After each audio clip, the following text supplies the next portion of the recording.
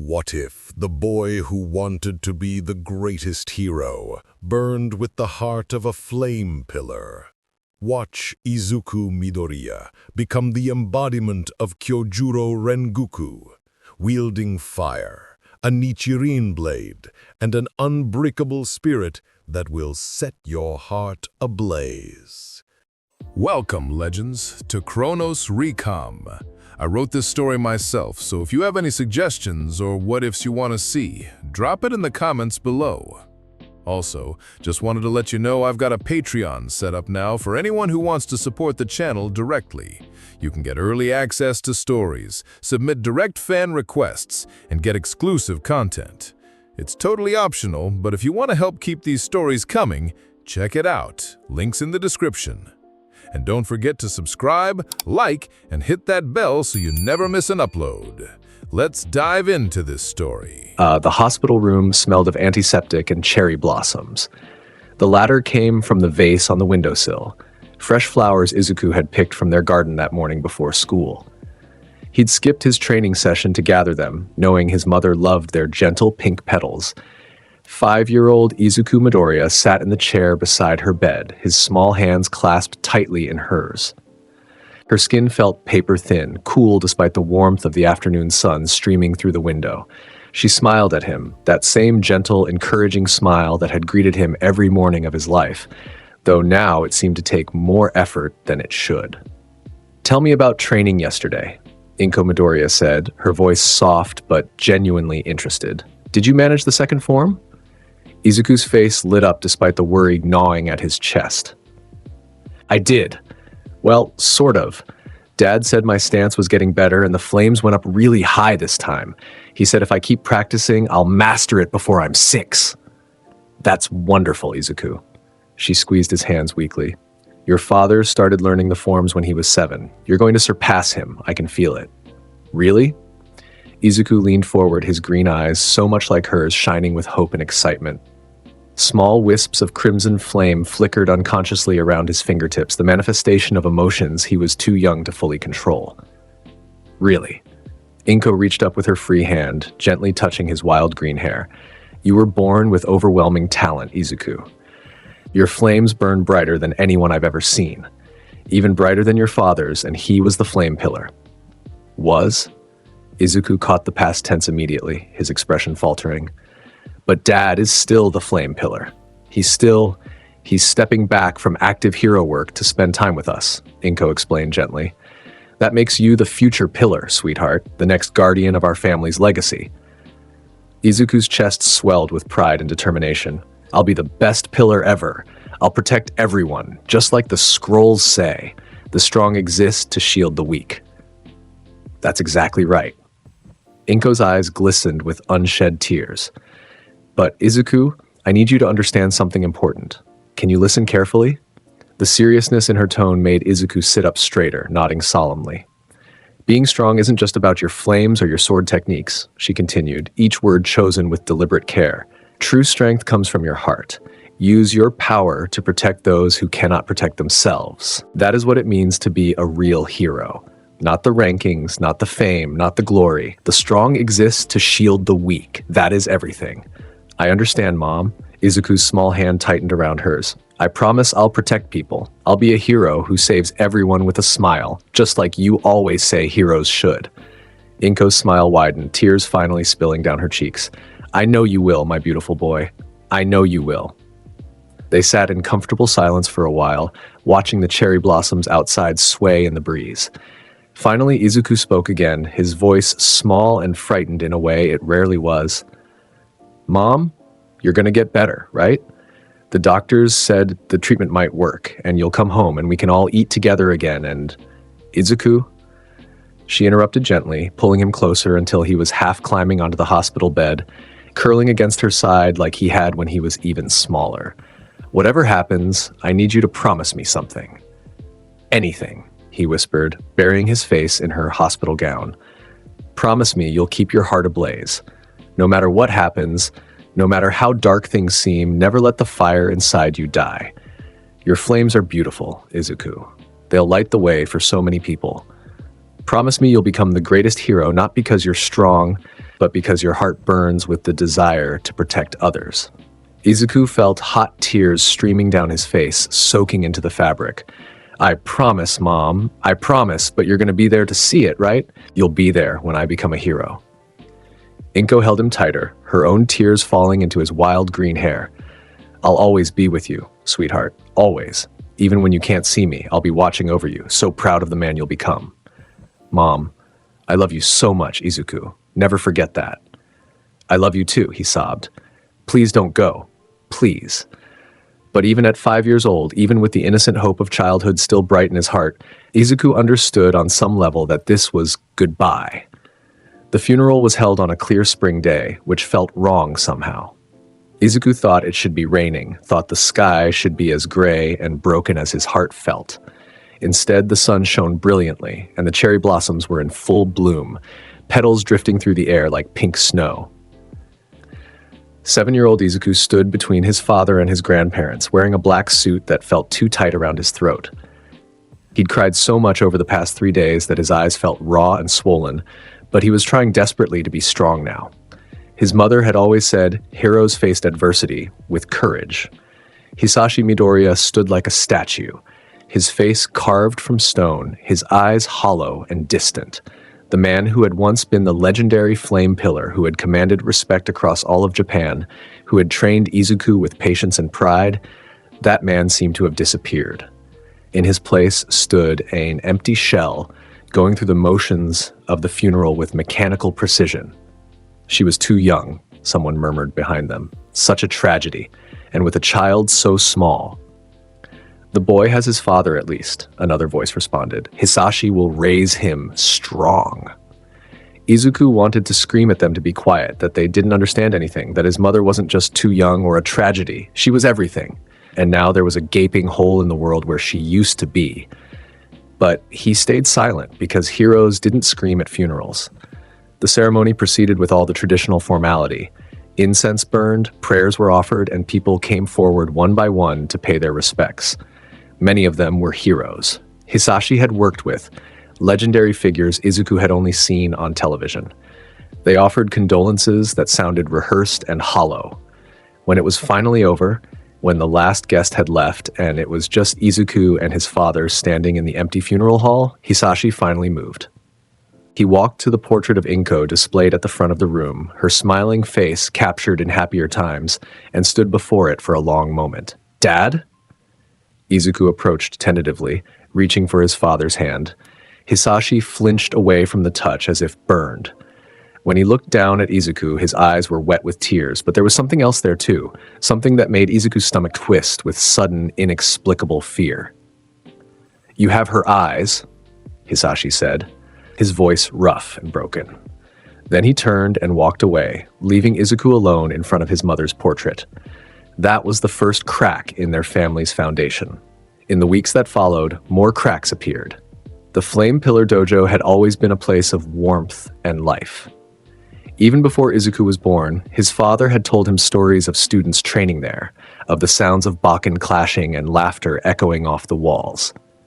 After Izuku's quirk manifested, the dojo became their special place, where father and son trained together every evening, where Hisashi passed down the ancient flame-breathing techniques, where Izuku learned what it meant to be a Midoriya.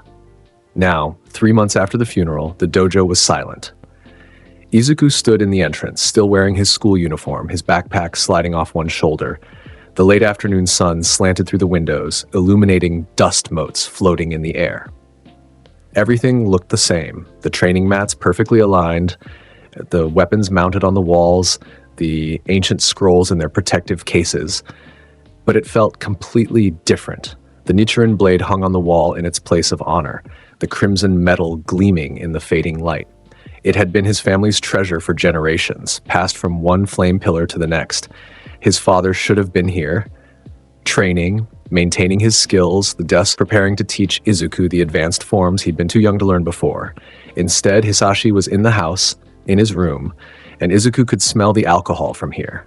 It had started small, a drink in the evening to help him sleep, then 2 drinks, then drinking during the day.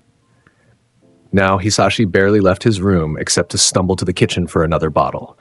He'd stopped going to work, stopped eating proper meals, stopped acknowledging Izuku's existence most of the time. The few times he did look at Izuku, his expression was one of such profound pain that Izuku wished he would go back to ignoring him. "Dad?" Izuku called out, his voice echoing in the empty dojo. "I'm home from school. I made good marks on my kanji test. Do you want to train today? I've been practicing the first form like you showed me, and I think I'm getting better at..." "Not today, Izuku." The reply came from the house, slurred and distant. "Tomorrow then? Or this weekend? We could. Just leave me alone." Izuku flinched at the sharp tone, tears pricking his eyes. He blinked them back furiously. Heroes didn't cry. His mother had said to keep his heart ablaze, to stay strong no matter what. He dropped his backpack at the door and walked to the center of the dojo, assuming the starting stance for the first form. If his father wouldn't train with him, he'd train alone. His small hands gripped an imaginary sword. He wasn't allowed to use real blades unsupervised yet, and he began the form. Step forward, weight shift, imaginary blade cutting through the air in a precise horizontal arc. He generated flames around his hands, the crimson fire flickering weakly as he moved. First form, unknowing fire, he whispered, trying to imitate his father's commanding voice. It came out small and uncertain. He practiced until the sun set and the dojo grew dark, until his legs ached and his arms trembled with exhaustion. Then he went inside, heated up leftover rice for dinner, and ate alone at the kitchen table while his father's door remained closed. This became the new normal. "Izuku, we need to talk." It was a Saturday morning, 4 months after the funeral. Izuku was in the dojo, as he was every morning now, practicing forms he'd learned from watching his father and from studying the beginner scrolls. He'd made significant progress despite training alone. His flames were getting stronger, his movements more precise. He turned to find Hisashi standing in the doorway. For a moment, hope flared in Izuku's chest. His father was dressed properly for the first time in weeks, his hair combed, his face clean-shaven. He looked almost like his old self. "Did you want to train?"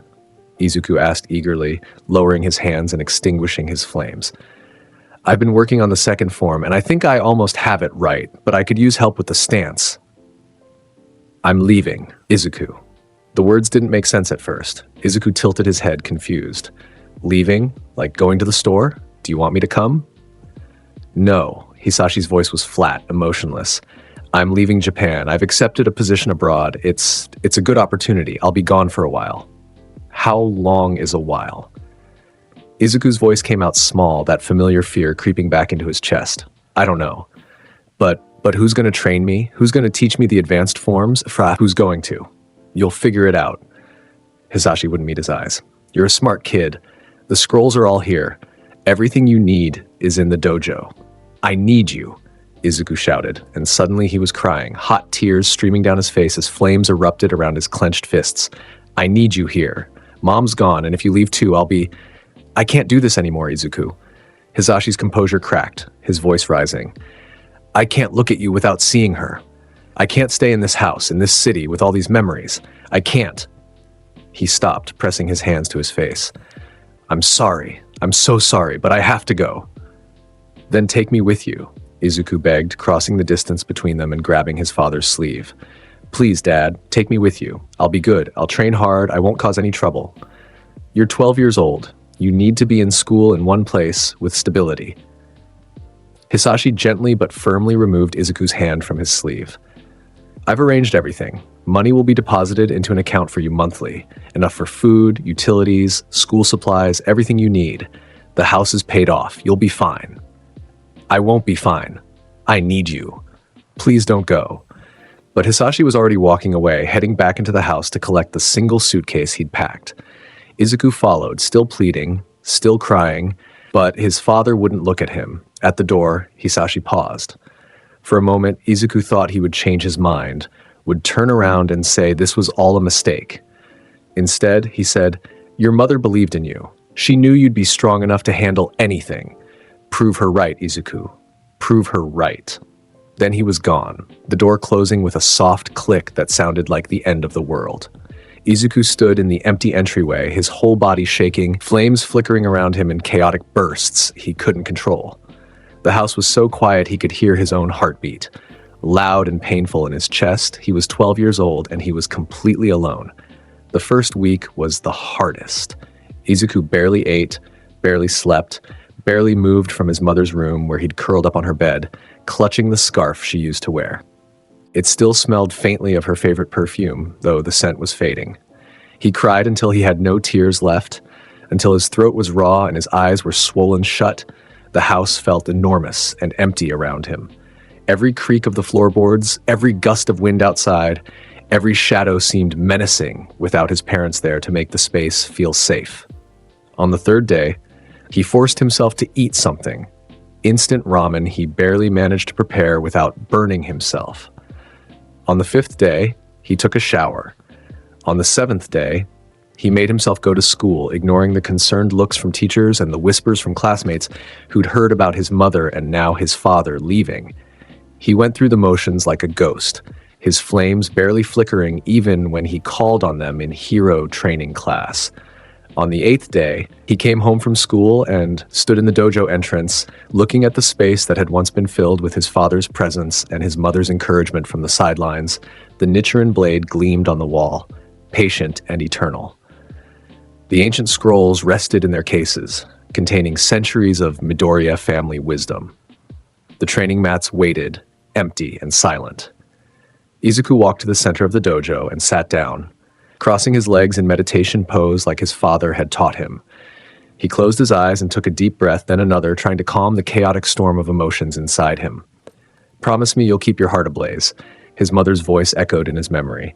"No matter what happens, no matter how dark things seem, never let the fire inside you die." Prove her right, Izuku. Prove her right.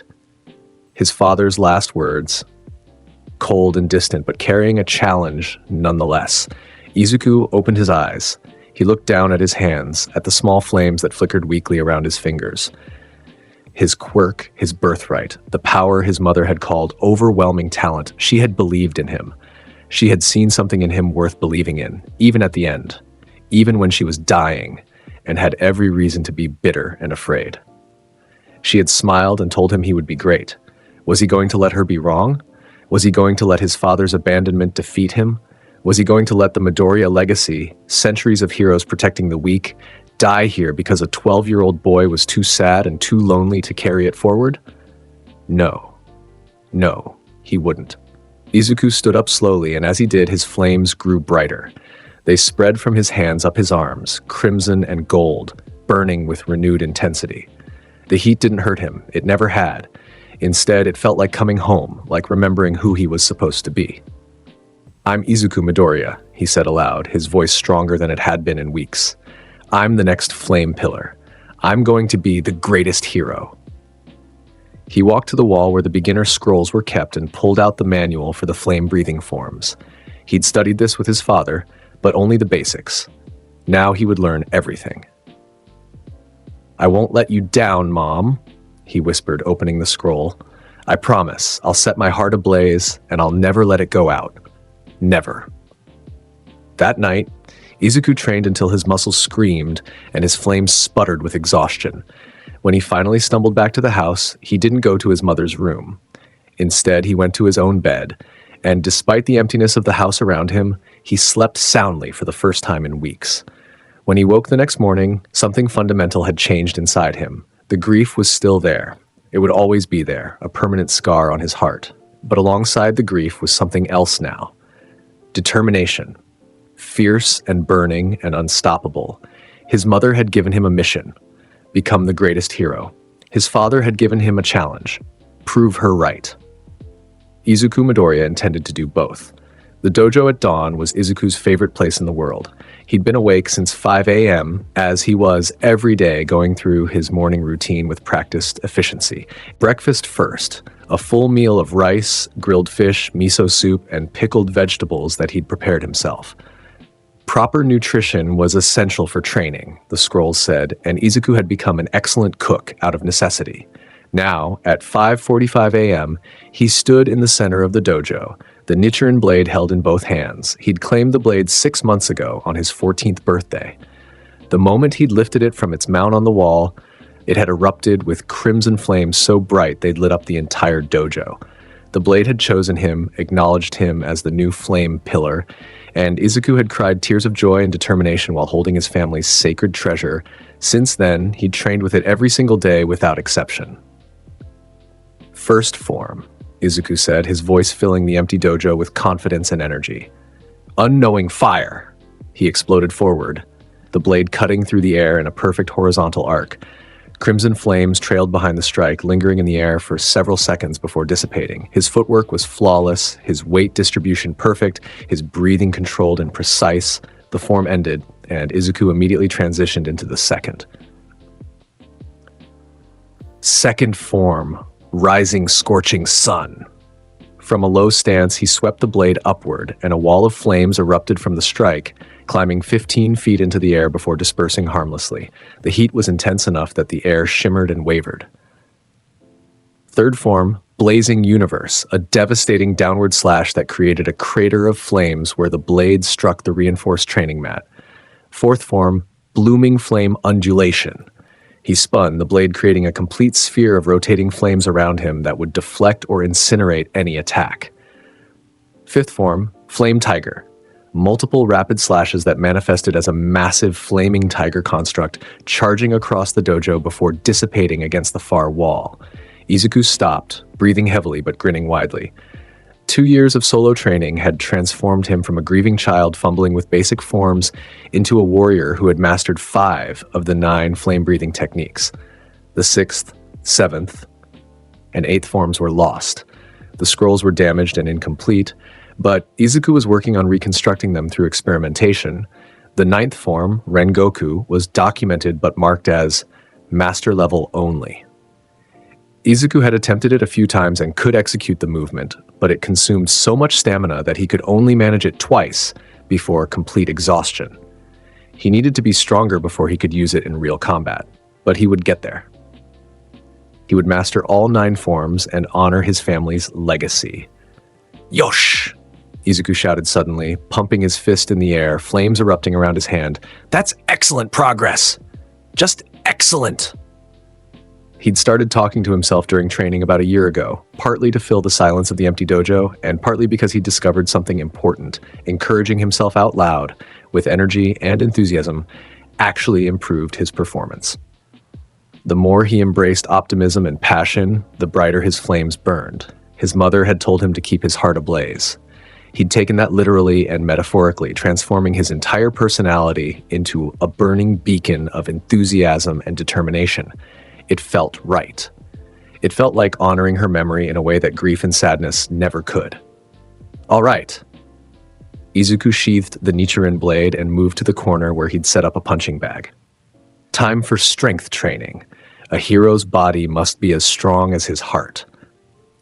He spent the next hour working through a brutal physical regimen, strikes against the reinforced punching bag until his knuckles ached, push-ups and sit-ups until his muscles burned, followed by stretches to maintain flexibility. His body had changed dramatically over 2 years of this routine. At 14, he was lean and muscular, his frame built for speed and power, his reflexes honed to a razor's edge. The middle school bullies who used to target him had learned to leave him alone after he'd effortlessly dodged their quirk-enhanced attacks and responded with techniques that sent them running. He never seriously hurt anyone. His mother's teachings about protecting others extended even to those who meant him harm, but he made it very clear that Izuku Midoriya was not someone to mess with. By 7:30 a.m., his training was complete. Izuku took a quick shower, changed into his middle school uniform, grabbed his lunch, prepared the night before, and headed out. The walk to school took 20 minutes. Izuku used the time to review his academic studies mentally. Heroes needed strong minds as well as strong bodies, so he dedicated himself to academic excellence alongside his combat training. He was currently ranked 3rd in his class, and he intended to be 1st by graduation. He passed the park where children were playing, their laughter bright in the morning air. A young mother watched them from a bench, and Izuku waved enthusiastically as he passed. "Good morning," he called out, his voice carrying across the park. It's a beautiful day, isn't it? The woman blinked in surprise, then smiled and waved back. Good morning. Yes, it is. Excellent. Just excellent. Izuku grinned broadly and continued on his way, leaving the woman looking bemused but cheered by the interaction. This was another change he'd embraced over the past 2 years. His mother had always brightened any room she entered, had always made people smile. If Izuku was going to honor her memory, he would do the same. He would bring light and warmth to everyone around him, even strangers in the park. School passed in its usual routine. Classes were easy for Izuku. His mind was sharp from years of studying complex sword techniques and ancient texts, and he participated enthusiastically, his hands shooting up to answer questions, his voice ringing out with confidence whenever he spoke. At lunch, he sat with a small group of classmates who'd come to appreciate his encouraging nature, if not quite understand his overwhelming enthusiasm. Izuku, you're so weird, one of them said, but it was said with fondness rather than mockery. That's right, I am weird. Izuku agreed cheerfully, taking a huge bite of his rice. Umai, this rice is absolutely perfect today. The texture, the flavor, umai! His classmates laughed, and the conversation moved on to weekend plans and upcoming exams. There was only one person in the school who actively disliked Izuku. Katsuki Bakugo. They'd known each other since childhood, had even been friends once before Izuku's mother died. Katsuki had been at the funeral, awkward and uncomfortable in his formal clothes, not knowing what to say to his friend who just lost everything. After Izuku's transformation, after he'd become this loud, passionate, seemingly fearless person, Katsuki had started picking fights. He couldn't stand that Izuku wasn't intimidated by his explosion quirk, wasn't impressed by his strength, didn't acknowledge him as superior. Their confrontations always ended the same way. Katsuki attacking with explosive fury, Izuku dodging effortlessly and countering with precisely controlled strikes that never seriously hurt but always proved a point. Katsuki would storm off, frustrated and angry, while Izuku would try to engage him in actual conversation. Bakugo, Izuku called out as they passed in the hallway between classes. Your explosions looked excellent in hero training today. You've improved your aerial control significantly. Katsuki's eye twitched. Shut up, Midoriya. I don't need your commentary. But it's true. Your trajectory control was at least 15% better than last week. That's magnificent progress. I said, shut up. Small explosions popped in Katsuki's palms as he clenched his fists. You should be proud of your growth. Continuous improvement is the mark of a true... Stop acting like you're better than me. Izuku tilted his head, genuinely confused. I don't think I'm better than you, Bakugo. I think we're both working hard to become heroes. That makes us equals striving for the same goal. Isn't that excellent? Katsuki stared at him for a long moment, something complicated passing across his face. Then he turned and stalked away without another word. Izuku watched him go, a small frown creasing his features. He genuinely didn't understand why Bakugo insisted on seeing everything as a competition or a threat. They could support each other, push each other to be better. That's what his mother would have wanted. But everyone walked their own path, and Izuku couldn't force Bakugo to accept his friendship. The school day ended at 3:30 p.m. While other students headed to clubs or went home to relax, Izuku returned to the dojo. Evening training was even more intense than morning training. This was when Izuku worked on developing new techniques, on pushing his limits, on combining his quirk with the sword forms in innovative ways. Tonight, he was working on something he called continuous blaze, maintaining a constant flame aura around the Nichiren blade for extended periods. It was less powerful than the numbered forms, but more stamina efficient, perfect for extended battles. Maintain the flame, he muttered, holding the blade at guard position, flames wreathing the crimson metal. Control the output, steady breath, steady heart. The flames flickered and wavered, requiring constant mental focus to maintain. Sweat beaded on Izuku's forehead as minutes passed. His arms began to tremble with the effort of holding the position. Don't give up, he told himself firmly. A hero never gives up. If you can't maintain this for 10 minutes, how will you protect people in a real battle? Push harder. At the 8-minute mark, his concentration slipped and the flames extinguished. Izuku lowered the blade, breathing heavily but smiling. 8 minutes. That's 1 minute better than yesterday. Excellent progress. Yosh! He raised the blade again and restarted the exercise. This was his life now. Training, school, training, sleep, repeat. Every single day without exception. No breaks, no vacations, no distractions. He cooked his own meals, cleaned the house, managed his modest allowance from his father's deposits, and dedicated every spare moment to becoming stronger. Some might have called it a lonely existence. Izuku called it purposeful. Besides, he wasn't truly alone. Every evening after training, before dinner, he had a ritual. Izuku climbed the stairs to his mother's room, which he'd kept exactly as she'd left it. Her favorite scarf still draped over the chair, her books still lined the shelf. Her photograph sat on the dresser, showing her bright smile and kind eyes. He knelt before the photo and smiled. "Good evening, Mom. I hope you had an excellent day watching over me. Mine was wonderful. I improved my continuous blaze technique by a full minute. That's significant progress. And in school, I scored a 98 on my mathematics exam. I know. I should have gotten a perfect score, but I'll do better next time. I promise." He talked to her for 20 minutes, telling her about his day, his progress, his goals. Sometimes he asked her questions, imagining what advice she would give. "The UA entrance exam is in 4 months," he said quietly, his enthusiasm dimming slightly as he touched the frame of her photo. "I'm going to take it, Mom. I'm going to get accepted, and I'm going to become the greatest hero, just like I promised you. I'll make you proud. I swear it." The photo smiled back at him, unchanging and eternal. "I miss you," Izuku whispered. "Every single day, I miss you. But I'm keeping my heart ablaze, just like you asked. I'm staying strong. I'm becoming the hero you believed I could be." He stood, bowed respectfully to the photo, and headed downstairs to prepare dinner. Izuku stood before the massive gates of UA High School, his heart pounding with excitement and anticipation. The Nichiren blade hung at his hip in its specialized sheath, its weight familiar and comforting. Around him, hundreds of other examinees milled about, their nervous energy almost palpable. He'd turned 15 2 weeks ago, celebrated alone with a cake he'd baked himself and a promise made to his mother's photo. Today begins the real journey. The past 4 months had been the most intense training of his life. He'd pushed himself to absolute limits every single day, mastering the continuous blaze technique, improving his stamina, refining his execution of all 5 forms he knew until they were absolutely perfect. He'd even managed to use the 9th form, Rengoku, 3 times in a single training session without collapsing. Though he'd been completely exhausted afterward, he was ready. He was absolutely ready. "Yosh!" Izuku suddenly shouted, pumping his fist in the air, flames erupting around his hand.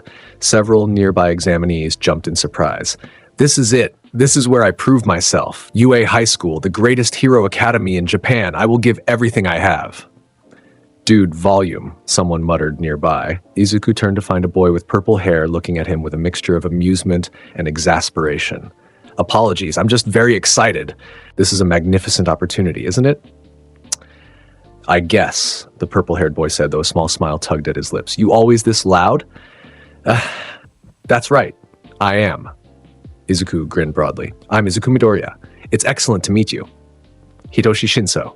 The boy glanced at the Nichiren blade. "Is that real?"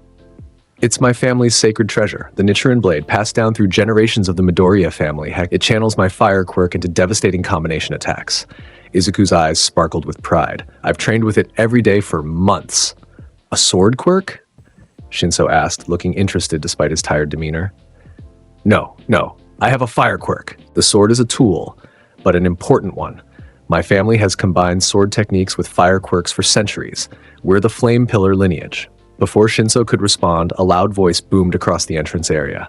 "Examinees, please proceed to the orientation hall. The entrance exam will begin shortly." "Yeah!" Izuku recognized that voice from his hero research. Present Mick, the voice hero who taught English at UA. "That's our cue," Izuku said cheerfully. "Good luck, Shinso. I believe you'll do magnificently." "Thanks," Shinso said, looking slightly bemused. "You too." The orientation hall was enormous, easily seating all several hundred examinees. Izuku found a seat in the middle section, his hand resting on the Nichiren blade, his heart racing with anticipation. Present Mike appeared on stage, his blonde hair styled into a gravity-defying point, his sunglasses reflecting the stage lights. "Welcome, examinees!" "Yeah!" "Are you ready to show us what you've got?" Yeah! Izuku shouted back enthusiastically. Most of the other examinees remained silent, making his voice echo awkwardly through the hall. A few people turned to stare at him. Present Mike pointed directly at Izuku and grinned. Now that's the energy I like to see. Keep that spirit, examinee! Izuku beamed, absolutely delighted. All right, listeners. Present Mike continued, his voice somehow getting even louder. Let me explain how this entrance exam works. You'll be transported to one of several mock cities we've constructed specifically for this test. Your objective is simple: destroy villain robots and accumulate points. The robots come in 3 varieties. Holographic displays appeared, showing 3 different robot types. 1-pointer, 2-pointer, 3-pointer. Each one is worth the corresponding points when destroyed. You'll have 10 minutes to accumulate as many points as possible. Use your quirks. Use your tactics. Show us your hero potential. Any questions? A hand shot up several rows ahead of Izuku. A tall boy with glasses and dark blue hair stood, his movements crisp and formal. Yes, you with the glasses, Present Mike called out. On the handout, there are 4 robot types listed, not 3, the boy said, his voice carrying clearly. If this is an error in the printed material, it reflects poorly on UA's standards. Additionally, he turned and pointed directly at Izuku. You've been muttering and disrupting the presentation. It's extremely distracting to those of us trying to focus. Izuku blinked. He hadn't realized he'd been muttering. It was an old habit from training alone. Apologies. Izuku called back, standing and bowing respectfully. I was excited and didn't realize I was speaking aloud. I'll be quieter. See that you are, the glasses boy responded, then turned back to Present Mike. Now about the 4th robot type? Excellent observation skills, Present Mike said. The 4th type is worth 0 points. It's an obstacle you should avoid. Think of it as a gimmick to make things more interesting. The glasses boy sat down, apparently satisfied. Izuku, however, was already thinking strategically. A 0-point obstacle that they specifically told examinees to avoid? That seemed suspicious. UA wouldn't include something pointless in their exam. There had to be a purpose to it. He filed that thought away for later consideration. Now, Present Mike shouted, head to your assigned testing sites. You'll find your number and location on your registration cards. Go beyond. Plus Ultra. The examinees filed out of the hall, checking their cards and heading to different staging areas. Izuku found himself assigned to Battle Center B, along with about 50 other hopefuls. As they gathered outside the massive entrance to the mock city, Izuku took the opportunity to observe his competition. Most looked nervous, some looked confident, a few looked downright cocky. Several had flashy quirks that they were showing off: flames, electricity, transformation abilities. Izuku didn't show off. He simply stood calmly, one hand resting on the Nichiren blade's hilt, his breathing controlled and steady. Begin! Present Mike's voice echoed from speakers mounted on the walls. For a moment, no one moved, confused by the sudden start. Then Izuku exploded into motion. Yosh! He charged through the entrance at full sprint, leaving the confused examinees behind. No time to waste. Let's go! The mock city spread out before him. Realistic buildings, streets, alleyways, all designed to simulate urban hero work. And there, coming around a corner, was his first target, a 1-point robot, about 8 feet tall, with basic weapon systems. First form, Izuku drew the Nichiren blade mid-sprint, flames erupting along its length. Unknowing fire, he became a crimson streak, closing the distance in less than a second. The horizontal slash caught the robot across its midsection, the superheated blade cutting through metal like paper. The robot split in 2 and collapsed, sparks flying. Izuku didn't stop moving. He could hear the other examinees entering the city behind him, hear the sounds of combat starting up. He needed to accumulate points quickly and efficiently. A 2-point robot emerged from an alley ahead, its cannons already charging. Second form, rising scorching sun. From his low dash, Izuku swept the blade upward, and a massive wall of ascending flames erupted from the strike. The robot's targeting systems couldn't compensate for the sudden visual obstruction. The blade cut through its central processor on the upswing, and it toppled backward, destroyed, 3 points total. He needed many more. Izuku ran deeper into the mock city, his enhanced speed from years of training carrying him faster than most other examinees. Around a corner, he found a cluster of 5 1-pointers converging on a single examinee. a girl with a gravity quirk who was struggling to control multiple targets at once. Fifth form, Flame Tiger. Izuku's blade became a blur, executing rapid successive strikes that manifested as a massive flaming tiger construct. The construct charged forward with a roar, slamming into the cluster of robots and detonating in a burst of intense heat. All 5 robots were destroyed simultaneously. The girl stared at him in shock. "Are you injured?" Izuku asked, already scanning for his next target. "No, I'm fine. Thank you." "Excellent. Keep fighting. You're doing magnificently." Izuku grinned and raced off before she could respond. 8 points now. He needed to find the 3-pointers. The exam continued in a blur of motion and fire. Izuku moved through the mock city like a natural disaster, his blades singing through the air, his flames bright enough to be seen from blocks away. Other examinees started specifically avoiding the areas where they saw crimson fire, knowing that all the robots there would already be destroyed. Third form, Blazing Universe. A devastating downward slash that created a crater of flames, obliterating a 3-point robot. Fourth form, Blooming Flame Undulation. A defensive spin that destroyed 2 1-pointers attacking from opposite directions. First form, Unknowing Fire. Another lightning-fast dash that bisected a 2-pointer, the Nichiren blade never slowed, never dulled, perfectly amplifying his fire quirk with every strike. Izuku lost count of how many robots he'd destroyed, too focused on the rhythm of combat to track points. This was what he'd trained for. This was what all those lonely years in the dojo had prepared him for. Every form was perfect, every movement precise, every decision tactical. Around him, other examinees were performing admirably too. He caught glimpses of impressive quirks in action. Someone manipulating tape to bind robots, someone generating explosions, Bakugo, he realized from his middle school, someone creating ice structures. But Izuku was in his element, completely focused, his battle joy evident in his fierce grin. Then, with about 2 minutes left in the exam, the ground shook. Izuku skidded to a halt, instinctively assuming a defensive stance. Other examinees around him did the same, looking around frantically for the source of the tremor. The 0-pointer emerged from between 2 buildings, and Izuku's eyes widened. It was massive. Easily 50 feet tall, a mechanical monstrosity that dwarfed everything else in the mock city. Its footsteps shook the ground, its optical sensors glowing red as it scanned for targets.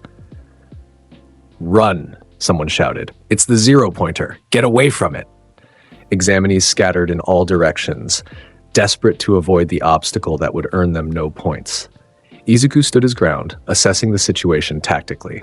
The robot was slow but powerful. Its armor looked thick, probably reinforced. A normal attack wouldn't. A scream cut through his analysis. Izuku's head snapped toward the sound. There, trapped beneath a piece of rubble that must have fallen during the 0-pointer's approach, was the gravity girl from earlier. She was struggling to free herself, but her leg was pinned, and the massive robot was heading directly toward her. It would crush her in less than 30 seconds. Time seemed to slow. Izuku saw other examinees running past her, focused on their own escape or on finding more point-earning robots. No one was stopping to help. Hither's voice echoed in his mind. "The strong exist to shield the weak. That is what it means to be a true hero." Izuku didn't hesitate. He charged directly at the 0-pointer, flames erupting around his entire body, the Nichiren blade blazing in his hands like a comet. "Hey!" he roared at the robot, his voice carrying across the entire mock city. "Your opponent is me!" In the observation room, every teacher's attention snapped to the monitor showing Battle Center B. "What is that kid doing?" Vlad King asked incredulously. All Might leaned forward, his perpetual smile growing more interested. "Young Midoriya, isn't it? Let's see what you've got." The 0-pointer's sensors locked onto Izuku, the closest, loudest, most obvious target. It redirected its approach, one massive fist raising to swat him aside. Izuku calculated distances, angles, weak points. The robot was too large to destroy completely in the time he had. But he didn't need to destroy it, he just needed to stop it, just for long enough to save the girl. Ninth form. Izuku's entire higher body ignited, flames so intense they turned white at the edges. Rengoku. He became a living comet of crimson fire, moving faster than most people could track. The high-speed dash closed the 30-foot gap to the robot in a fraction of a second. Izuku's blade, wreathed in spiraling flames, thrust forward with every ounce of strength he possessed. The impact point, the zero-pointer's center of mass, where its main balance systems would be located. The blade punched through the thick armor like it was paper, the concentrated heat at the point of impact, melting metal instantly. The force of the strike, combined with the explosive flame expansion, created a massive shockwave that rippled through the robot's entire frame. Nothing happened. Then the zero-pointer's optical sensors flickered. Its forward momentum stopped. It teetered, balance systems destroyed, and began to fall backward, away from the trapped girl. Izuku landed in a crouch, the Nichiren blade still blazing in his hands, breathing heavily from the massive stamina expenditure of using Rengoku. The robot crashed to the ground with a sound like thunder, completely immobilized. Absolute silence fell over Battle Center B. Izuku straightened, extinguishing his flames and sheathing his blade in one smooth motion. He turned and ran to the trapped girl. "Are you hurt?" he asked, already assessing the rubble pinning her leg. I don't think so," she managed, staring at him with wide eyes. Did you just take down the zero-pointer?" "I couldn't let it hurt you." Izuku grabbed the rubble and, with a grunt of effort, lifted it enough for her to pull her leg free. "Can you stand?" She tested her weight gingerly. Yes, thank you. You saved my life." "A hero's duty is to ensure no one dies on their watch," Izuku said firmly. Then he smiled, bright and genuine. "I'm glad you're safe. That's what matters." "Time's up," Present Mike's voice announced. "Exam over. Excellent work, examinees." Izuku helped the girl to the exit, where medical staff were waiting to check examinees for injuries. As they walked, other examinees stared at him with expressions ranging from awe to disbelief. He'd just taken down a zero-pointer, something they'd been explicitly told to avoid as an obstacle. In the observation room, the teachers were having a similar reaction. "That was quite remarkable," Principal Nezu said, his paws steepled as he reviewed the footage. "Not only did he neutralize a threat we designed to be unbeatable, but he did so to save another examinee. The boy has power," Aizawa noted, his usual monotone carrying a hint of interest. "And technique. That wasn't quirk-reliant brawling. That was trained, disciplined combat." "Indeed," All Might agreed enthusiastically. "Young Midoriya shows the very spirit we look for in heroes. Selfless, courageous, and powerful. I believe he'll go far." "Let's see his point total," Nezu said, pulling up the data. 43 villain points from destroyed robots. That's second highest in Battle Center B. And as for rescue points, the score appeared on the screen. 50 rescue points, Nezu announced, for saving the other examinee from certain injury or worse, and for his general conduct assisting others throughout the exam. Combined total, 93 points. That's first place overall across all battle centers. With a sword, Aizawa added, against quirk-specialized robots. That's impressive. "So we're accepting him?" Vlad King asked. "Oh, absolutely," Nezu said, a small smile on his face. "Young Izuku Midoriya has just earned his place at UA High School." 2 weeks later, Izuku stood in the dojo at dawn, the acceptance letter in his hands. He'd read it 17 times already, but he read it again, his eyes lingering on All Might's holographic message. "You have the heart of a true hero. Welcome to UA, young Midoriya." Tears streamed down his face, but he was smiling so hard his cheeks hurt. "I did it, Mom," he whispered to the empty dojo. "I got accepted. I'm going to UA. I'm going to become the greatest hero." He looked down at the Nichiren blade in his other hand, its crimson metal gleaming in the dawn light. "This is just the beginning. I'll master all 9 forms. I'll grow stronger. I'll protect everyone." He raised the blade above his head, flames erupting around it in a brilliant crimson blaze. "Set your heart ablaze," he shouted to the empty dojo, his voice echoing off the walls. "That is what it means to be a hero." The flames burned brighter than ever, as if responding to his conviction. Izuku Midoriya, the new flame pillar, was ready for whatever came next. The gates of UA Cap were even more impressive in person than they'd been during the exam. Izuku stood before them in his modified uniform. He'd gotten special permission to wear a design incorporating flame motifs and, of course, to carry the Nichiren blade, practically vibrating with excitement. "Yosh!" he shouted, pumping his fist. "Today is the day. The first day of my journey as a UA student. I'll give it everything I have." Several students entering the gates gave him strange looks. Izuku didn't care. He was too excited to care about being judged. He followed the crowd to the main building, checking his registration materials for his classroom assignment. Class 1A, Hero Course. He'd been hoping for that class.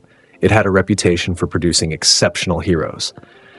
The classroom was on the first floor, which seemed counterintuitive given the class designation, but Izuku wasn't going to question UA's systems. He slid open the door and stepped inside. The room was already partially filled with students. Izuku immediately recognized several faces from the entrance exam, including you. The glasses boy from the orientation stood abruptly, pointing at Izuku. You're the one who destroyed the zero-pointer. That's right, Izuku said cheerfully, striding into the room. Though I didn't destroy it, just immobilized it. I'm Izuku Midoriya. It's excellent to meet you properly. Tenya Ida, the boy said, bowing formally.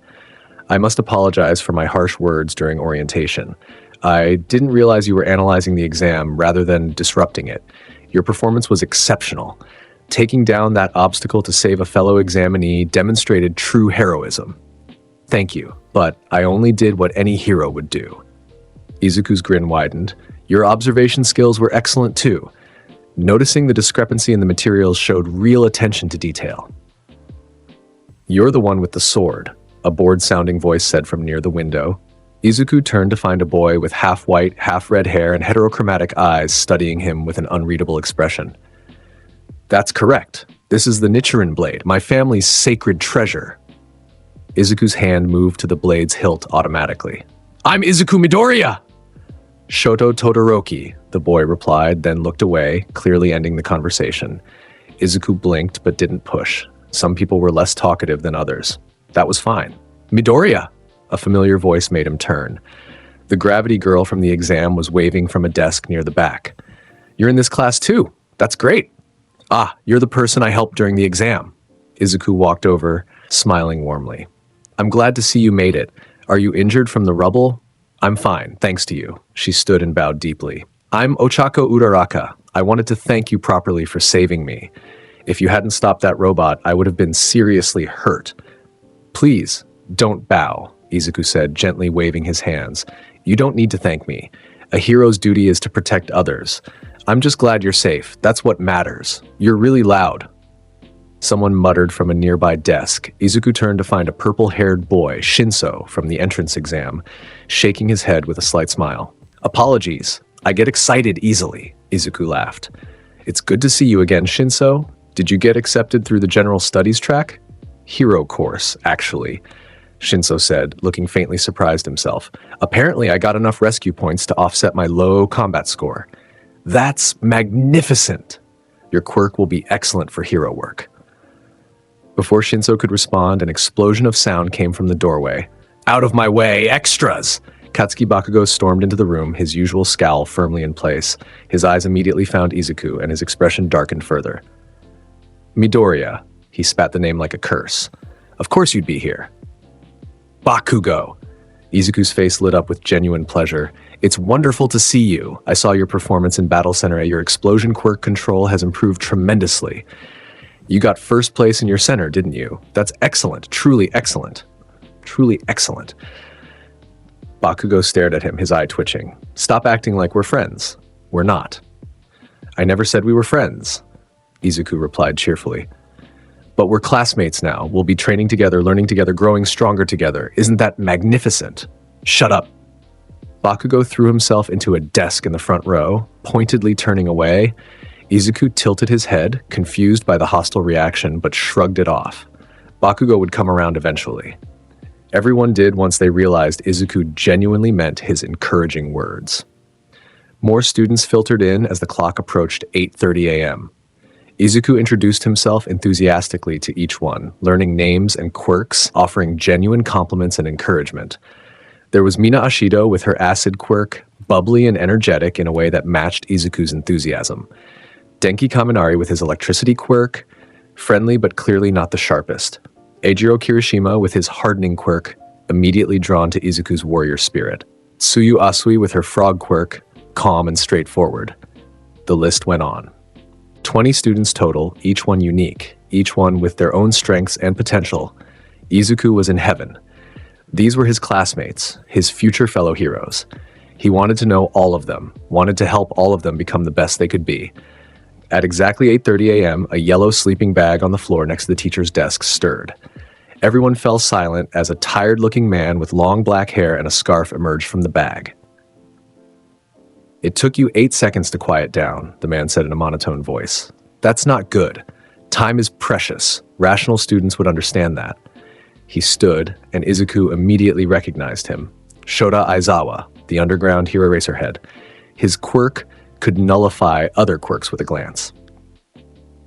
"I'm your homeroom teacher, Shota Aizawa," he continued, pulling what looked like a gym uniform from his sleeping bag. "Put these on and head to the training grounds. We're starting with a quirk assessment test." "But what about the entrance ceremony?" Uraraka asked. "The orientation?" "If you're going to become heroes, you don't have time for such meaningless events," Aizawa said flatly. UA is known for its freestyle education system. That applies to teachers too. Now hurry up and change. You've got 3 minutes. The class scrambled to comply. The training ground was a large open field with various markings and equipment for different athletic tests. Aizawa stood in the center, his perpetually tired expression giving nothing away. "You've all been taking standardized physical tests your whole lives," he said once the class assembled. "But you've never been allowed to use your quirks during them. It's irrational. The government is still trying to pretend we're all equal when we're clearly not." He gestured to the field. "Today you'll be taking 8 standard gym tests: 50-meter dash, grip strength, standing long jump, repeated side steps, ball throw, distance run, sit-ups, and toe touch. But this time you'll be using your quirks however you like." Excited murmurs ran through the class. "Midoriya," Aizawa said suddenly, and Izuku straightened. "You got first place overall in the entrance exam. Step up. Show the class what you can do with the ball throw." Izuku walked to the circle marked on the ground, accepting the softball Aizawa handed him. The Nichiren blade hung at his hip, and he could feel its weight, its potential. "You can use your quirk however you want as long as you stay in the circle," Aizawa explained. Izuku looked at the ball, then at the open field stretching ahead. He could channel flames through the ball for propulsion, but that seemed wasteful. Better to use a more efficient technique. He drew the Nichiren blade with his free hand, flames immediately wreathing its length. "First form," he said calmly, winding up his throw. "Unknowing fire." He threw the ball with all his strength and simultaneously performed a horizontal slash parallel to its trajectory. The blade's flames created a burning slipstream that caught the ball, accelerating it like a rocket. The ball became a blazing comet, trailing crimson fire as it soared through the air. It traveled well over 700 meters before finally hitting the ground. Aizawa checked his device. 705.3 meters. Not bad. The class erupted in shocked exclamations. 700 meters? Kaminari shouted. "That's insane!" "This is going to be fun," Mina squealed. Bakugo's fists clenched, small explosions popping in his palms. Izuku returned to the group, sheathing his blade. "That was an excellent opportunity to demonstrate technique efficiency. Thank you, Sensei." Aizawa's eye twitched slightly. "Right. The rest of you, line up. We're going through all 8 tests. Whoever comes in last place across all events will be judged to have no potential and will be expelled immediately."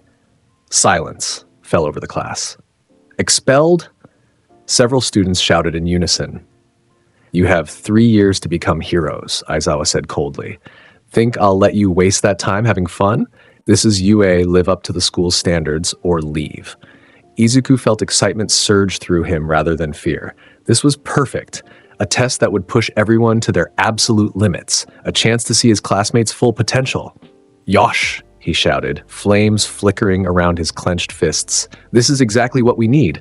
A real challenge. Everyone, do your best. Show Sensei what you're capable of." "Easy for you to say," someone muttered. "You got 705 meters. "That's exactly right." Izuku turned to face them, his expression fierce and encouraging. "I did well on that test because I've trained hard, but each of you has your own strengths. Find them. Use them. Don't compare yourself to me. Compare yourself to who you were yesterday. Be better. Be stronger. Set your hearts ablaze." Despite themselves, several students stood a little straighter, their expressions shifting from fear to determination. Even Aizawa seemed faintly impressed, though his expression didn't change. Good mindset. Now let's see if you can back up those words. 50-meter dash, first group, line up. The tests proceeded methodically. Izuku watched each of his classmates perform, mentally cataloging their quirks, their creativity, their limitations. Ida's engine quirk made him devastatingly fast in straight lines. Uraraka's zero gravity gave her incredible advantages in jumping events. Bakugo's explosions provided both speed and power. Todoroki's ice-created platforms and propulsion. When it was Izuku's turn for each event, he approached them strategically. 50-meter dash, used controlled flame propulsion to rocket down the track in 3.04 seconds. Though Ida still beat him, grip strength. Channeled flames through his palms to create a crushing pressure, 540 kilograms. Standing long jump, flame-boosted leap that cleared the entire sandbox. Repeated side steps, his trained agility and reflexes gave him exceptional performance even without quirk enhancement. Distance run. Maintained steady flame propulsion for the entire course, finishing in the top 3. Sit-ups and toe touch. His years of physical training showed here, dominating both events. By the end of all 8 tests, Izuku was confident in his overall performance. He'd focused on consistency across all events rather than dominating any single one.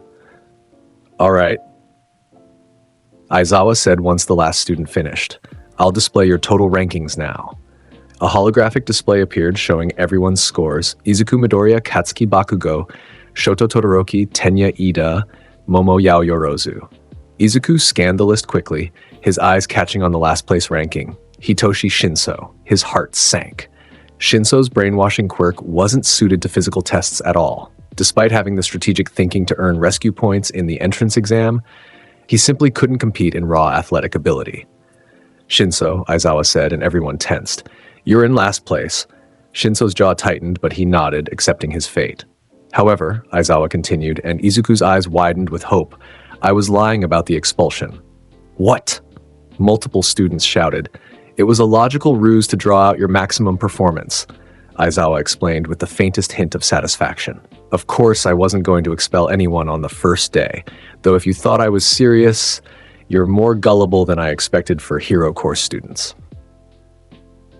Relief swept through the class. Izuku, however, had suspected the bluff from the start.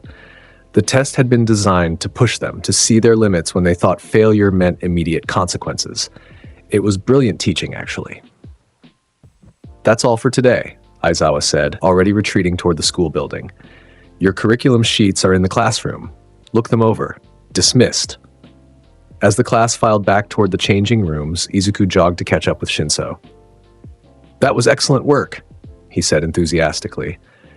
Your performance on the tests that required strategy rather than raw power was magnificent. The repeated sidesteps especially, you read the patterns perfectly. Shinso looked at him incredulously. I came in last place. So what? These tests measured physical quirk application. They didn't measure tactical thinking or adaptability or any of the mental skills that make great heroes. Your quirk is perfect for capture and interrogation work. Don't let one assessment define your potential. You really believe that? Shinso asked, something vulnerable flickering in his expression. Of course I do. I never say things I don't believe. You earned your place in this class, Shinso. Now you just need to prove you deserve to stay. Izuku's grin was infectious, and I believe you will. For the first time since the rankings were posted, Shinso smiled. Thanks, Midoriya. You're weird, but thanks. Yosh! That's what classmates are for. UA's curriculum was intense. The hero course students had standard academic classes in the morning, mathematics, languages, sciences, social studies, but every afternoon was dedicated to hero training. Izuku threw himself into everything with his characteristic enthusiasm. In regular classes, he participated actively, his hand shooting up to answer questions, his voice ringing out with confidence. His classmates quickly learned that Midoriya was not only powerful but also intelligent, consistently scoring in the top 5 on every academic assessment. The hero-specific classes, though, were where he truly shined. Foundational hero studies with All Might covered hero history, ethics, and case studies of famous rescues and battles. Izuku absorbed every lesson like a sponge, constantly raising his hand to ask thoughtful questions or offer insights drawn from his family's hero lineage. Young Midoriya makes an excellent point. All Might boomed during a discussion about rescue priorities. The strong must indeed protect the weak. That is the foundation of heroism. Rescue training with 13 focused on disaster scenarios and safe civilian evacuation. Izuku's protective instincts made him excel here, though he had to learn to balance speed with caution. His tendency was to charge in without proper assessment. Midoriya, 13, said gently after he'd rushed into a simulated burning building without checking structural integrity. Your courage is admirable, but a dead hero saves no one. Assess first, then act. Izuku took the criticism to heart, bowing respectfully. You're absolutely right. Thank you for the lesson. I'll do better. Combat training with all might was Izuku's favorite. The symbol of peace had designed various scenarios to test the students' abilities in controlled combat situations. The first combat class was particularly memorable. Today's lesson is battle training. All Might announced, his perpetual smile somehow growing even wider. And to go with your first battle, we've prepared these. Cases emerged from the wall, each labeled with a student's name and containing their hero costume. Izuku's case was waiting in his assigned spot. He opened it with reverent care, revealing the costume he'd designed months ago with his mother's teachings in mind. The base was a black bodysuit made from flame-resistant material that could withstand his quirk's heat. Over it, he wore a crimson Haori jacket with flame patterns embroidered in gold thread along the hem and sleeves, a design inspired by traditional Japanese warriors. The jacket was cut to allow free movement for sword work. His pants were reinforced black combat trousers tucked into armored boots. He wore black armored gloves that left his fingers free for precise blade work. Most importantly, the costume included a specialized sheath for the Nichiren blade designed to sit perfectly at his hip, allowing for quick draws. When he emerged from the changing room, several classmates stopped to stare. Midoriya, you look like a samurai, Kirishima said enthusiastically. That's the idea. Izuku grinned, adjusting the blade at his hip. My family has combined sword techniques with fire quirks for generations. This costume honors that tradition. It's very cool, Uraraka said, her cheeks slightly pink. Very heroic. Thank you. Your costume looks excellent too. The way it reduces weight for your quirk is brilliant. All Might called for attention before more compliments could be exchanged. Now then, for this battle trial, you'll be split into heroes and villains. The villains will guard a weapon in a building. The hero's job is to either capture the villains or secure the weapon within the time limit. He held up 2 boxes. We'll draw lots for teams and matchups. The lots were drawn. Izuku found himself paired with Uraraka as heroes, facing Bakugo and Ida as villains. His stomach sank slightly. Bakugo as an opponent would be complicated. Yosh! Izuku said, turning to Uraraka with a determined smile. We'll work together and give it everything we've got. Right. Uraraka nodded, though she looked nervous. Should we make a plan? Absolutely. Let's discuss strategy. They had 5 minutes to prepare while the villain team set up. Izuku used every second. Go. Bakugo's explosion quirk is powerful and versatile, he explained quickly. He can use it for mobility, attacks, and flashbangs to disorient opponents. Ida's engine quirk gives him exceptional speed in straight lines, but less maneuverability in tight spaces. How do we counter that? Uraraka asked. We use the environment. The building will have multiple floors and corridors. Bakugo's explosions could be dangerous in enclosed spaces. He'll have to limit his power or risk collateral damage. And Ida's speed is less effective around corners. So we should avoid open areas? Exactly. We'll move quickly through corridors, check each floor systematically, and begin. All Might's voice echoed through the training area. Izuku and Uraraka entered the building, moving cautiously through the ground floor. The structure was designed to simulate an office building with multiple rooms and hallways. Stay close, Izuku whispered, one hand on the Nichiren blade's hilt. If we get separated, Bakugo can pick us off individually. They cleared the first floor quickly, no sign of either villain. The weapon must be higher up. On the stairs to the second floor, Izuku heard it. The distinctive sound of Ida's engines. Down! He grabbed Uraraka and pulled her aside just as Ida rocketed past them, his armored leg barely missing Izuku's head. Recipro burst, Ida shouted, already circling back for another pass. Fourth form, blooming flame undulation. Izuku spun, the Nichiren blade creating a sphere of rotating flames. Ida's charge was forced to veer off to avoid the burning barrier. Go! Izuku told Uraraka. Find the weapon. I'll handle Ida. But trust me, you can do this. Uraraka hesitated only a second before nodding and running for the stairs. Ida moved to intercept her, but Izuku cut him off. Your opponent is me, Ida. Let's have an excellent match. Midoriya. Ida's expression was fierce behind his helmet. I won't let you pass. Then stop me. Izuku's grin was pure battle joy. They clashed in the narrow hallway, Ida's speed against Izuku's technique. The confined space actually worked in Izuku's favor. Ida couldn't build up to his maximum velocity, and every turn reduced his advantage. Izuku didn't use his more destructive techniques. This was a training exercise, not a real battle. Instead, he focused on defensive forms and precise strikes aimed at Ida's armor rather than his body. Second form, Rising Scorching Sun, an upward slash that forced Ida to retreat down the hallway. Your technique is impressive, Ida called out, repositioning. But I am the representative of Class 1A. I will not fail my role as a villain. That's the spirit. Yosh! Come at me with everything you've got. Meanwhile, on the fourth floor, Uraraka had found the weapon room and Bakugo. Well, Bakugo said, small explosions popping in his palms. The gravity girl. Where's Midoriya? Fighting Ida, Uraraka said, trying to keep her voice steady. Which means, you're my opponent. Shh, this'll be quick. Bakugo launched forward with an explosion-powered leap, his hand already charging another blast. Uraraka touched a piece of debris, made it weightless, and threw it at him. Bakugo blasted it aside effortlessly, but the attack had bought her a few seconds. She ran for the weapon, her hand reaching out. An explosion at her feet sent her sprawling. Not powerful enough to seriously hurt, but enough to stop her advance. You think I'm going to let you win that easily? Bakugo growled. Back on the second floor, Izuku heard the explosion through the building structure. Uraraka was in trouble. He needed to end this quickly. Ida, Izuku called out. You're an excellent opponent, but I need to help my partner. Forgive me for ending this. What are you? First form, Unknowing Fire. Izuku became a crimson blur, closing the distance before Ida could react. But instead of striking Ida directly, Izuku's blade tapped the capture tape at Ida's belt, severing it with surgical precision. The tape fluttered to the ground. You're captured, Izuku said firmly. By the rules, you're out of the exercise. Ida looked down at his severed capture tape, then back at Izuku, and slowly smiled.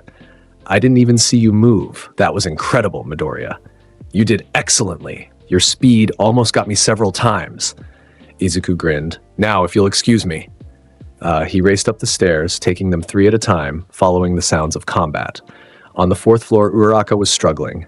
She'd made several pieces of debris float and was using them as cover, but Bakugo's explosions were relentless. She had a few minor burns on her arms, and her stamina was clearly flagging.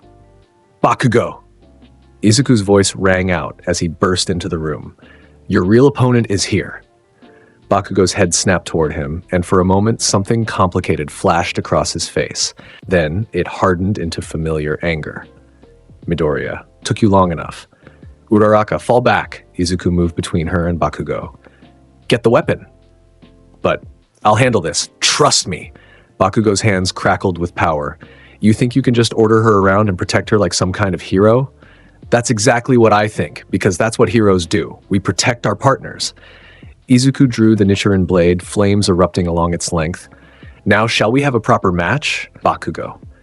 What happened next would be talked about in Class 1A for weeks. Bakugo attacked with everything he had, explosions filling the room with light and sound and force. But Izuku had spent years training against unpredictable attacks, had honed his reflexes to superhuman levels. Fourth form, Blooming Flame, Undulation. The defensive spin deflected 3 simultaneous explosions. First form, Unknowing Fire. A lightning-fast dash that closed the gap, forcing Bakugo into close-quarters combat where his explosions were more dangerous to himself. You've gotten stronger, Bakugo. Your control is magnificent, but... Shut up! Bakugo roared, launching a massive explosion that cracked the ceiling. But you're still thinking of this as a competition instead of a role. Izuku finished, using the smoke and debris as cover to maneuver behind Bakugo. You're supposed to be a villain guarding a weapon. You should have stayed near it instead of chasing me. He tapped Bakugo's capture tape with the flat of his blade. Captured. Behind them, Uraraka touched the weapon. Hero Team wins. All Might's voice announced over the speakers. Bakugo stood frozen, staring at the severed capture tape in disbelief. No, I had you. You're incredibly strong, Bakugo, Izuku said sincerely, sheathing his blade and extinguishing his flames. Your quirk control and combat instincts are excellent, but you focused on fighting me instead of completing your objective. In a real villain scenario, that would be a critical mistake. Bakugo's hands clenched into fists. For a moment, Izuku thought he might attack anyway. Exercise be damned. Then Bakugo turned and walked out of the room without a word. In the observation room, the rest of Class 1A watched the monitors in awe. Midoriya is insane, Kaminari said. He took on both opponents and won. His tactical thinking was superb, Yaoyorozu noted. He identified the optimal strategy immediately and executed it flawlessly. Indeed, All Might boomed. Young Midoriya showed excellent heroic qualities, protecting his partner, adapting to the situation, and completing the objective, the MVP of this exercise. When Izuku and Uraraka returned to the observation room, several classmates immediately bombarded them with questions and compliments. That spinning flame thing was so cool, Mina said excitedly. How did you move that fast? Kirishima asked. I could barely see you. Your teamwork was wonderful, Asui said in her straightforward way. Izuku answered every question enthusiastically, his energy never flagging despite the intense battle. He made sure to redirect attention to Uraraka too, praising her quick thinking with the debris. Only Todoroki remained quiet, watching Izuku with an inscrutable expression. The rest of the combat trials proceeded similarly. Izuku watched each match intently, mentally cataloging his classmates' strengths, weaknesses, and potential. He cheered for everyone, regardless of which team won, genuinely excited to see them push their limits. By the end of class, All Might was beaming with pride at the class's performance. Excellent work today, everyone! You all showed great potential. Remember what you learned here and continue to grow. As the students filed out to change back into their uniforms, Izuku felt a hand on his shoulder. He turned to find All Might, his expression more serious than usual. Young Midoriya, could I speak with you for a moment? Of course, All Might. Is something wrong? Not at all. All Might's smile returned. I simply wanted to commend you personally. Your performance today was remarkable, and more importantly, your attitude, the way you encourage your classmates, the way you prioritize protection over victory, that's the very essence of heroism. Izuku felt his chest swell with pride and emotion. Thank you, sir. That means everything to me. My mother always said that true strength comes from the desire to protect others. I'm just trying to live up to her teachings. Something flickered in All Might's expression. Your mother sounds like she was a wise woman. She was. She was the best. Izuku's smile was bittersweet. She passed away when I was young, but her words guide me every day. Then she would be extraordinarily proud of the young man you've become, All Might said firmly. Keep that heart ablaze, young Midoriya. The world needs heroes like you. After All Might left, Izuku stood alone in the observation room for a moment, looking out at the training grounds through the windows. I'm doing it, Mom, he whispered. I'm becoming the hero you believed I could be. I hope you're watching. I hope you're proud. The afternoon sun streamed through the windows, warm and bright, and for just a moment, Izuku could almost feel his mother's hand on his shoulder, her voice whispering that yes, she was proud. So very proud. He wiped his eyes quickly, set his heart ablaze once more, and headed to join his classmates. 2 weeks into the semester, Class 1A boarded a bus for a field trip to the Unforeseen Simulation Joint, USJ for short, a massive training facility designed for disaster rescue scenarios. Izuku sat near the middle of the bus, the Nichiren blade resting across his lap, listening to his classmates' excited chatter about the upcoming training. I wonder what kind of scenarios they'll have, Uraraka said from the seat beside him. 13 is supposed to be amazing at rescue work. That's exactly right, Izuku said enthusiastically. 13 has saved countless people using their quirk in creative ways. I've studied several of their most famous rescues. This will be an excellent learning opportunity.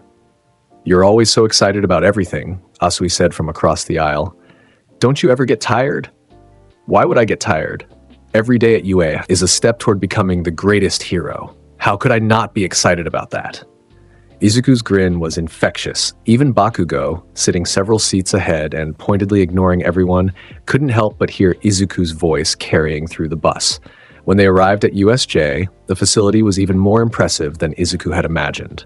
The main entrance opened into a massive dome structure containing multiple distinct disaster zones. A flood zone, a landslide zone, a fire zone, a windstorm zone, and more. 13, the space hero, greeted them at the entrance, their astronaut-like costume gleaming under the facility lights. "Welcome to the USJ," 13 said warmly. "Before we begin, I want to talk to you about my quirk. I can create a black hole that sucks in and disintegrates anything. It's an incredibly powerful and dangerous ability." The class listened attentively as 13 continued. "I've used my quirk to save people from all sorts of disasters, but it could just as easily kill. The same is true for all of your quirks. In this society that celebrates quirks, it's easy to forget that even the most innocent-seeming power can take a life if used carelessly. During your time at USJ, you'll learn how to use your powers to save people. Your quirks aren't for attacking others. They're for helping people. Please, never forget that." "That's exactly right," Izuku shouted, standing up from where the class had gathered. His voice echoed through the facility. "Our strength exists to protect the weak. That is the foundation of heroism. Thank you for that lesson, 13. It's magnificent." 13 seemed delighted by his enthusiasm. "Thank you, young man. I can see you already understand the heart of rescue work." Aizawa, who had accompanied the class, looked around with his usual tired expression. "Where's All Might? He was supposed to be here." "Apparently, he did too much hero work on his way to school," 13 said quietly. "He's resting. He said to start without him." Aizawa sighed.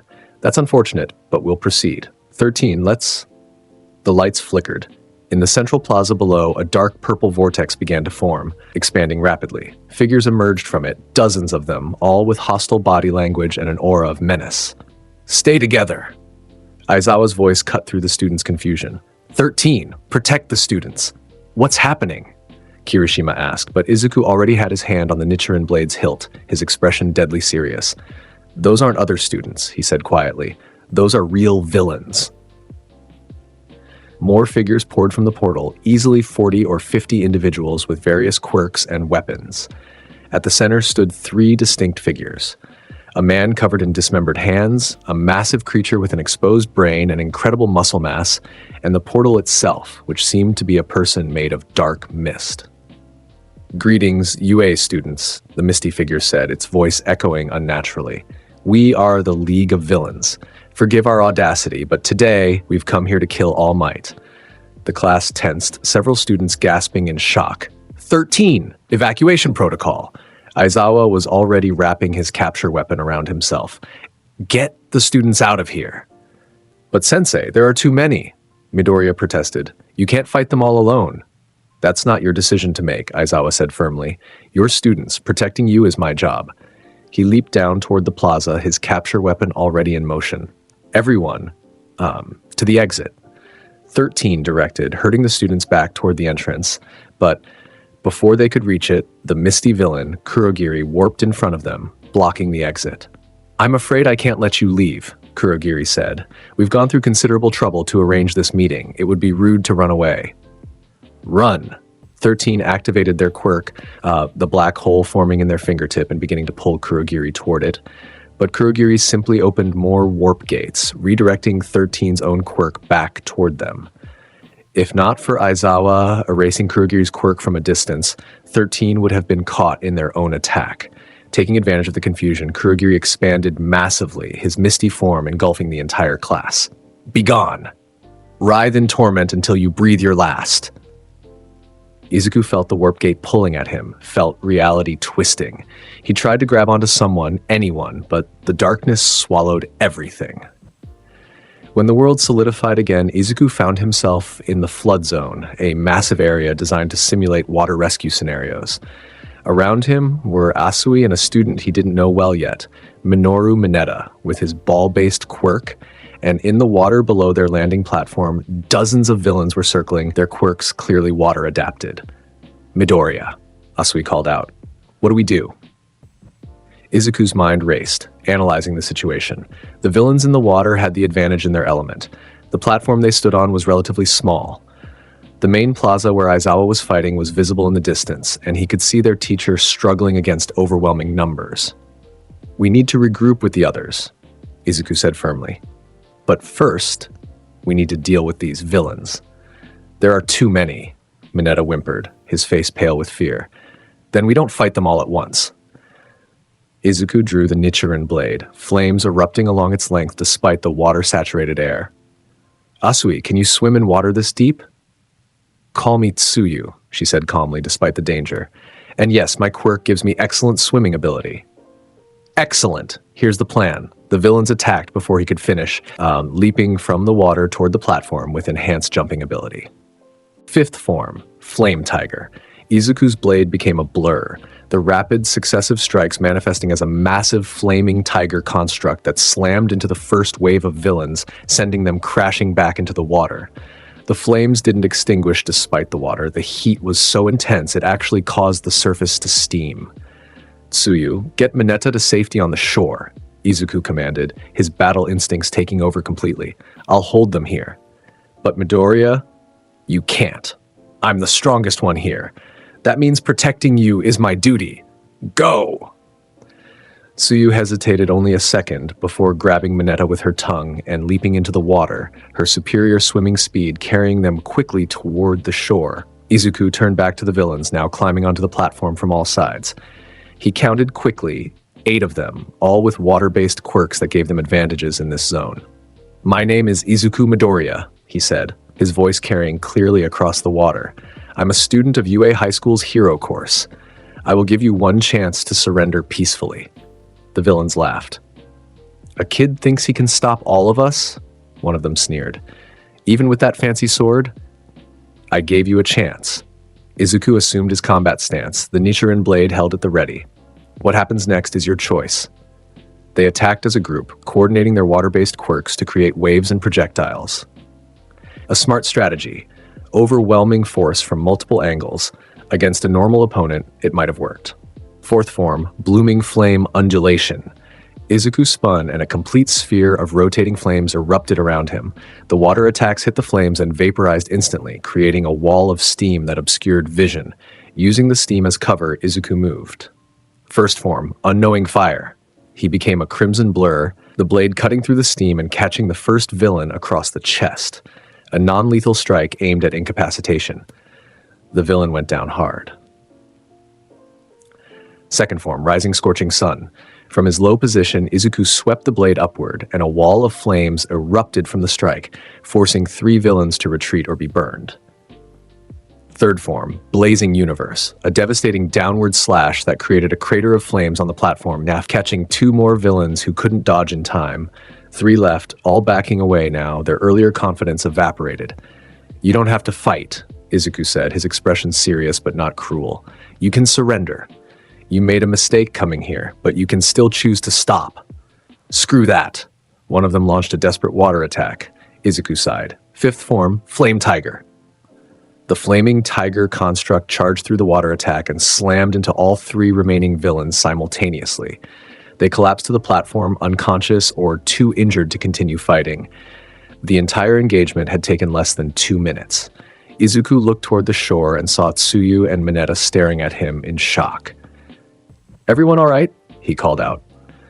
"You just took down 8 villains by yourself," Mineta squeaked. "They weren't very strong," Izuku said honestly, sheathing his blade. "Now come on, we need to find the others and help Sensei."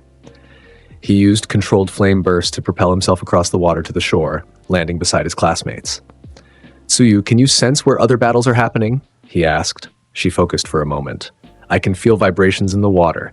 There's fighting in the landslide zone and the fire zone, and in the central plaza, it's intense." "Then that's where we go. Sensei needs help." "But Midoriya," Tsuyu said, "we're students. Shouldn't we evacuate?"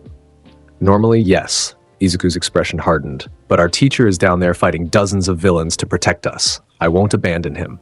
If you want to find a safe place, I understand. But I'm going to fight." Mineta looked terrified, but Tsuyu's expression was calm and determined. I'm coming with you. Someone needs to keep you from doing something too reckless. Yosh! Then let's go! Set your hearts ablaze. They ran toward the central plaza, and as they got closer, the situation became clear.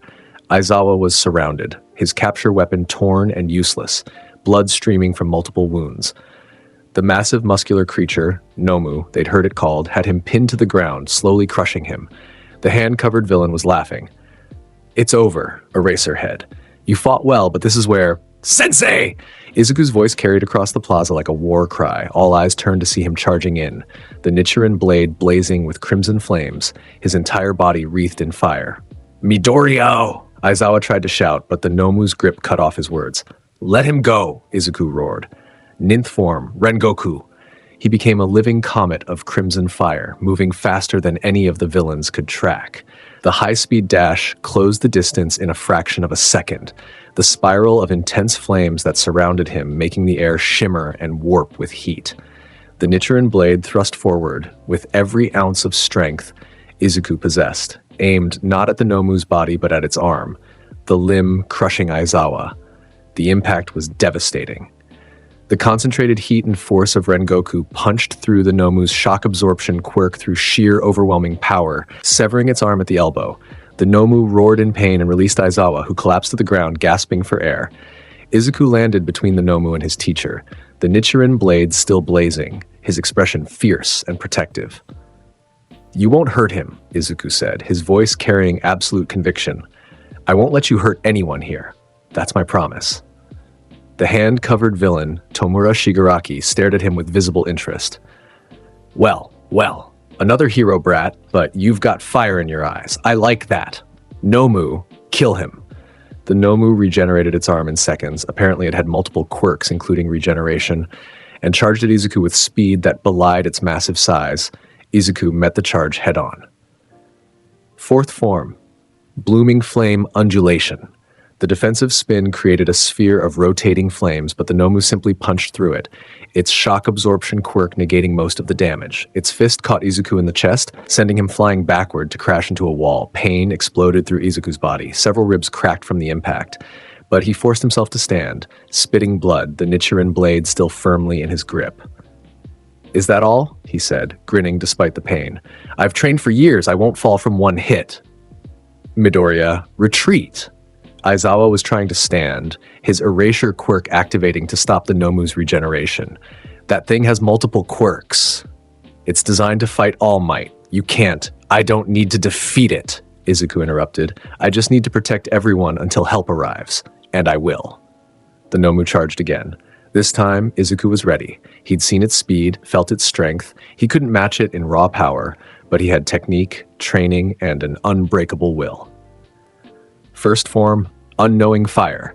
He used the dash not to attack but to evade, circling around the Nomu's charge and slashing at its legs. The blade cut deep, but the wounds regenerated almost instantly. Third form, Blazing Universe. A downward slash that forced the Nomu to block, giving Izuku precious seconds to create distance. Fifth form, Flame Tiger. The flaming tiger construct charged forward, and while the Nomu's shock absorption negated most of the impact, the intense heat was starting to affect it. Izuku was breathing hard now, his stamina depleting rapidly. Using Rengoku had taken a lot out of him, and these consecutive high-level forms were pushing him to his limit. But he couldn't stop, not while his teacher was injured, not while his classmates were counting on him. Young Midoriya. A familiar voice boomed across the plaza. I am here!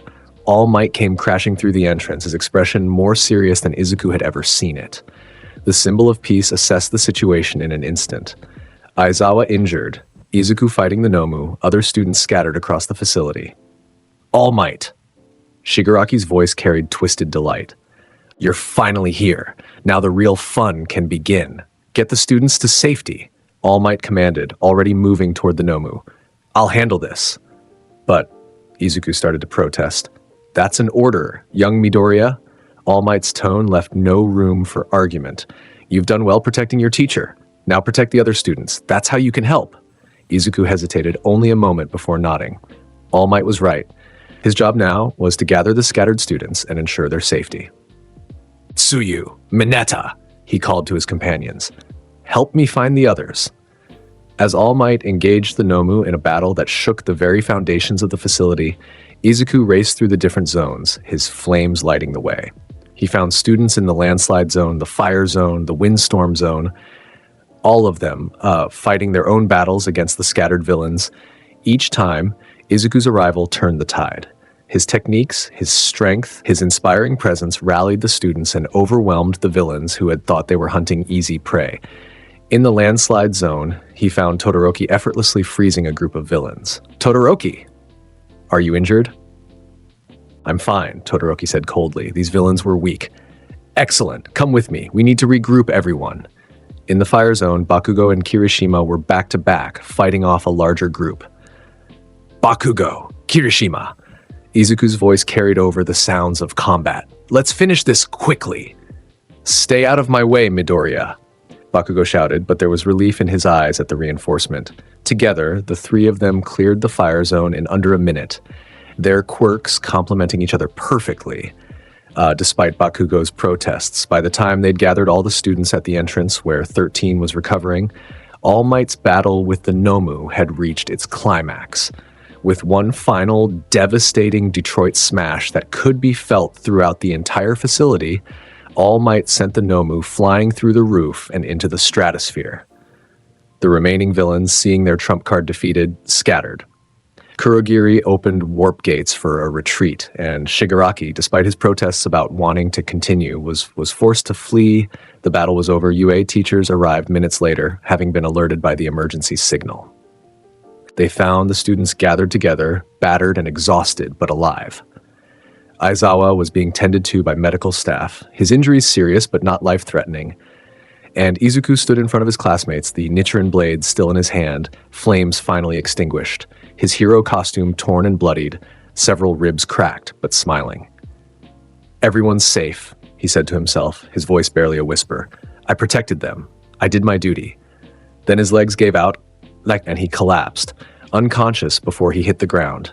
Izuku woke up in the recovery girl's office, his body aching but whole.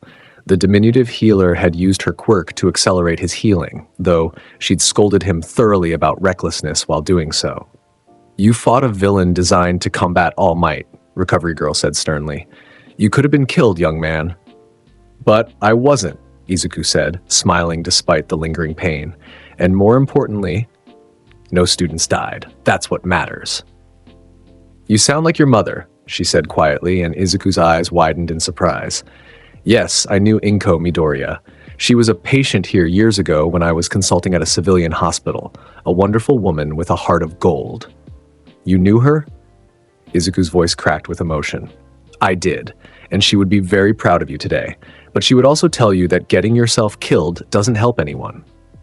Recovery Girl tapped him firmly on the head with her cane. "Be brave, but be smart. Understood?" "Yes, ma'am. I understand." He was released that evening with strict orders to rest. But before he left, All Might pulled him aside.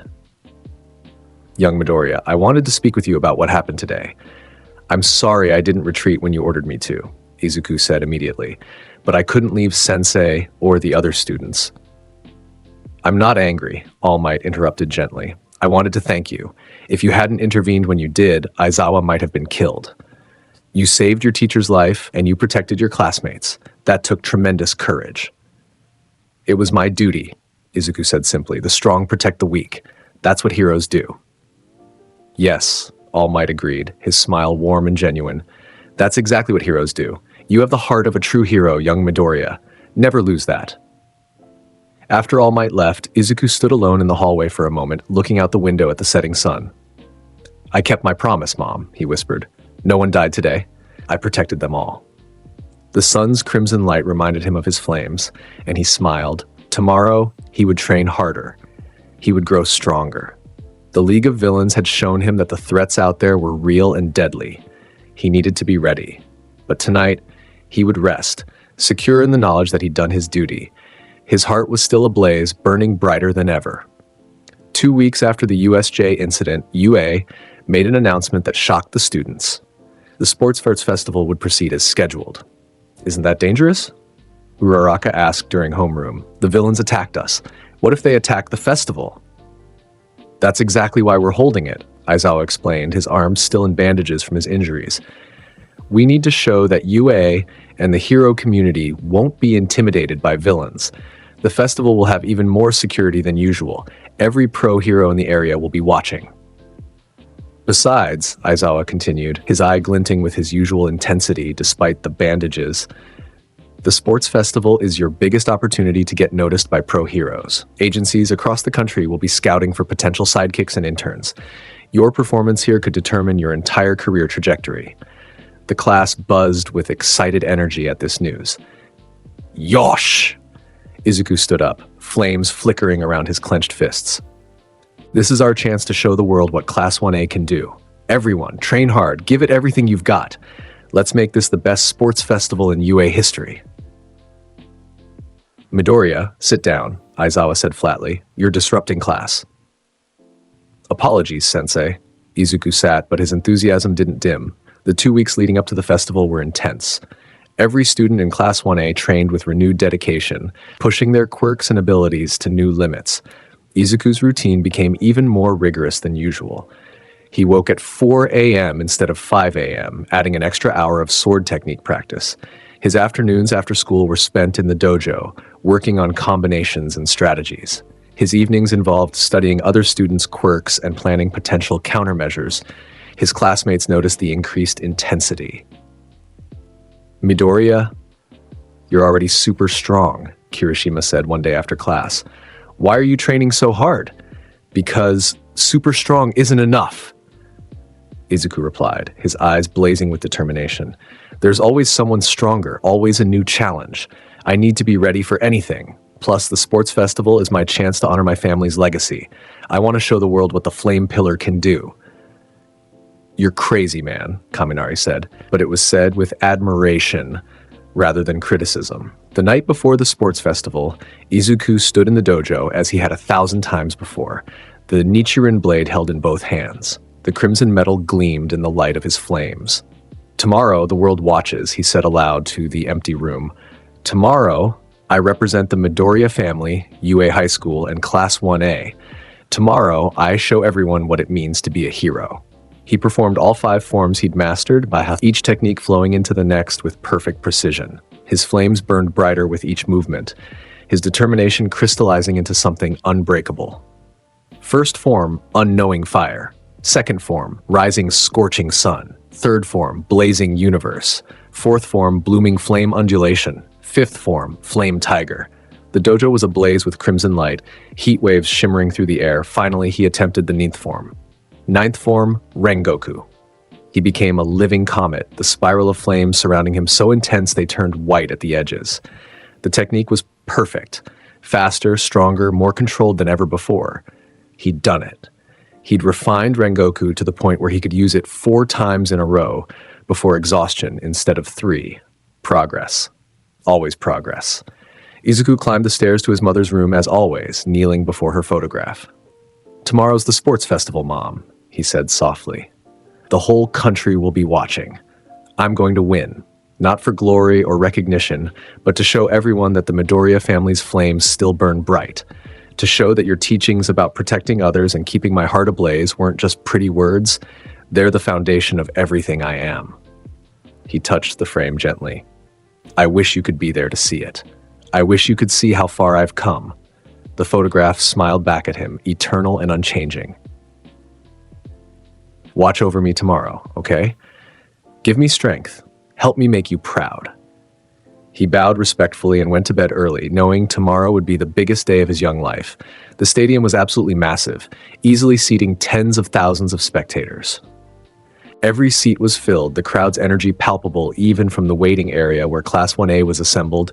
Izuku stood among his classmates, the Nichiren blade at his hip, wearing his PE uniform as required. His heart was pounding, not with nervousness, but with pure, unrestrained excitement.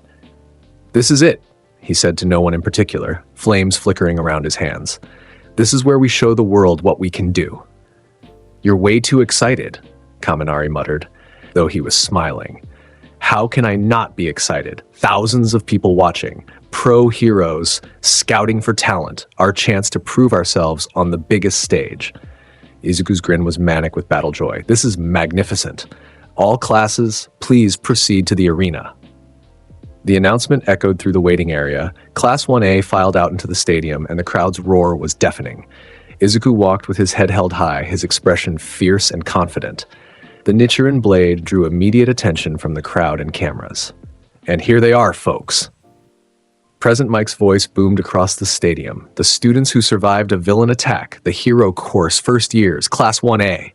The crowd's roar intensified. The other classes filed out behind them. 1B, the general studies classes, the support course, the business course. Each group had their own supporters in the crowd, but the attention was clearly focused on the hero courses, especially 1A. Once all the students were assembled, the chief umpire stepped forward. Midnight, the R-rated hero in her typical provocative costume. "Time for the student pledge," she announced, cracking her whip for emphasis. Representing the students from Class 1A, Katsuki Bakugo. Bakugo walked to the microphone with his usual scowl, his hands in his pockets. The crowd waited expectantly for an inspiring speech. "I'm going to win," Bakugo said bluntly. "That's all." He turned and walked away while the crowd booed his arrogance and his classmates groaned in embarrassment. "Bakugo, you idiot," Kirishima hissed. "You made us all look bad." "I don't care what extras think," Bakugo replied coldly. Izuku, however, was grinning. "That's fine.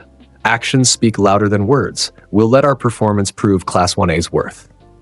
"Now then!" Midnight's voice drew everyone's attention back. "Let's get started. The first event is..." A holographic display appeared, cycling through possibilities before finally stopping. An obstacle race. The crowd cheered as Midnight explained the rules. All participants will run a 4-kilometer course around the stadium. The route is filled with obstacles designed to test your quirks, your tactics, and your determination. The first 42 students to cross the finish line will advance to the next round. Anything goes, as long as you stay on the course. The students were directed to the starting line, a massive tunnel leading out of the stadium. With hundreds of students all trying to funnel through a limited space, it was immediately clear that the first obstacle was the bottleneck itself. Izuku analyzed the situation quickly. The tunnel would be chaos, with students using their quirks to push ahead or block others. His best strategy was to break free of the pack as quickly as possible. Begin. The starting signal fired, and hundreds of students surged forward. Izuku immediately channeled flames through his feet and hands, using controlled explosions to propel himself upward. He ran along the tunnel wall sideways, his enhanced balance and control letting him bypass the crushing crowd below. Excellent maneuver from Midoriya of Class 1A. Present Mike's commentary followed. He's using his fire quirk for wall running. Other students were also finding creative solutions. Todoroki was freezing the ground behind him to block other students. Bakugo was using explosions for aerial mobility. Yaoyorozu was creating a pole to vault over others. Izuku burst from the tunnel ahead of most of the pack, the open air of the course stretching before him. The first major obstacle appeared immediately. 0-pointers from the entrance exam, repurposed as blockers. The massive robots activated, their optical sensors glowing red as they detected the approaching students. Most students skidded to a halt, intimidated by the size of the obstacles. Izuku didn't slow down. First form, unknowing fire. He drew the Nichiren blade mid-sprint, flames erupting along its length. The horizontal slash caught the first 0-pointer across its center of mass, the superheated blade cutting through the weakened joints and support structures that had been pre-damaged for the event. The robot toppled, and Izuku used its falling body as a ramp, flame boosting himself over the next 2 robots entirely. "Incredible!" Present Mike shouted. Midoriya just destroyed a 0-pointer with 1 attack. Behind him, Todoroki was freezing the robots' joints to immobilize them. Bakugo was blasting past them with explosion-powered flight.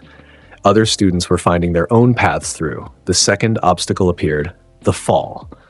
A massive chasm crossed by narrow stone pillars connected with ropes. One wrong step would mean plummeting into the pit below. Safety nets were in place, but falling meant elimination. Izuku sheathed his blade and assessed the challenge. Balance and agility were his strengths. From years of sword training, he crossed the pillars at full sprint, his feet finding purchase on surfaces barely wider than his shoes. Other students were taking it slow and careful. Izuku treated it like a training exercise, his enhanced reflexes and body control letting him move faster than should be possible. Halfway across, one of the pillars he'd just left exploded. Bakugo had destroyed it in his own crossing, trying to eliminate competitors. "That's dangerous, Bakugo," Izuku called back, but he was grinning. "But excellent strategic thinking." The third obstacle appeared as he reached solid ground again, the minefield.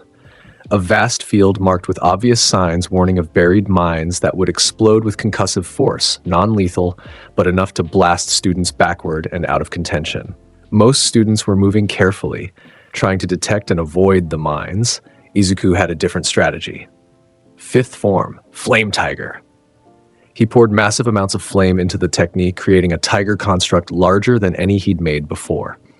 The flaming beast charged forward, and everywhere its paws struck the ground, mines detonated harmlessly beneath the intense heat. Izuku ran directly behind the construct, using it as both a mine-clearing tool and a shield against the explosions happening all around him. Unorthodox but effective.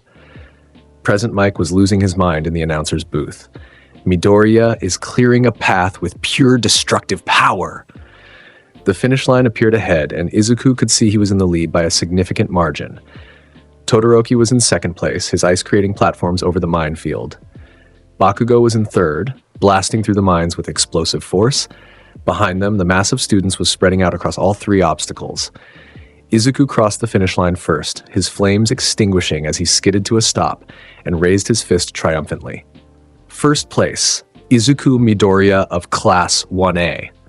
The crowd erupted in cheers. Todoroki crossed second, his expression cold and unchanged. Bakugo crossed third, immediately glaring at both of them. Over the next several minutes, the remaining 39 qualifying students crossed the line. The final qualifiers included most of Class 1A, several students from 1B, and a handful from other courses. Congratulations to our 42 qualifiers, Midnight announced. Now, let's see what your next challenge will be. The holographic display cycled again. The cavalry battle. Midnight explained the rules. Students would form teams of 2 to 4 people. Each team would have a combined point value based on their placements in the obstacle race. The goal was to steal other teams' headbands while protecting your own. The catch, the person who placed first in the obstacle race, Izuku, was worth 10 million points. The entire arena's attention focused on him. Izuku felt every eye in the stadium lock onto him, felt the weight of being the primary target. Most people would have been intimidated. He grinned widely. "Yosh!" he shouted, flames erupting around him. "This is excellent. Everyone will be coming for me. That means I'll get to face you all head on. Bring it on!" "Midoriya, you're insane," someone muttered nearby. "You have 15 minutes to form teams," Midnight announced. "Choose wisely." Immediately, students began approaching each other, forming alliances and strategies. Several people approached Izuku almost simultaneously. "Midoriya," Ida stepped forward first. "I would be honored to join your team. My speed and your power would be formidable." "Midoriya," Uraraka came from another direction. "You saved me during the entrance exam. Let me return the favor." "Hey, Midoriya," Kirishima called out. "You need a defense? My hardening quirk would be perfect for protecting the 10 million. Even Todoroki approached, though his expression was as cold as ever. "Midoriya, join my team. Between my ice and your fire, we'd be unstoppable." Izuku looked at all of them, genuinely touched by their offers. But he already knew what his answer would be. "I appreciate all of your offers," he said warmly, "but I've already decided who I want on my team." He turned to 3 specific students who hadn't approached him: Tsuyuasui, Hitoshi Shinso, and Denki Kaminari. "You 3, Izuku called out. "Will you join my team?" They looked surprised. "Me?" Shinso asked. "My quirk won't help in this event. I'm not exactly popular for team selection." "That's exactly why I want you," Izuku said firmly. "Your quirk is perfect for defense. If anyone gets close enough to grab our headband, you can stop them with your brainwashing. Plus, you're smart. I could use your tactical thinking." "And me?" Kaminari asked. "I mean, I'm glad you asked, but your electricity quirk can create a defensive perimeter," Izuku explained enthusiastically. "Anyone who touches our team while you're charged up will get shocked. It's perfect." "And Tsuyu," Izuku turned to her with a broad smile. Your tongue can grab headbands from a distance, and your jumping ability gives us mobility. Plus, you stayed calm during the USJ attack. You're reliable. All three of them looked at each other, then back at Izuku. You really thought this through? Tsuyu said in her straightforward way. Of course I did. A team isn't just about raw power, it's about compatibility and trust. So what do you say? Will you help me protect the 10 million points? Hell yeah! Kaminari was immediately on board. I'm in, Tsuyu agreed. Shinso hesitated a moment longer. All right, Midoriya, let's do this. But if we lose, I'm blaming your crazy optimism. That's fine, but we won't lose. Izuku's grin was fierce. Son, we're going to win this, and we're going to do it by protecting each other. That's what heroes do. As the other teams finalized their formations, Izuku gathered his team to explain his strategy. Here's the plan, he said, his voice low and focused. I'll be the rider. My position makes me the tallest target, but it also means I can use my flames and blade to defend from above. Shinso, you'll be the front horse. If anyone gets past our other defenses, you can brainwash them before they grab the headband. Kaminari, you're the left horse. Keep a constant low-level charge running. Not enough to hurt seriously, but enough to make physical contact unpleasant. Tsuyu, you're the right horse. Use your tongue to grab headbands from other teams when opportunities arise and your jumping strength to help us maneuver. What about offense? Kaminari asked. If we're just defending, we'll lose points to other teams. We'll be selective, Izuku replied. Our main goal is protecting the 10 million, but if an opportunity presents itself to grab other headbands, Tsuyu will strike. Otherwise, we focus on survival. That's actually a solid strategy, Shinso admitted. Defensive, but not passive. Teams, assemble! Midnight's voice boomed across the stadium. The 15 minutes were up. 12 teams had formed, each with their own strategies and point values displayed on headbands. Izuku's team assembled in their agreed formation, with Izuku mounted as the rider, the 10 million point headband gleaming on his forehead. Yosh! He shouted, raising his fist. Let's do this! Set your hearts ablaze! Please stop yelling, Shinso muttered, but he was smiling. Begin! Midnight cracked her whip, and chaos erupted. Instantly, every single team except one turned and charged directly at Izuku's group. The lone exception was Todoroki's team, which was hanging back, observing. Here they come, Izuku called out. Defensive formation, Kaminari, charge. Indiscriminate shock, 1.3 million volts. Electricity crackled across Kaminari's body, extending to the other team members through contact. Anyone who tried to grab them would get shocked. The first team to arrive was led by a Class 1B student with a quirk that hardened skin. They reached for the 10 million points, and Shinso made eye contact. Did you really think it would be that easy? He said calmly, the moment the opposing student responded. Of course we. They froze, brainwashed. Their team stumbled and fell apart, eliminated from the offensive. Excellent work, Shinso, Izuku encouraged. Next wave coming from the left. Tsuyu's tongue shot out, wrapping around a headband from a passing team and yanking it free before they could react. Plus 120 points, she reported calmly. The battle continued in this vein for several minutes. Teams would approach, get shocked by Kaminari, brainwashed by Shinso, or have their headbands stolen by Tsuyu. Izuku defended from above, using controlled flame bursts to push back anyone who got too close. But then Todoroki's team finally moved. They approached with calculated precision. Todoroki as the rider, Ida providing speed with his engine quirk, Yaoyorozu creating a defensive shield, and Kaminari, that was a different electric user. Midoriya, Todoroki called out coldly. I'm coming for that 10 million points. Then come, Izuku responded, his battle excitement showing through. Let's have an excellent match, Todoroki. Todoroki's team moved with practiced coordination, clearly having strategized carefully. They approached from an angle that limited Shinso's line of sight, and their formation protected against Tsuyu's tongue attacks. Ice wall.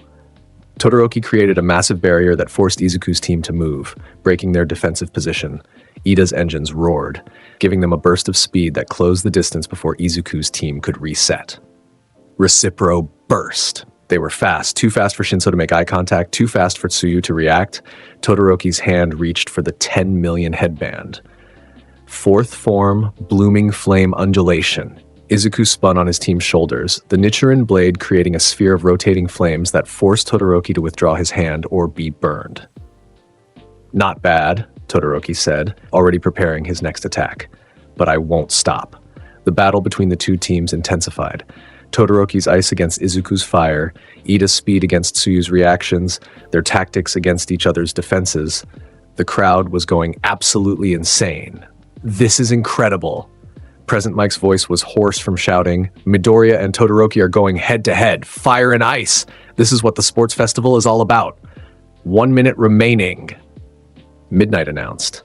Izuku's team had managed to hold on to the 10 million points, but barely. They'd lost their other collected headbands to various teams, and Todoroki's team was relentless. Todoroki created another ice attack, this one designed to freeze Izuku's team's legs and immobilize them. "Kaminari!" Izuku called out. "On it!" Indiscriminate shock. The electricity shattered the ice before it could fully form, but the effort was draining Kaminari's stamina. 30 seconds. Todoroki prepared what was clearly a final all-out attack. His ice began forming a massive structure. "Ida!" Maximum speed. Ida's engines roared at full power, and their team became a blur of motion, circling around Izuku's team so fast they couldn't track it properly. Todoroki reached for the headband from an unexpected angle, and Izuku made a split-second decision. Instead of defending, he attacked. Fifth form. Flame Tiger. The massive construct charged forward, and Todoroki was forced to create an ice shield to block it. The moment his attention was diverted, Tsuyu struck, her tongue wrapped around Todoroki's team's headband. Not the 10 million, but a lower value one they'd collected. Time's up. The cavalry battle ended. Teams froze in their positions, panting and exhausted. "Let's see the results." Midnight's voice carried across the stadium. The rankings appeared. First place, Team Midoriya, 10,000 points. Second place, Team Todoroki, 612 points. Third place, Team Bakugo, 385 points. Fourth place, Team Shinso. Wait, that couldn't be right. Shinso was on Izuku's team. Izuku looked at the board, confused, then realized there was a different Shinso on a different team. The rankings adjusted. The top 4 teams would advance to the final event. "We did it!" Kaminari shouted, pumping his fist. "I can't believe we actually held the 10 million, Tsuyu said, sounding genuinely surprised. Shinso was grinning. "Midoriya, your crazy plan actually worked." "Of course it did." Izuku beamed at his team. "You were all magnificent. Your quirks, your coordination, your determination. We won because we worked together. That's what real heroism is about." In the stands, pro heroes were taking notice. "That Midoriya kid, Endeavor, the number 2 hero, muttered. "That's not just a strong quirk. That's disciplined technique and tactical thinking." "Indeed," another hero agreed. "And did you see how he inspired his team? That's natural leadership." All Might, watching from the special seating area, smiled with pride. Young Midoriya continues to impress. His mother would be proud. "Now then," Midnight's voice called everyone back to attention. "We'll take an hour break before the final event. Get some food, rest up, and prepare yourselves. The afternoon will feature one-on-one tournament battles."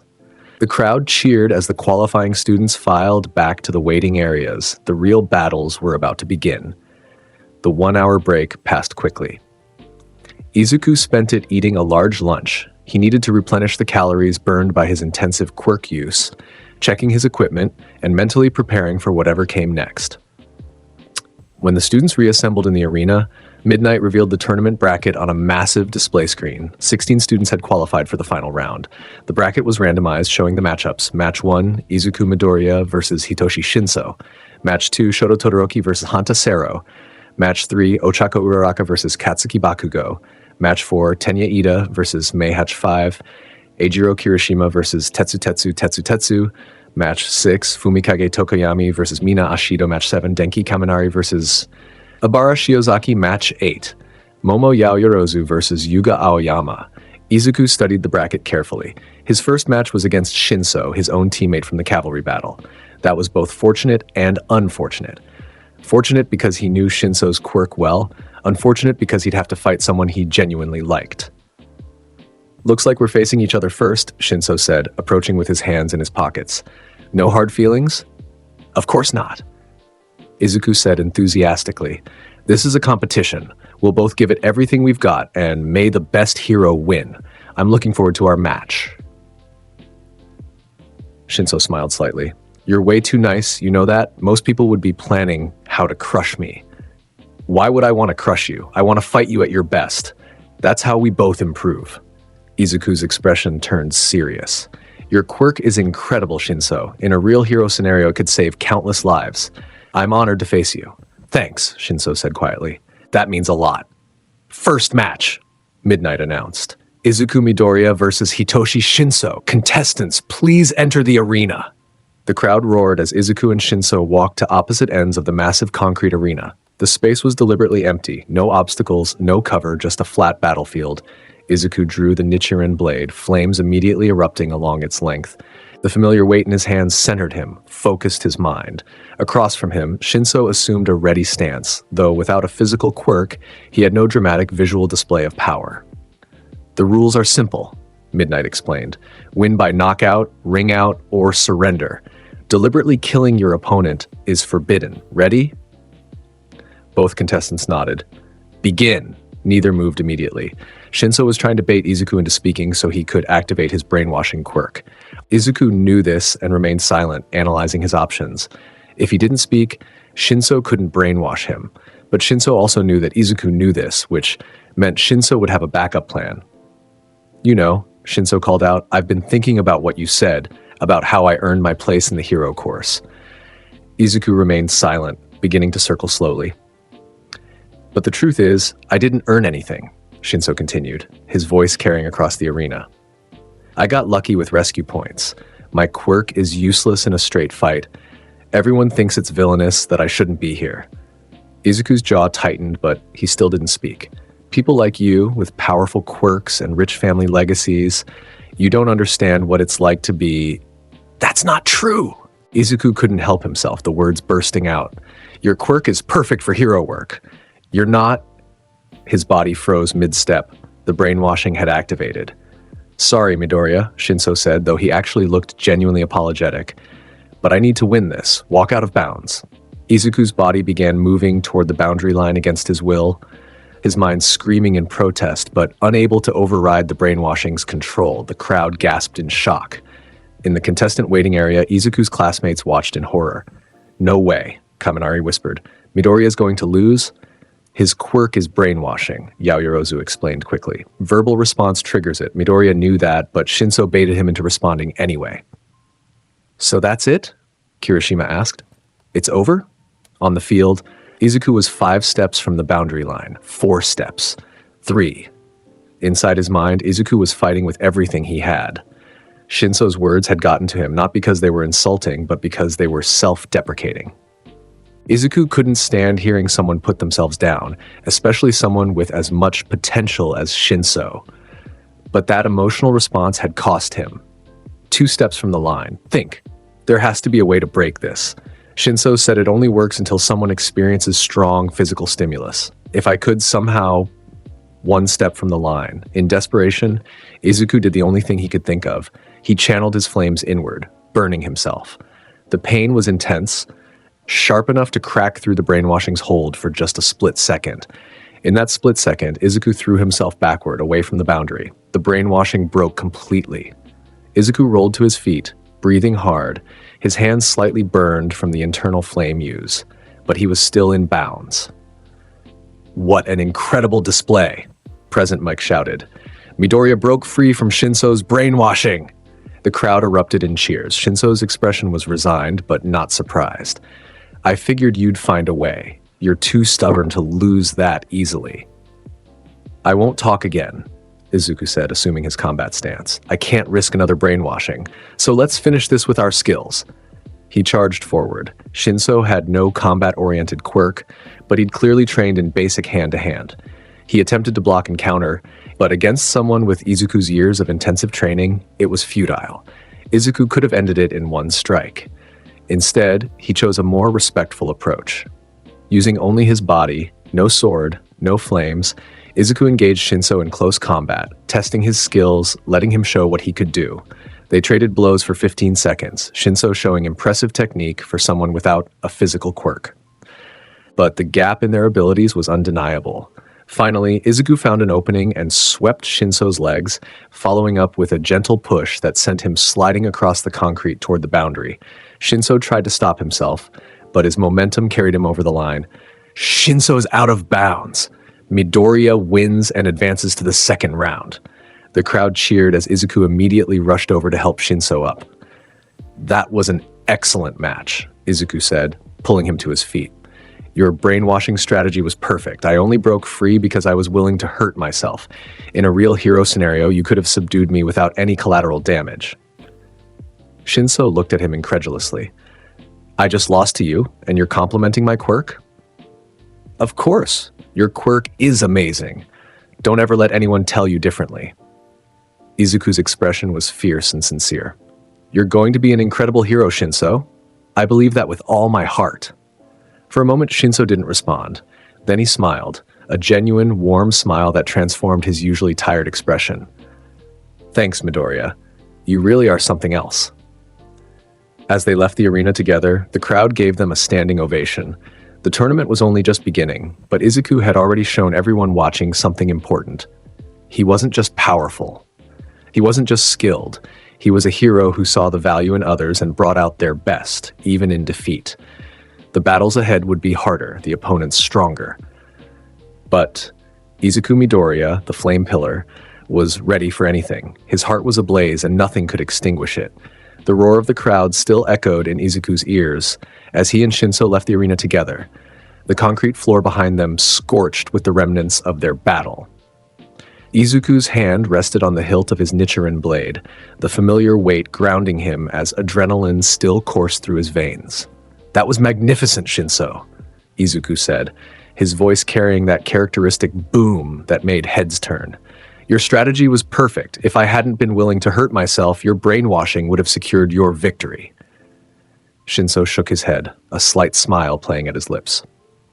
Most people would be planning how to avoid me in future matches. You're actually complimenting the quirk that almost beat you. Why wouldn't I? Your quirk is incredible for hero work. Izuku's eyes blazed with sincerity. In a hostage situation, you could end conflicts without violence. That's the mark of a true hero. As they entered the corridor leading back to the contestant area, Recovery Girl was waiting with her medical kit. She examined Izuku's self-inflicted burns with a disapproving click of her tongue. Burning yourself to break free from brainwashing, she muttered, her quirk already accelerating his healing. Effective, but reckless. It was necessary, Izuku said cheerfully, wincing only slightly as his skin knit back together. A hero must be willing to endure pain to protect others. In this case, protecting my chance to continue in the tournament. You're impossible, Recovery Girl said, but there was fondness in her tone. Just like your mother, she would scold you for this, you know. Izuku's expression softened for just a moment. She would, but she'd also understand why I did it. After receiving clearance from Recovery Girl, Izuku rejoined his classmates in the contestant waiting area. The room erupted with excited chatter as he entered. That was so cool, Midoriya. Mina practically bounced with enthusiasm. The way you broke free at the last second. Your flame control is insane, Kaminari added. Using it internally like that, I didn't even know that was possible. It was a desperate measure. Izuku laughed, the sound warm and genuine. Shinso's brainwashing is formidable. I was fortunate to find a counter. Bakugo sat in the corner, arms crossed, scowling at the wall. But Izuku noticed the slight tension in his shoulders, the way his eyes occasionally flickered toward the monitors showing the arena. He was analyzing, planning for his own matches. Bakugo! Izuku called out, causing his childhood acquaintance to glare at him. Your match is coming up soon. I'm looking forward to seeing your explosions in action. Show everyone what you can do. Shut up, Midoriya, Bakugo growled, but there was less venom than usual. I don't need your cheerleading. Ha ha ha! That's fine. I'll cheer anyway. On the monitors, Midnight's voice announced the next match. Shoto Todoroki versus Hanta Sero. Contestants, please enter the arena. The waiting room quieted as everyone turned their attention to the screens. Izuku leaned forward, studying Todoroki's fighting style with the same intensity he brought to everything. The match was brutally one-sided. Sero attempted to use his tape quirk to restrain Todoroki, but the ice user responded with a massive glacier that filled half the arena. freezing Sero solid and pushing him out of bounds in one overwhelming attack. The crowd gasped at the display of raw power. Even the pro heroes in attendance looked impressed by the sheer scale of Todoroki's ice. But Izuku frowned, his analytical mind picking up on something others might miss. "He's only using his ice," he muttered. "What was that?" Uraraka asked from beside him. "Todoroki," Izuku said, louder now. "He has a fire quirk too, from his father Endeavor. But he's only using ice. There's a story there, something personal." Kirishima whistled low. "That's some detective work, man. How'd you figure that out?" "His fighting style is unbalanced," Izuku explained, his enthusiasm for analysis showing. "He's incredibly powerful, but he's deliberately handicapping himself. A true hero uses everything they have to protect others. Whatever his reason, it's holding him back from his full potential." The medical team had to use hot water to free Sero from the ice. Todoroki stood in the arena, looking at his frozen hand with an expression of cold fury, directed at himself rather than his opponent. "Todoroki!" Midnight called out. "That was excessive. The match was already decided." Todoroki didn't respond, simply walking off the stage without acknowledging the crowd's reaction. As he passed through the corridor, Izuku stepped out to intercept him. "Todoroki, that was an incredible display of power." Todoroki stopped, his heterochromatic eyes fixing on Izuku with icy disdain. "What do you want, Midoriya? I wanted to say that your ice control is magnificent," Izuku said, his smile genuine despite Todoroki's cold demeanor. "But I also wanted to ask, why don't you use your fire?" Todoroki's expression hardened further. "That's none of your business." "You're right, it isn't," Izuku agreed cheerfully. "But as someone who might face you in this tournament, I want to fight you at your absolute strongest. Using only half your power isn't fair to you or your opponents." "I don't need my father's power to win," Todoroki said coldly. "I'll become the #1 hero using only my ice. That's my choice." Izuku's expression became more serious, though his eyes still blazed with that characteristic fire. "I understand having complicated feelings about parents. My father abandoned my mother and me when I was young.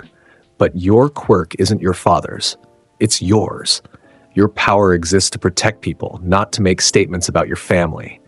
Todoroki's eyes widened slightly, the first crack in his icy facade. "You don't understand." "You're right, I don't understand your specific situation," Izuku interrupted, his voice firm but not unkind.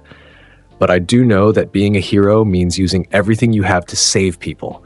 If we face each other in this tournament, I want you at full power. That's the only way to have a proper match." Before Todoroki could respond, Izuku clapped him on the shoulder with a grin. "Think about it, and good luck in your next match." He strode away, leaving Todoroki standing in the corridor, his expression thoughtful. The third match was announced. Ochako Uraraka versus Katsuki Bakugo. Izuku's attention immediately focused on the monitors. This would be interesting, Uraraka's gravity manipulation against Bakugo's explosive power. As the two contestants entered the arena, Izuku Uraraka's determined expression. She'd clearly been planning for this match, developing a strategy. "Begin!" Midnight's whip cracked. Uraraka immediately touched the ground, making debris float, then launched it at Bakugo in waves. A solid opening strategy, keep him at range and use projectiles. But Bakugo was Bakugo. His explosions detonated each piece of debris before it could reach him, his combat instincts and raw power overwhelming her tactics. "Is that all you've got?" Bakugo's voice carried across the arena. "I expected better from someone who made it this far." Izuku watched intently as Uraraka continued her assault, using the debris as cover to get closer. She was clever, using his explosive responses to create smoke and dust that obscured his vision. The match continued for several minutes, Uraraka showing impressive determination and tactical thinking.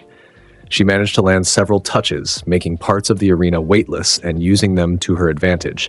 But ultimately, Bakugo's raw power and combat experience proved too much.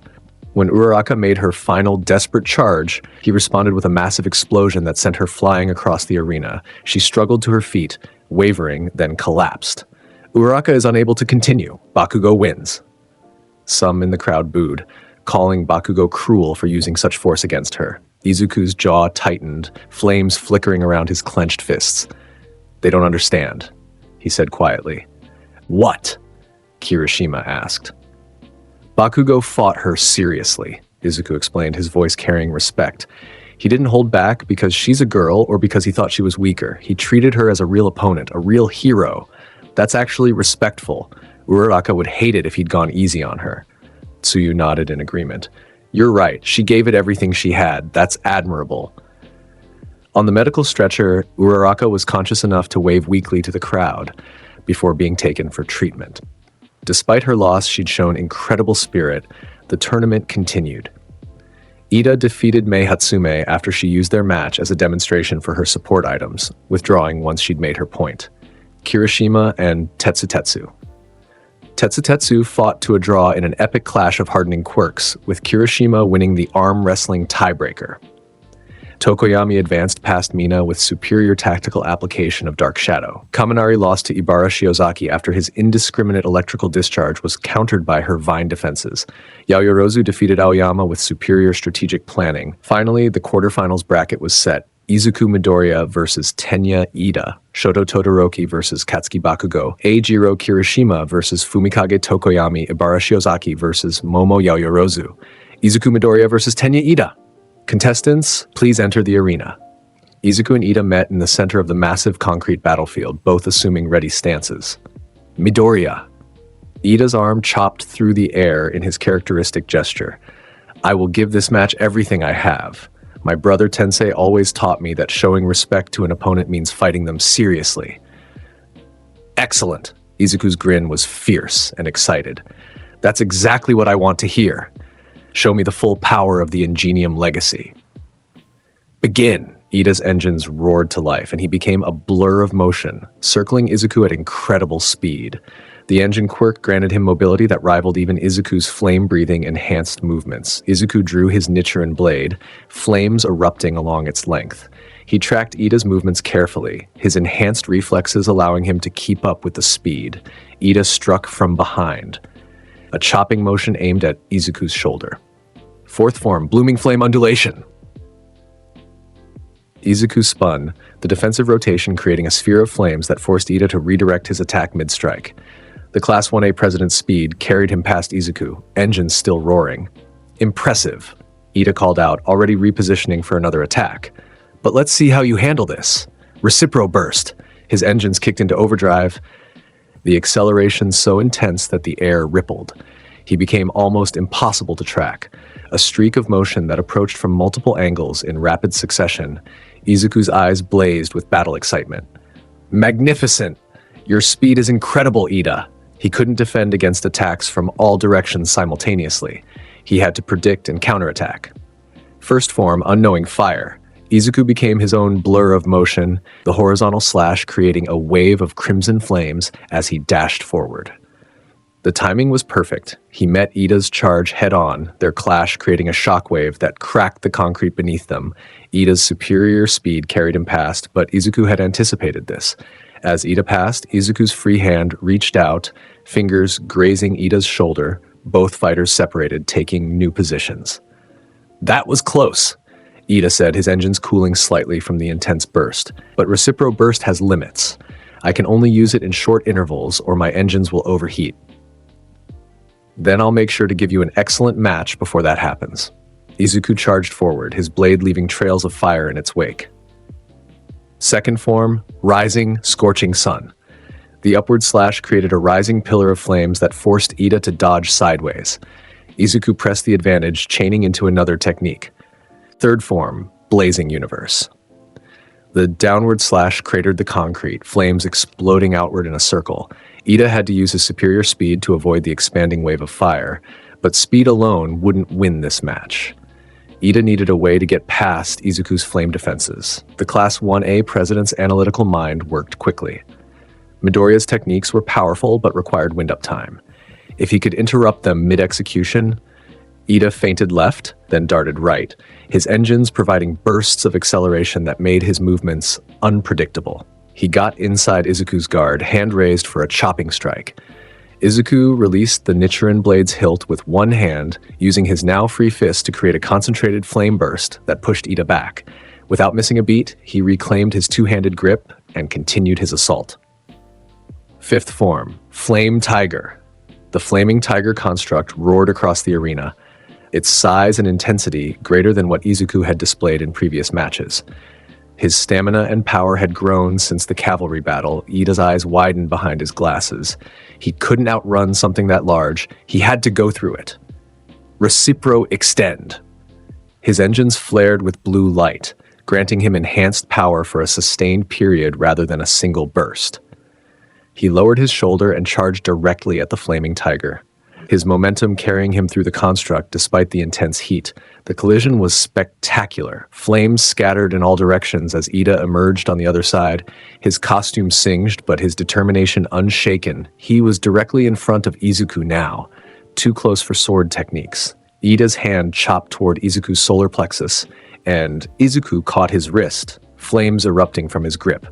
"You're incredibly fast, Ida," Izuku said, his smile genuine despite the intensity of their battle.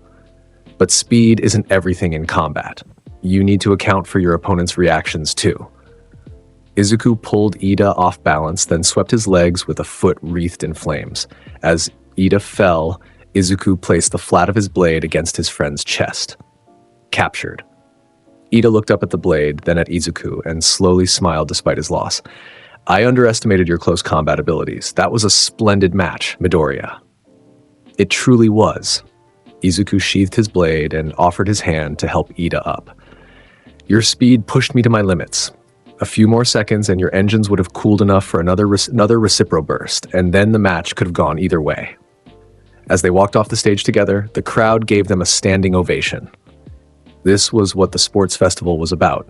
Heroes in training, pushing each other to new heights. The second quarterfinal match was announced immediately after. Shadow Todoroki versus Katsuki Bakugo. The entire stadium seemed to hold its breath as the two powerhouses entered the arena. This was arguably the most anticipated match of the tournament. The son of the number 2 hero versus the explosive prodigy who declared he would win everything. Bakugo's hands were already crackling with small explosions, his expression fierce and eager. Todoroki's face remained cold and impassive, ice already forming around his right side. "Begin!" Bakugo didn't waste time with words. He launched himself forward with massive explosions, closing the distance between them in a heartbeat. Todoroki responded with a wave of ice that erupted from the ground, aiming to freeze Bakugo in place.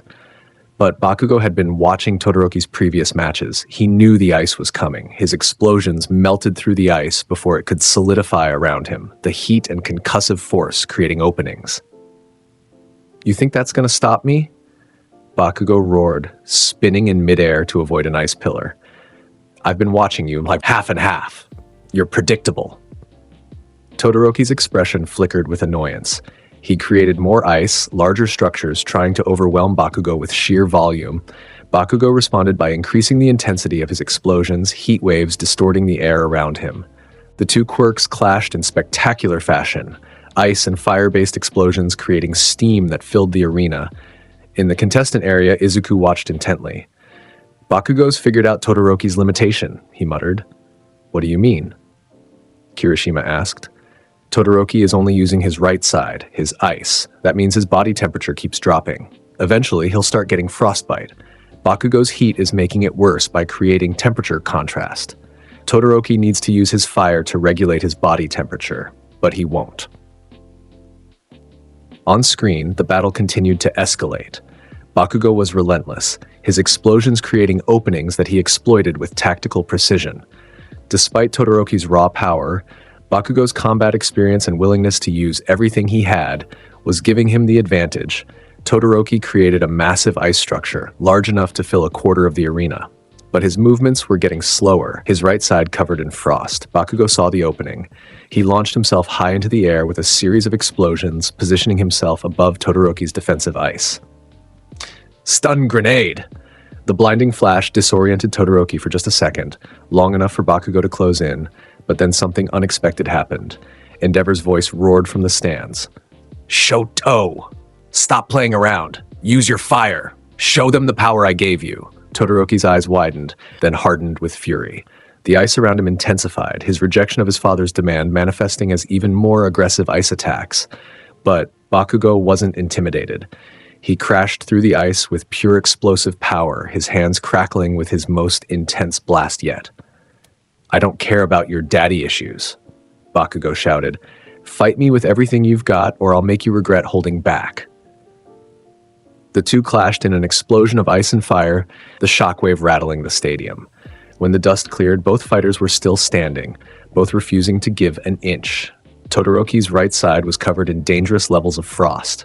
His movements were sluggish, his quirk use suffering from the extreme cold affecting his body.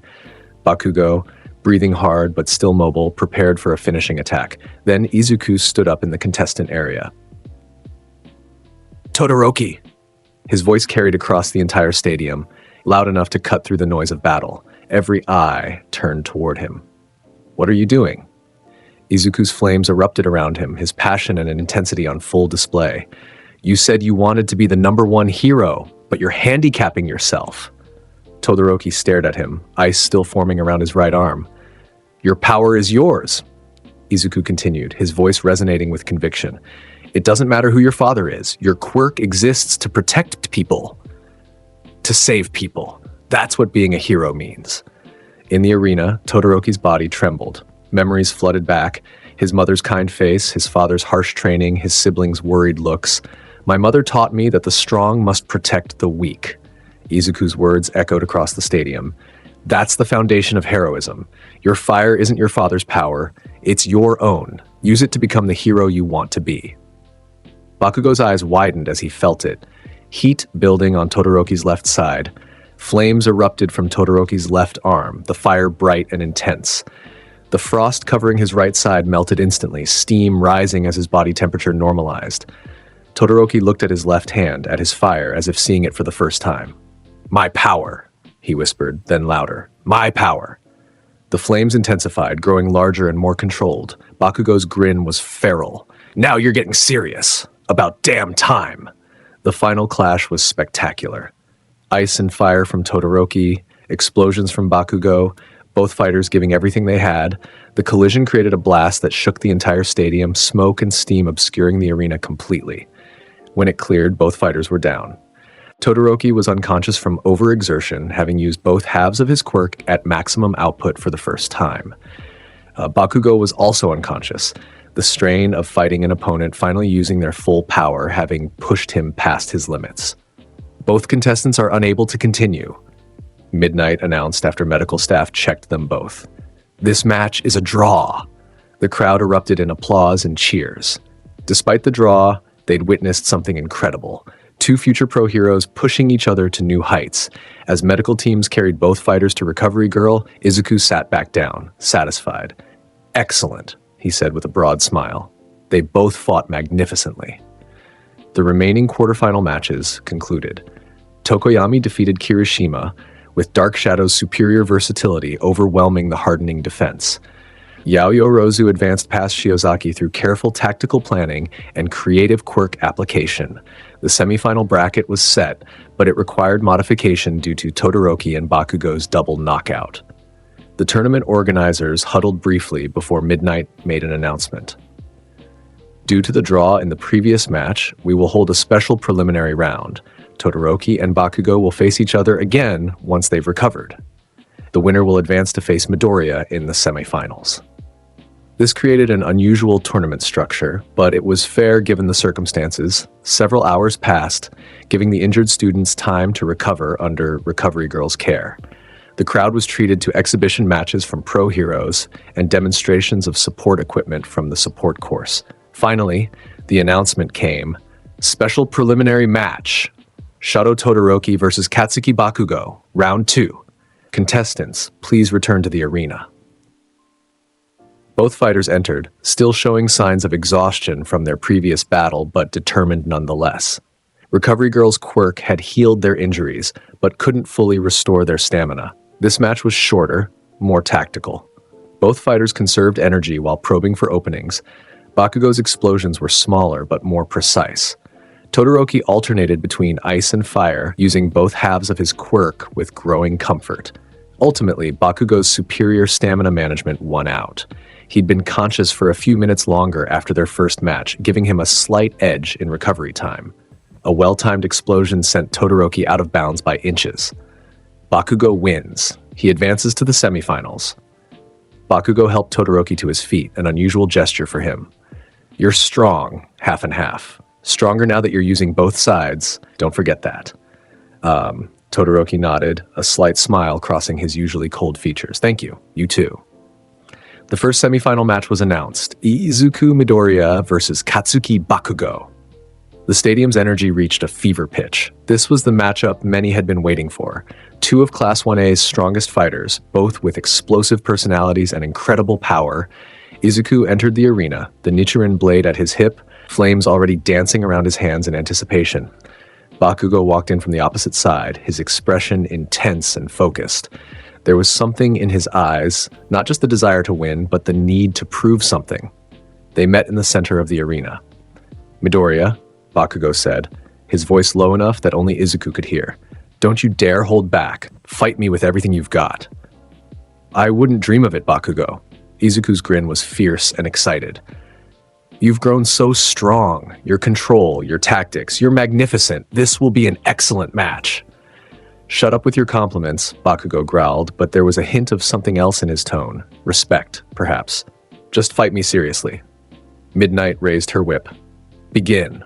Bakugo exploded into action immediately, using his explosions to propel himself forward at incredible speed. His opening attack was a powerful right-hand blast aimed at Izuku's center mass. First form, unknowing fire. Izuku drew his blade mid-dash, the horizontal slash meeting Bakugo's explosion. The collision created a shockwave that cracked the concrete beneath them. Both fighters separated, reassessing. Bakugo attacked again, this time from multiple angles, using his aerial mobility to make his approach unpredictable. Explosions peppered the arena as he bounced off walls and ground, creating a three-dimensional assault. Fourth form, blooming flame undulation. Izuku spun, the defensive sphere of rotating flames forcing Bakugo to adjust his trajectory mid-flight. But Bakugo had been watching Izuku's previous matches. He knew this technique's limitations. The moment the rotation ended, Bakugo struck from above with a massive explosion. Izuku crossed his arms, flames erupting to shield himself, but the force still sent him sliding backward across the arena. You're holding back, Bakugo said, landing with another explosion. I can tell. You haven't used that move yet, the big one from the USJ incident. Izuku's eyes widened slightly. Bakugo meant ninth form, Rengoku. That technique takes a lot of stamina, Izuku admitted. I can only use it a few times before. I don't care about your limits, Bakugo roared, his explosions intensifying. If you're going to beat me, do it with your full power. I won't accept anything less. Something shifted in Izuku's expression. His battle excitement crystallized into pure focus. You're right, he said, flames erupting more intensely around him. You deserve my full effort. Thank you for pushing me, Bakugo. Second form, rising scorching sun. The upward slash created a pillar of flames that forced Bakugo skyward. Izuku immediately chained into the next attack. Third form, blazing universe. The downward slash created a massive crater, flames exploding outward. Bakugo had to use a series of rapid explosions to avoid being caught. Fifth form, flame tiger. The flaming construct was larger than any Izuku had created before, its roar shaking the stadium. It charged toward Bakugo with incredible speed, but Bakugo didn't retreat. Instead, he charged directly at it. Howitzer impact! Bakugo spun through the air, creating a massive tornado of explosions that collided with the flame tiger. The two attacks annihilated each other in a spectacular display of raw power. The crowd was on its feet, the noise deafening. Both fighters landed, breathing hard but grinning despite themselves. Izuku with his usual fierce joy, Bakugo with battle lust. More, Bakugo demanded. Show me more. Izuku's expression became serious. All right, Bakugo, you want to see my ultimate technique? Then here it is. He assumed the stance for ninth form, every muscle in his body tensing. Ninth form, Rengoku. Izuku became a living comet of crimson fire, the spiral of flames surrounding him so intense the air warped from the heat. He moved faster than the eye could track. A straight-line charge with devastating power.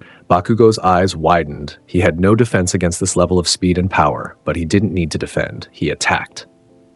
AP, shot, auto cannon. Bakugo condensed his explosions into focused blasts, firing them in rapid succession at the approaching comet. Each impact slightly slowed Izuku's charge, the accumulated force creating enough resistance that Bakugo could dodge at the last possible second. Izuku's Rengoku carved a molten trench through the arena, the attack so powerful it left glowing stone in its wake.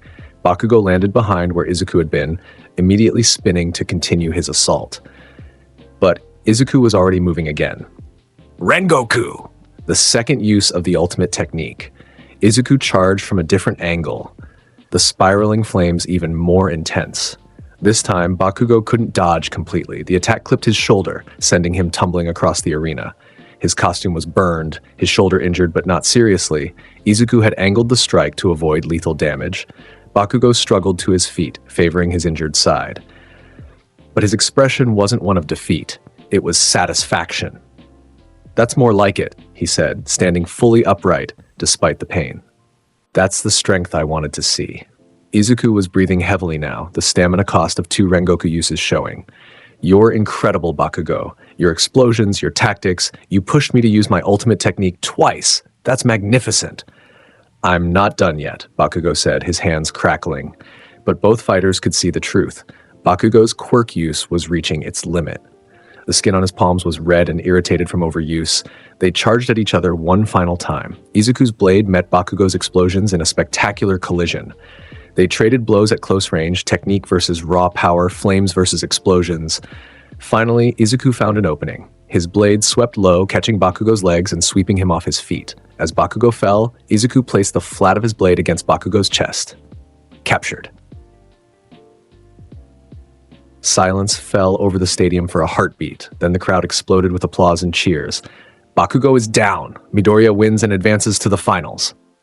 Izuku immediately sheathed his blade and offered his hand to help Bakugo up. For a moment, Bakugo just stared at the offered hand.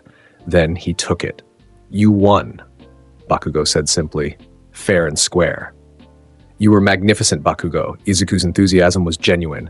"Your growth since the entrance exam has been incredible. You're going to be an amazing pro hero." Bakugo's expression flickered with something complex, frustration at losing, but also a grudging respect. "Just keep getting stronger, Midoriya. Don't let this be your peak." "Of course not. We'll both keep growing. That's what being a hero means." As they walked off the stage together, Bakugo spoke quietly. "Your mom would be proud of you." Izuku's step faltered for just a moment, emotion flooding through him. "Thank you, Bakugo. That means a lot." The second semifinal match was brief. Tokoyami's Dark Shadow proved too versatile for Yaoyorozu's tactical approach, though she put up an impressive fight that demonstrated her strategic mind. The finals were set. Izuku Midoriya versus Fumikage Tokoyami. Both fighters were given a brief rest period while the arena was repaired from the damage caused by the previous matches. Izuku sat in the contestant area, meditating to recover his stamina. His classmates gathered around him, offering encouragement. "You're going to win for sure, Midoriya," Uraraka said cheerfully despite her earlier loss. "Your power is incredible, man," Kirishima added. "But don't underestimate Tokoyami. Dark Shadow is no joke." "I would never underestimate an opponent," Izuku said, opening his eyes with his characteristic intensity. "Tokoyami's quirk is formidable. Dark Shadow's range and power make him one of our strongest classmates. This will be an excellent match." Tsuyu riveted thoughtfully. "Dark Shadow gets stronger in darkness and weaker in light. That's important to remember." "Indeed," Izuku nodded enthusiastically. "My flames produce light, which means I have a natural advantage. But Tokoyami knows that too. He'll have planned accordingly." All Might approached, his smile warm and proud. "Young Midoriya, you've done exceptionally well today. Your mother would be proud, as am I." Izuku stood and bowed respectfully. "Thank you, All Might. I've tried to embody the spirit of heroism she taught me. Set your heart ablaze and protect those who need protecting." "You've done more than embody it," All Might said seriously. "You've inspired everyone watching. That's the mark of a true hero." The announcement came. Final match. Izuku Midoriya versus Fumikage Tokoyami. Contestants, please enter the arena. The stadium was at maximum energy as both fighters entered. Izuku walked with the Nichiren blade at his hip, flames already flickering around his hands. Tokoyami approached from the opposite side, Dark Shadow manifesting beside him, its form large and imposing. They met in the center. "Midoriya," Tokoyami said in his dramatic, slightly gothic manner, You have proven yourself the strongest among us, but I will not yield easily. Darkness shall challenge the flames. Excellent. Izuku's grin was fierce. Show me the full power of Dark Shadow. Let's have a match worthy of the finals. Midnight raised her whip. This is it. The final match of the first-year sports festival. May the best hero win. Begin. Dark Shadow immediately surged forward, its size and power overwhelming. Tokoyami's quirk had been conserving strength for this final match. First form, Unknowing Fire. Izuku's horizontal slash created a wave of flames that pushed Dark Shadow back, the light causing the sentient quirk to shrink slightly. But Tokoyami had anticipated this. Dark Shadow retreated into the shadows cast by the arena walls, using the limited darkness to maintain its power. Impressive tactics, Izuku called out, circling to maintain visual contact with both Tokoyami and Dark Shadow. You're using the environment to minimize my advantage. Your flames are formidable, Tokoyami responded, his hands directing Dark Shadow's movements. But I won't be defeated so easily. Dark Shadow attacked from an unexpected angle, using the shadows to approach from Izuku's blind spot. Fourth form, Blooming Flame Undulation. The defensive spin created a sphere of light and flame that prevented Dark Shadow from getting close. But the moment the technique ended, Tokoyami had Dark Shadow attack from above, using the brief window. Izuku had to use his blade to parry the attack, the physical force of Dark Shadow substantial even when weakened by light. The battle became a complex dance, Izuku trying to flood the arena with light from his flames, Tokoyami using Dark Shadow to create shadows and attack from unexpected angles. Second form, Rising Scorching Sun. The upward slash created a pillar of flames that illuminated the entire arena. Dark Shadow visibly weakened, its form shrinking. Third form, Blazing Universe. The downward slash created an explosion of flames that left the concrete glowing with heat. The intense light further weakened Dark Shadow, but Tokoyami had one more strategy. He directed Dark Shadow to attack the arena lights, shattering them and creating pockets of darkness despite Izuku's flames. Clever, Izuku said admiringly. You're creating artificial darkness to counter my light. That's excellent tactical thinking. In the shadows, Dark Shadow grew larger again, its power increasing. The attack came from multiple directions at once as Dark Shadow used its extended range to strike from several angles. Izuku realized he needed to end this quickly, before Tokoyami could create too much darkness. Fifth form, Flame Tiger. The massive construct flooded the arena with crimson light, its flames so intense they created a pseudo-daylight environment. Dark Shadow shrieked and retreated, overwhelmed by the brightness. Tokoyami stumbled, the feedback from Dark Shadow's discomfort affecting him. Izuku saw his opening, but he hesitated. Tokoyami was vulnerable. One more attack would secure victory. But using another high-intensity technique against an already weakened opponent felt wrong. Tokoyami! Izuku called out. You fought magnificently. Your tactics pushed me to my limits. But this match is decided. He charged forward, flames minimal now, relying on pure swordsmanship. Tokoyami, recovering, tried to mount a final defense with Dark Shadow, but the quirk was too weakened by the sustained light exposure. Izuku's blade swept Tokoyami's legs and he fell. The flat of Izuku's blade touched his chest. Captured. Tokoyami is down. Izuku Midoriya wins the UA Sports Festival. The stadium erupted. The noise was deafening. Cheers, applause, air horns, the works. Izuku immediately helped Tokoyami to his feet. You were incredible. Your control of Dark Shadow and your tactical thinking were superb. You'll be an amazing hero. Tokoyami accepted the hand, his expression showing grudging respect. Your strength is extraordinary, Midoriya. You earned this victory, but I will grow stronger and challenge you again. I look forward to it. As they walked off the stage together, fireworks exploded overhead. The medal ceremony would begin shortly. The medal ceremony took place in the center of the arena. 3 platforms had been set up, first, second, and third place. Izuku stood on the first place platform, the gold medal around his neck feeling heavier than it should. To his left, Tokoyami stood on the second place platform. To his right, both Bakugo and Todoroki shared the third place platform. Having both lost in the semifinals, All Might appeared dramatically, leaping into the arena with his characteristic flair. The crowd's cheers intensified at the symbol of peace's arrival. Congratulations, young heroes! All Might's voice boomed across the stadium. You have all shown incredible spirit, determination, and skill. The future of heroism is bright with students like you. He approached each platform, placing medals around the students' necks personally.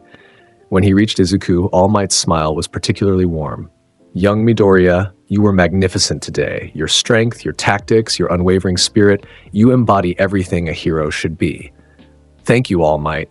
Izuku's voice carried his characteristic enthusiasm despite his exhaustion. I just tried to do my best and protect everyone I could. That's what heroes do.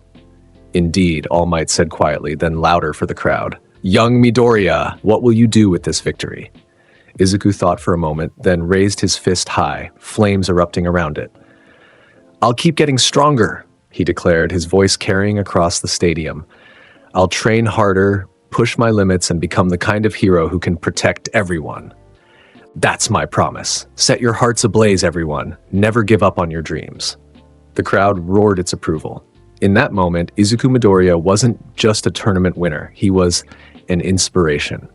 The sports festival concluded with fireworks and celebrations.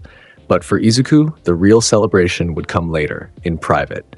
That evening, after the crowds had dispersed and his classmates had congratulated him until he thought his shoulders would bruise from all the slapping, Izuku found himself standing in front of his family's dojo.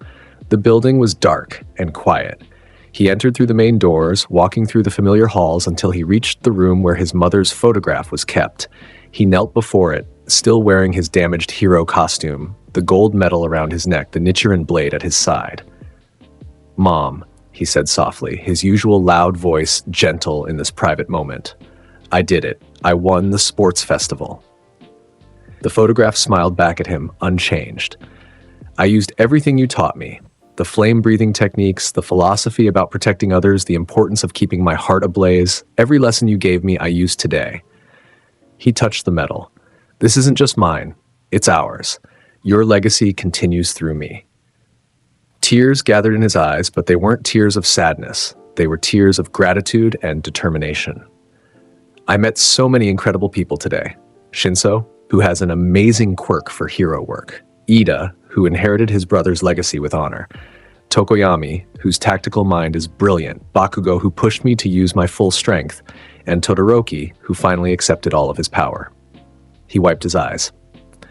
I inspired them, Mom, just like you inspired me. I showed them what it means to keep your heart ablaze, to never give up, to protect others no matter the cost. The dojo was silent, except for his voice. Tomorrow, the real work begins. This was just one victory, one step on the path to becoming the greatest hero. But I'm ready. I'll face whatever comes next with the same spirit you taught me. He bowed deeply to the photograph. Thank you, Mom, for everything. I'll make you proud every single day. As he stood to leave, a warm breeze somehow entered the closed room, rustling his hair gently, almost like a mother's hand. Izuku smiled, turned, and walked out of the dojo. The sun had set, but inside his heart, the flames burned brighter than ever. The week following the sports festival was chaotic. Izuku's performance, particularly his inspiring final speech and his battles against Shinso, Bakugo, and Tokoyami, had been broadcast nationwide. His declaration about setting hearts ablaze and never giving up became a viral catchphrase, shared across social media and news outlets. Class 1A's homeroom the next Monday was buzzing with energy. Midoriya, you were all over the news, Mina said excitedly. They're calling you the Flame Pillar's heir. That speech was so manly, Kirishima added, his eyes shining with admiration. You inspired like a million people. Izuku, characteristically, seemed more interested in discussing everyone else's performances. But you all did magnificently too. Uraraka's strategy against Bakugo was brilliant. Ida's speed was incredible. Tokoyami's tactical use of shadows, everyone showed their potential. You're too humble, Ribbit, Tsuyu said. You literally won the entire tournament. Before Izuku could respond, Aizawa entered the classroom, looking even more tired than usual despite having had a week to recover from the USJ incident. Settle down, he said in his characteristic monotone. Yes, the sports festival is over. Yes, some of you did well. No, this doesn't mean you can slack off. The class immediately quieted. Aizawa continued. Now that the festival is over, it's time to prepare for your next step, field training. Hero agencies across the country have been watching your performance. Many of them have submitted offers for internships.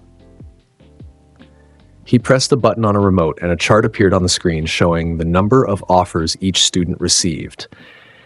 Izuku's name was at the top with an overwhelming number, 4,287 offers. The class gasped. "Midoriya, your performance caught significant attention," Aizawa said dryly. "Agencies are very interested in someone with your combination of power, tactics, and public speaking ability." Izuku stared at the number in shock. 4,000? Second place was Todoroki with 2,105 offers, followed by Bakugo with 1,076. The numbers dropped significantly after the top three, with most other students receiving anywhere from a dozen to a few hundred offers. "You'll all choose an agency for a one-week internship," Aizawa explained. "This is your chance to learn from professional heroes, experience real hero work, and develop your skills in practical environments. Choose carefully. Your choice could significantly impact your future career path." He distributed packets containing information about various hero agencies and their offers. Izuku flipped through his packet, overwhelmed by the options. Offers from major agencies, veteran heroes, rising stars. Everyone wanted the sports festival winner, but one name caught his attention: Endeavor. The number 2 hero had personally submitted an offer for Izuku. The attached note was brief. "Your flame quirk shows potential. Come learn from the best." Izuku frowned slightly. Endeavor was powerful, undoubtedly skilled with fire-based quirks. But after his interaction with Todoroki during the sports festival, Izuku had reservations about the man's character. Another offer stood out: Gran Torino. Izuku didn't recognize the name, which was unusual. He'd studied pro heroes extensively. The attached note was even briefer than Endeavor's. "You're loud and flashy. Come learn to be subtle." Curious, he continued flipping through options. Agencies specializing in rescue work, combat heroes, investigation specialists, the variety was overwhelming. "You have until the end of the day to decide," Aizawa said. "Choose wisely. Class dismissed." During lunch, Class 1A gathered around tables, discussing their internship choices. "I'm going with Endeavor," Todoroki announced quietly. "Despite everything, he's the number 2 hero. I can learn from him." Bakugo scowled at his options. "Most of these are just trying to cash in on my sports festival performance. I'm going with Best Genist. He's ranked high and actually wrote a personal note about my potential." "I'm interning with Uwabami," Mina said excitedly. "She's gorgeous and successful." "Mont Lady for me," Kaminari added, "for professional reasons." Izuku listened to everyone's choices while considering his own options. He wanted an internship that would genuinely teach him something, not just capitalize on his fame from the sports festival. "Who are you choosing, Midoriya?" Uraraka asked. "I'm not sure yet," Izuku admitted. "There are so many options. I want to choose someone who can help me grow as a hero, not just someone famous." "That's very you," Tsuyu said, thinking about growth over prestige. Ida suddenly stood, his arm chopping through the air. "I will be interning with a hero in Hosu City. There's been increased villain activity there recently, and I believe the experience will be valuable." Something in Ida's tone caught Izuku's attention, an intensity that went beyond his usual enthusiasm. Hosu City. That name triggered a memory. Ida's brother Tensei, the hero Ingenium, had been attacked in Hosu City recently by the hero killer Stain. Izuku's analytical mind made the connection immediately. Ida wasn't just interested in experience, he wanted to investigate his brother's attacker. That could be dangerous. But before Izuku could say anything, Ida continued, "I will grow stronger and honor my family's legacy." Izuku decided to keep an eye on the situation. Ida was his friend, and if he was planning something reckless, Izuku wouldn't let him face it alone. By the end of the day, Izuku had made his decision. He selected Gran Torino's agency, intrigued by the mysterious hero's offer to teach subtlety. His flashy, powerful techniques were effective, but learning to be more versatile could only help him grow. The following Monday, Izuku stood outside a small, unassuming apartment building in a quiet Tokyo neighborhood. According to the address, this was Gran Torino's agency. He knocked on the door. "Hello? Gran Torino? I'm Izuku Midoriya, here for the internship." No response. He knocked again, louder. "Gran Torino, are you there?" The door suddenly flew open, and Izuku found himself face to face with a tiny old man who barely reached his chest.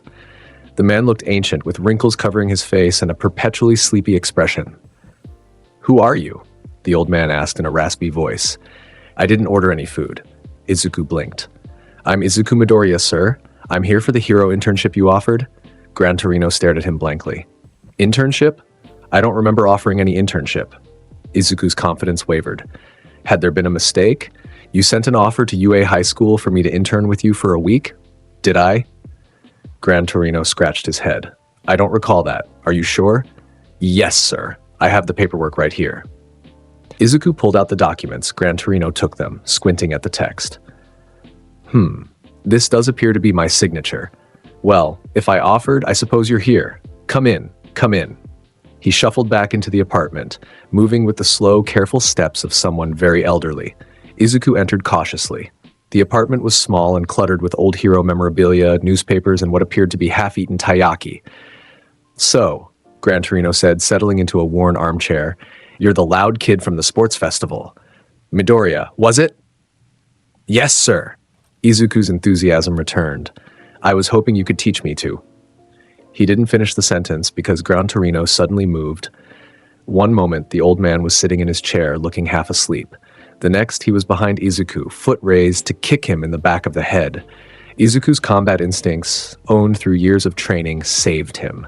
He ducked and rolled forward, flap-drawing his Nichiren blade in one smooth motion. Gran Torino was already somewhere else, the ceiling. He clung to it like a spider, grinning down at Izuku. "Not bad reflexes," the old man said. "Most students don't dodge the first strike." Then he vanished again, appearing to Izuku's left, right, above, below, moving with impossible speed and unpredictability. Izuku tried to track him, his enhanced vision and reflexes pushed to their limits. First form, unknowing fire. The horizontal slash created flames, but Gran Torino was already gone, the attack hitting empty air. Too slow. The old man's voice came from behind. Too predictable. Your techniques are powerful but require wind-up time. Against a fast opponent, you're leaving yourself open. Izuku spun, attempting to catch Gran Torino with the Nichiren blade's reach, but the old hero was impossibly quick, his movements defying logic. He seemed to ricochet off walls, floor, and ceiling with equal ease. Fourth form, blooming flame undulation. The defensive spin created a sphere of flames, but Gran Torino simply waited it out, perched on the ceiling, until the technique ended. "Energy waste," he commented. "You used a defensive technique when no attack was coming. You're reacting to where I was, not where I am." Izuku was breathing harder now, frustrated. His techniques, which had overwhelmed opponents in the sports festival, seemed useless against Gran Torino's speed and unpredictability. "This is your problem," Gran Torino said, landing in front of Izuku but staying just outside sword range. "You're strong, kid. Real strong. Your power is impressive, your techniques are effective, and your spirit is admirable. But you're predictable. You telegraph your attacks. You rely on overwhelming force instead of strategy." He tapped Izuku on the forehead with surprising strength. "You think like a warrior, not like a hero. Warriors defeat enemies. Heroes save people. Sometimes that requires subtlety, precision, and speed over raw power." Izuku lowered his blade, listening intently. "Your flame-breathing forms are powerful," Gran Torino continued. "But what happens when you can't use them? What if you're in a building full of civilians, and your flames would cause more damage than the villain? What if you're exhausted and can only manage small bursts? What if your opponent is faster than your attack speed?" He moved again, this time slowly, demonstrating his quirk, Jet. Small bursts of air from his feet allowed him to change direction instantly, creating movement patterns that were nearly impossible to predict. "My quirk isn't flashy," he said. "It's not powerful, but it's versatile, efficient, and unpredictable. That makes me hard to hit, hard to catch, and perfect for urban hero work where collateral damage is a concern."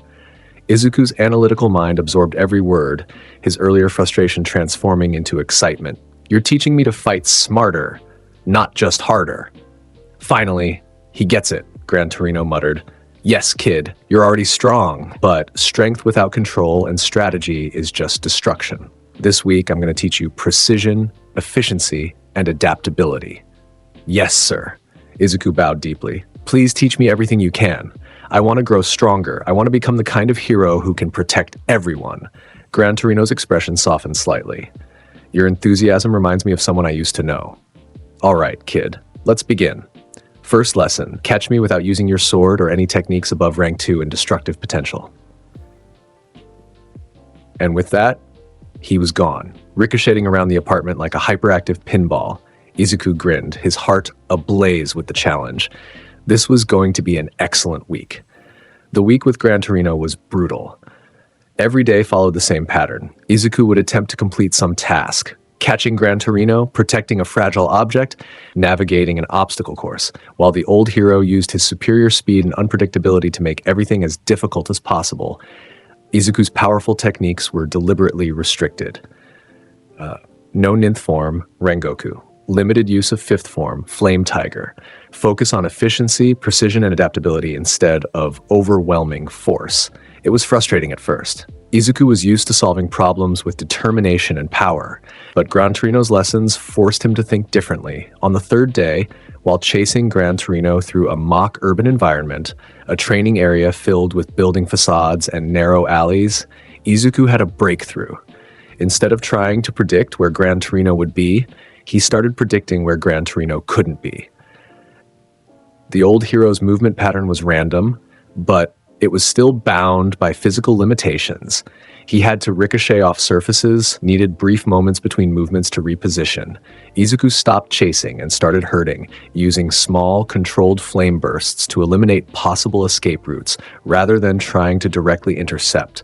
After 3 minutes of this new strategy, he successfully cornered Gran Torino in a narrow alley with no surfaces to ricochet from. "Got you," Izuku said triumphantly. Gran Torino smiled, the first genuine smile Izuku had seen from him. "Took you long enough. But yes, you got me. That's progress, kid. You're learning to think tactically instead of just overpowering problems." The lessons continued. Izuku learned to use minimal flame output for maximum effect. He practiced precision strikes instead of wide-area attacks. He developed better spatial awareness and predictive thinking.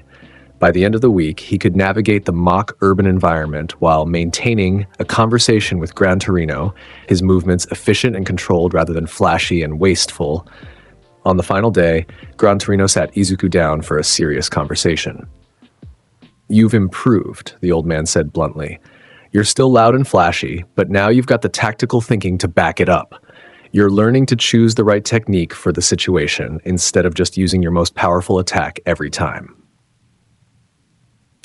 "Thank you, sir," Izuku bowed. "This week has been invaluable. You've taught me so much about efficiency and strategy." Yeah, Gran Torino waved dismissively. "Now, before you head back to UA, I need to tell you something." His expression became more serious, his usual sleepy demeanor replaced with sharp focus. "There's a villain operating in Hosu City, calls himself the hero killer, Stain. He's targeting heroes he deems unworthy, usually those he thinks are in it for money or fame, rather than genuine heroism." Izuku's attention sharpened. "Hosu City, that's where Ida went for his internship." "Your friend with the engine quirk?" "Yeah, I heard. That's why I'm telling you this." Gran Torino fixed Izuku with a penetrating stare. "Stain is dangerous, not because he's overwhelmingly powerful, but because he's skilled, experienced, and completely committed to his ideology. He's already crippled or killed several pro-heroes." "Why are you telling me this?" Izuku asked, though he suspected the answer. "Because I know you, kid. If your friend gets in trouble, you'll rush in to save him. That's who you are. So I'm telling you this so you'll at least be prepared." Gran Torino stood, walking to a closet and pulling out some papers. "Here's information about Stain's known tactics, fighting style, and quirk. His quirk is called Blood Curdle. If he ingests your blood, he can temporarily paralyze you. The paralysis duration seems to vary by blood type." Izuku took the papers, studying them intently. "If you do encounter him," Gran Torino continued, "don't try to be heroic and face him alone. Alert other pro heroes immediately. Fighting without a license is illegal, and Stain is not an opponent for students." "I understand, sir," Izuku said seriously. "But if Ida or anyone else is in danger, I won't hesitate to help. That's my duty as a hero, license or not." Gran Torino sighed. "I figured you'd say that. Just be smart about it. Use what I taught you this week. Efficiency, precision, tactical thinking. Don't just charge in with flames blazing." "Yes, sir." As Izuku prepared to leave, Gran Torino called out one last time, "Hey, kid, Your mom, she'd be proud of who you've become. Keep that heart ablaze, but don't let it consume you. Heroes need to be passionate, but they also need to be smart. Izuku smiled, warmth flooding through him. Thank you, Gran Torino, for everything. That evening, Izuku returned to UA, his mind full of new techniques and strategies. The week with Gran Torino had been exactly what he needed. Challenging, educational, and focused on growth rather than prestige. But as he settled into his dorm room, his phone buzzed with a news alert. Breaking news. Multiple villain attacks in Hosu City. Pro-heroes responding. Civilians advised to stay indoors. Izuku's heart clenched. Hosu City, where Ida was interning, another alert followed. Hero killer Stain spotted in Hosu City. Izuku didn't hesitate. He grabbed his hero costume, the Nichiren blade, and headed for the door. His classmates tried to stop him. Midoriya, what are you doing? Uraraka asked, worried. You can't just run into a villain attack, Yaoyorozu added. Ida is in Hosu, Izuku said simply, his expression more serious than they'd ever seen. He's my friend. If there's even a chance he's in danger, I'm going to help. That's what heroes do. Before anyone could argue further, he was gone, flames propelling him toward the train station. The journey to Hosu City took an hour by train. The entire time, Izuku reviewed Gran Torino's information about Stain, planning strategies, preparing mentally for what was coming. When he arrived, the city was in chaos. Fires burned in several districts. Pro-heroes were spread thin, dealing with multiple villains called Nomu, creatures similar to the one from the USJ incident. Izuku used his enhanced agility and flame-powered mobility to move through the city quickly, searching for any sign of Ida or Stain. Finally, in a narrow alley in the older district, he heard it. The sound of metal striking metal, labored breathing, desperate movement. He turned the corner and his heart stopped. Ida was on the ground, paralyzed, his leg bleeding. Standing over him was a man wearing a tattered costume and multiple blades, the hero killer, Stain. Another pro-hero, Native, was also paralyzed nearby. Stain's blade was raised, ready to deliver a killing blow to Ida. No! Izuku's roar echoed through the alley. First form, unknowing fire. He became a crimson blur, crossing the distance in a heartbeat. His horizontal slash forced Stain to abort his attack and dodge backward. Izuku landed between Stain and Ida, the Nichiren blade held in perfect defensive position, flames blazing along its length. You, Stain said, his voice gravelly and intense. His eyes were wild, fanatic. The student from the sports festival, the one they're calling the Flame Pillar's heir. Step away from them, Izuku said, his voice carrying absolute conviction. I won't let you hurt anyone else. Stain's expression flickered with something. Curiosity, perhaps. You're interrupting justice, boy. These so-called heroes are frauds, only in it for money and glory. They deserve judgment. That's not your decision to make. Izuku's flames intensified. You're not a hero. You're a murderer hiding behind a twisted ideology. Midoriya, Ida's voice was strained, desperate. Run. His quirk can paralyze you if he ingests your blood. You can't. I'm not running, Izuku interrupted firmly. I'm your friend, Ida. I won't abandon you. That's not what heroes do. Stain studied Izuku intently. You have fire in your eyes. Real conviction. Not like these frauds. He gestured dismissively at Ida and Native, but you're still in my way. He moved. Stain was fast. Faster than the sports festival competitors, more skilled than most of the villains Izuku had fought. His movements were economical, efficient, deadly. Multiple blades flew at Izuku from different angles. Fourth form, blooming flame undulation. The defensive spin deflected the thrown blades, flames melting them midair. But Stain was already inside Izuku's guard, a sword aimed at his neck. Izuku used what Gran Torino had taught him. Instead of a powerful technique, he used a precise, minimal flame burst from his hand to deflect Stain's blade just enough. Their weapons clashed, sparks flying. You're well trained, Stain acknowledged. Proper technique, but you're still a student playing hero. I'm not playing. Izuku's next strike was controlled, precise, aiming to disarm rather than kill. Heroism isn't about experience or age, it's about protecting people who need protection. They traded blows rapidly. Stain's fighting style was unconventional, using multiple blades and unpredictable angles. But Izuku had spent a week training against Gran Torino's unpredictable movements. His adaptability had grown significantly. Stain tried to cut Izuku to draw blood for his quirk. Izuku used minimal flame bursts to redirect each attempt, staying just out of reach. Second form, rising scorching sun. The upward slash created flames that forced Stain to retreat, but the hero killer was analyzing Izuku's patterns, learning his rhythm. Your techniques are powerful, Stain said, circling. But they have tells. You tense before each named attack. Your breathing changes. A seasoned fighter can read that. He was right. Izuku realized his flame-breathing forms, while powerful, did have preparatory movements that telegraphed his intentions. Time to adapt. Instead of using formal techniques, Izuku relied on basic swordsmanship combined with precise flame control. The lessons from Gran Torino coming into play. Small flame bursts for mobility, minimal strikes for maximum efficiency. Unpredictable patterns. Stain's expression showed surprise. You adjusted mid-battle. That's rare. Behind them, Izuku could sense Ida struggling against the paralysis, could hear his friend's frustrated grunts. Midoriya, Ida called out. This isn't your fight. I came here to face Stain, to avenge my brother. Revenge isn't heroic, Ida, Izuku called back while parrying another of Stain's strikes. Your brother wouldn't want you to throw your life away. My brother was crippled by this man. Ida's voice cracked with emotion. I have to. You have to survive, Izuku interrupted forcefully. You have to become the hero Ingenium believed you could be.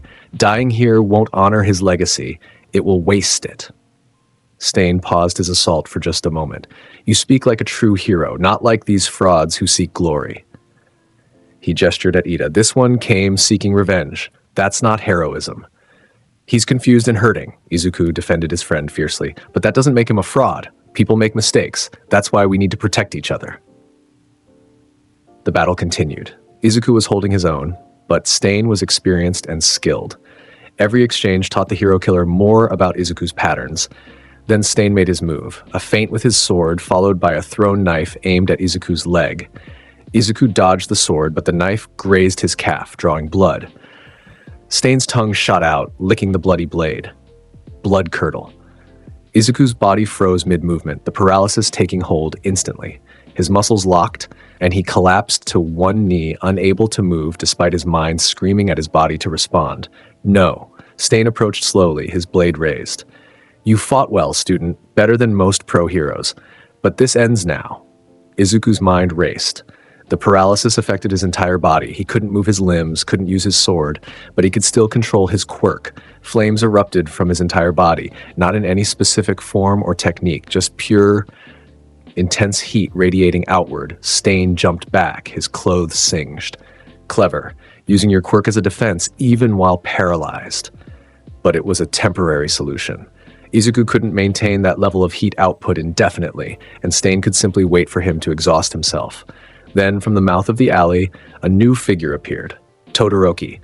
Ice erupted from the ground, creating a barrier between Stain and the paralyzed heroes. Midoriya, Todoroki said calmly, his heterochromatic eyes assessing the situation. I got your location from your phone's GPS. You should learn to be more careful about sharing your live location with classmates. Relief flooded through Izuku despite the paralysis. Todoroki. He can paralyze you if he ingests your blood. Don't let him cut you. Understood. Todoroki created more ice structures, forcing Stain to focus on him. The battle dynamic shifted.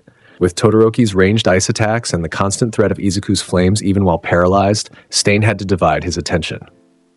More students, Stain growled. You're all interfering with justice. Justice? Todoroki's voice was cold. You're just a criminal hiding behind philosophy. Real heroes don't need to kill to prove their worth. The fight intensified. Todoroki's ice created obstacles and attacks, forcing Stain into defensive positions. Whenever Stain tried to approach the paralyzed heroes, Izuku's body flames would intensify, creating a heat barrier. Then Izuku felt it. His fingers twitched. The paralysis was wearing off. Gran Torino's information had mentioned this. Blood curdle's duration varied by blood type. Izuku must have a blood type that resulted in shorter paralysis. He didn't reveal this to Stain. Instead, he waited, letting his body slowly recover while pretending to still be fully paralyzed. Stain managed to get past Todoroki's ice with a clever feint, approaching the paralyzed Izuku with blade raised. That's when Izuku struck. Third form, Blazing Universe. His body, which Stain thought was still paralyzed, suddenly exploded into motion. The downward slash caught Stain completely off guard, the blade catching his shoulder and creating a deep burn wound. Stain stumbled back, shocked. "Show, you recovered already? That's impossible. The shortest duration I've seen is at least 5 minutes. Apparently, my blood type breaks your expectations." Izuku stood fully now, flames blazing brighter than ever. "Now, Todoroki! Freeze him!" Ice erupted from the ground, targeting Stain's feet. The hero killer tried to dodge, but Izuku pressed the attack with a rapid series of precise strikes that forced Stain into the ice's path. One of Stain's legs was frozen to the ground. Fifth form, Flame Tiger. The flaming construct charged forward. Stain, unable to fully dodge, took a direct hit. The impact sent him crashing into the alley wall, his costume burning, his weapons scattered. "It's over," Izuku said, approaching with his blade ready. "Surrender. You've lost." Stain struggled to stand, his body burned and bruised, his ideology unshaken, even in defeat. "I haven't lost. You're a true hero, boy. You fight for others, not for glory. But these frauds..." He gestured at Ida and Native. "They needed to be removed. They needed to be protected," Izuku countered passionately. "Everyone deserves a chance to grow, to learn, to become better. You don't get to decide who lives and dies. That's not justice. That's murder." Before Stain could respond, more pro-heroes arrived, including Endeavor, drawn by the commotion. "Students." Endeavor's voice boomed. "What are you doing here? This is a villain attack zone." "Saving people," Izuku said simply, not backing down from the number 2 hero's intimidating presence, which is what heroes do, licensed or not. Endeavor's eyes narrowed, but he couldn't argue with the results. Stain was captured and 3 potential victims were saved. The police arrived shortly after, taking Stain into custody. The hero killer's expression as he was led away was complex. Rage at his capture, but a strange respect for Izuku specifically. "You," Stain said, looking at Izuku. "Remember this, not everyone with a hero license deserves the title. But you have the spirit of a true hero.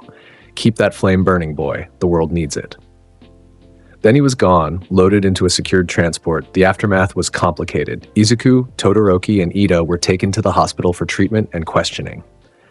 Technically, they had engaged in hero work without licenses, which was illegal. But they had also saved lives and captured a dangerous serial killer. The hospital room where they waited was tense. Ida sat in his bed, his leg bandaged, his expression racked with guilt. "I'm sorry," he said quietly. "My desire for revenge put you both in danger. That wasn't heroic at all." "You're right, it wasn't," Izuku said bluntly, causing Ida to flinch. "But you recognize that now. That's what matters. Heroes make mistakes, Ida. What defines us is how we learn from them." "Midoriya's right," Todoroki added. "Your brother wouldn't want you to die for revenge. He'd want you to live and become a great hero." "I know," Ida said, his voice thick with emotion. "I let my anger cloud my judgment. I abandoned my duty to protect in favor of personal vendetta. That was wrong." Izuku walked over and placed a hand on Ida's shoulder, then used this experience to become stronger. Not physically, but mentally. Become the kind of hero who protects everyone, even from their own worst instincts. That's the path forward. The police chief, Kenji Tsuragami, arrived to discuss their situation. "Woof," he said in his characteristic bark-punctuated speech. "What you 3 did was technically illegal. Hero work without a license is prohibited. Woof." "We understand, sir," Izuku said respectfully. "But we couldn't stand by while people were in danger. That wouldn't be heroic." The chief studied them. "Your actions saved lives, woof. Because of that, and because your students at UA were treating this as an exception. However, woof, there will be no public recognition for your role in Stain's capture. That credit goes to Endeavor and the other pro-heroes who arrived afterward." "That's fine," Izuku said immediately. "We didn't do it for recognition. We did it because it was right." The chief nodded approvingly. "Good answer, Woof. That's the attitude of a true hero." After he left, Gran Torino appeared, having traveled to Hosu when he heard about Izuku's involvement. "Kid," he said, his usual sleepy expression replaced with genuine concern. "I told you to be careful and alert, pro-heroes, not to charge in solo." "I couldn't wait," Izuku said simply. "My friend was in danger. Every second counted." Gran Torino sighed. "I know. That's why I'm not angrier. You used what I taught you. Efficiency, precision, tactical thinking. You didn't just overwhelm Stain with power. You outsmarted him. That's progress." "Thank you, sir, for the week of training. It made the difference between victory and defeat." Yeah, just Try to avoid almost dying for at least a few weeks, okay? Give this old man's heart a break. The students returned to UA the next day. The news had covered Hosu's villain attack extensively, crediting Endeavor and other pro-heroes with stopping Stain. Izuku, Todoroki, and Ida's involvement remained classified. Class 1A welcomed them back with varying degrees of curiosity and concern. "You were in Hosu during the attack?" Kirishima asked. "That must have been scary." "It was intense," Izuku admitted. "But we helped where we could." Aizawa pulled the three of them aside after class. "I know what really happened," he said quietly. "The police briefed the school. What you did was reckless and illegal. It also saved lives and stopped a serial killer." He looked at them seriously. "I'm proud of you, all three of you. But don't make this a habit. Next time, there might not be a legal exception." "Understood, Sensei," they said in unison. As Izuku walked back to his dorm that evening, he reflected on the week's events. The sports festival victory, the training with Gran Torino, the battle with Stain. Each experience had taught him something valuable. He was growing stronger, but not just physically. He was learning to think tactically, to adapt to situations, to balance power with precision. But he also knew the challenges ahead would only get harder. Villains like Stain were just the beginning. The League of Villains was still out there. Threats were escalating. That night, standing in the dojo before his mother's photograph, Izuku made a vow. "I'll keep getting stronger, Mom, not just in power, but in wisdom. I'll learn to protect people more effectively. I'll become the kind of hero who can save everyone, no matter how impossible it seems." The photograph smiled back at him, unchanging but somehow approving. "Set your heart ablaze," he whispered to himself, and never let it fade. The weeks following the Hosu incident passed relatively peacefully. Class 1A settled into a routine of classes, training, and gradual improvement. The media coverage of Stain's capture had died down, with most people crediting the pro-heroes who arrived at the scene.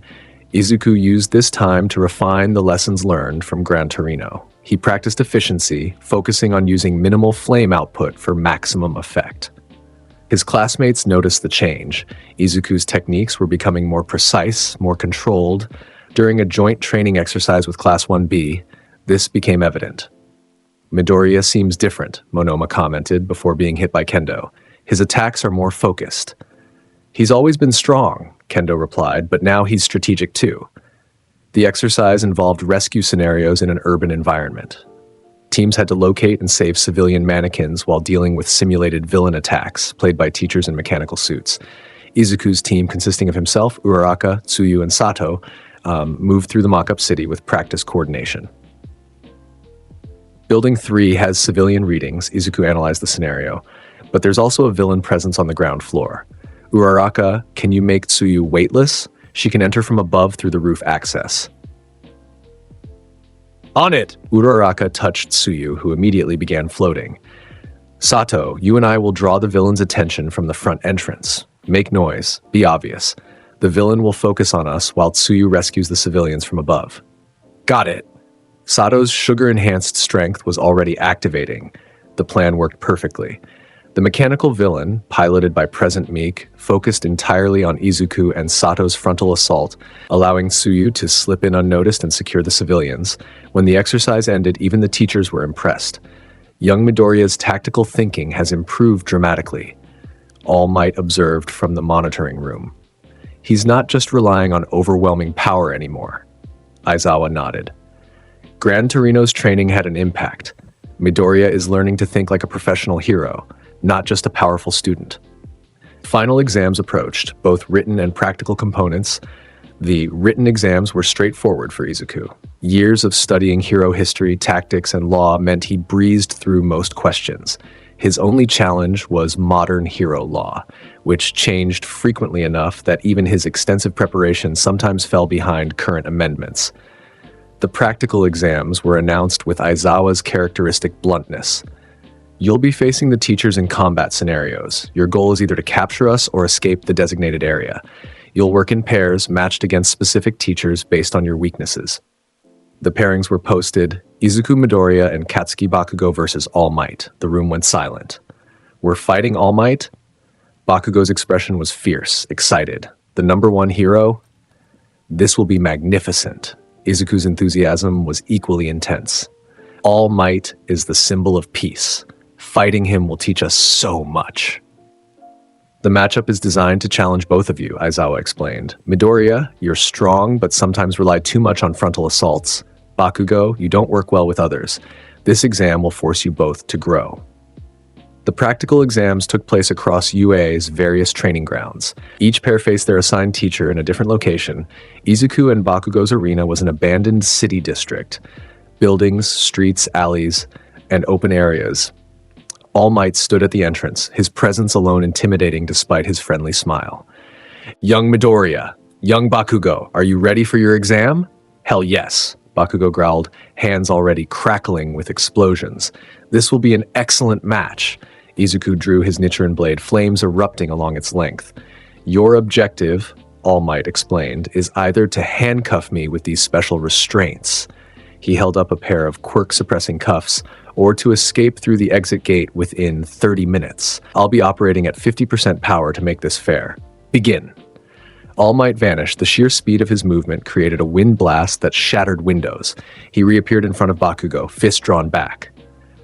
Bakugo. Izuku's warning came just in time. Bakugo dodged with an explosion-powered burst, narrowly avoiding the punch that cratered the street where he'd been standing. First form, Unknowing Fire. Izuku's horizontal slash aimed at All Might's exposed side. The symbol of peace caught the blade with his bare hand, stopping it completely. Excellent reflexes, young Midoriya, but you'll need more than that. All Might's counterattack was a backhanded swing that sent Izuku flying into a building wall. Bakugo used the distraction to attack from behind with a massive explosion. All Might simply tanked it, his durable body barely scratched. Working separately won't work, All Might lectured while casually deflecting their attacks. You need to coordinate. Easier said than done. Izuku and Bakugo had never successfully worked together. Their fighting styles, personalities, and philosophies were fundamentally different. Bakugo, Izuku called out as he recovered from the wall impact. We need a plan. I don't need your help, Midoriya. Stay out of my way. All Might capitalized on their discord, moving between them and preventing any coordinated assault. Every time one attacked, the other was either out of position or actively avoiding helping. 10 minutes passed. They'd made zero progress. Izuku, frustrated, tried a different approach. Bakugo, your explosions can create smoke screens. Use them for cover. Don't tell me what to do. But despite the protest, Bakugo actually did it, creating a massive explosion that filled the area with smoke and dust. Izuku used the cover to reposition, moving to All Might's blind spot. Fourth form, Blooming Flame Undulation. The defensive spin, used offensively this time, created a sphere of flames that forced All Might to dodge rather than just tank the attack. As All Might moved, Bakugo was there, having predicted the dodge path. Die! The point-blank explosion actually made All Might grunt with effort as he blocked it. Excellent! All Might's voice carried genuine pride. You're starting to coordinate. The battle intensified. Izuku and Bakugo, despite their mutual reluctance, began working together out of pure necessity. All Might's power, even at 50%, was overwhelming. Their only chance was cooperation. Izuku would create openings with his flame techniques. Bakugo would exploit those openings with explosive power. When one was in trouble, the other would provide cover. It wasn't perfect coordination. They still argued between exchanges, still competed for who could land more hits, but it was functional teamwork. Second form, Rising Scorching Sun. Izuku's upward slash created a pillar of flames. All Might dodged to the side, directly into Bakugo's prepared trap. Stun Grenade. The blinding flash disoriented even All Might for a crucial second. In that second, Izuku and Bakugo struck simultaneously. Third form, Blazing Universe. Howitzer Impact. The combined attack actually pushed All Might backward several feet. Magnificent. All Might laughed, not hurt, but genuinely impressed. You're both growing so well, but this exam isn't over yet. He became serious, his power increasing to the 50% limit. The next exchange was brutal. All Might's attacks were precise and devastating. He separated Izuku and Bakugo, keeping them from supporting each other. Izuku tried to close the gap with first form, Unknowing Fire, but All Might's superior speed let him dodge and counter. Bakugo attempted aerial bombardment, but All Might simply jumped higher and struck him out of the air. Within minutes, both students were battered, exhausted, their quirks running low on stamina. 25 minutes had passed. 5 minutes remained. They couldn't defeat All Might. That had become obvious. Their only option was escape. "Bakugo," Izuku said, panting. "We need to run for the exit." "I'm not running from anyone." "It's not running. It's tactical retreat. We can't win this fight. Our best option is the escape route." All Might, hearing this, smiled. "Very wise, young Midoriya. Sometimes knowing when to retreat is more important than knowing when to fight." Bakugo's pride warred with tactical sense. And finally, tactical sense won. "Fine, but I'm not happy about it." They made a break for the exit gate, using everything they had left. Izuku used flame bursts for mobility. Bakugo used explosions for the same. They covered each other, one providing distraction while the other advanced. All Might pursued, but deliberately slower than his maximum speed. He was testing whether they'd recognize the tactical option, not just trying to beat them. With 30 seconds left, they reached the exit gate. Both students collapsed through it simultaneously. "Time pass!" All Might approached, still in his heroic form, smiling with genuine warmth. "Excellent work, both of you. You recognized your limitations, adapted your strategy, and completed the objective through teamwork." "We barely survived," Bakugo muttered, though there was grudging satisfaction in his voice. "That's the reality of hero work," All Might said. "Sometimes survival and completing the mission is more important than defeating the enemy. You both showed growth today." Izuku helped Bakugo to his feet. "We did it. Together.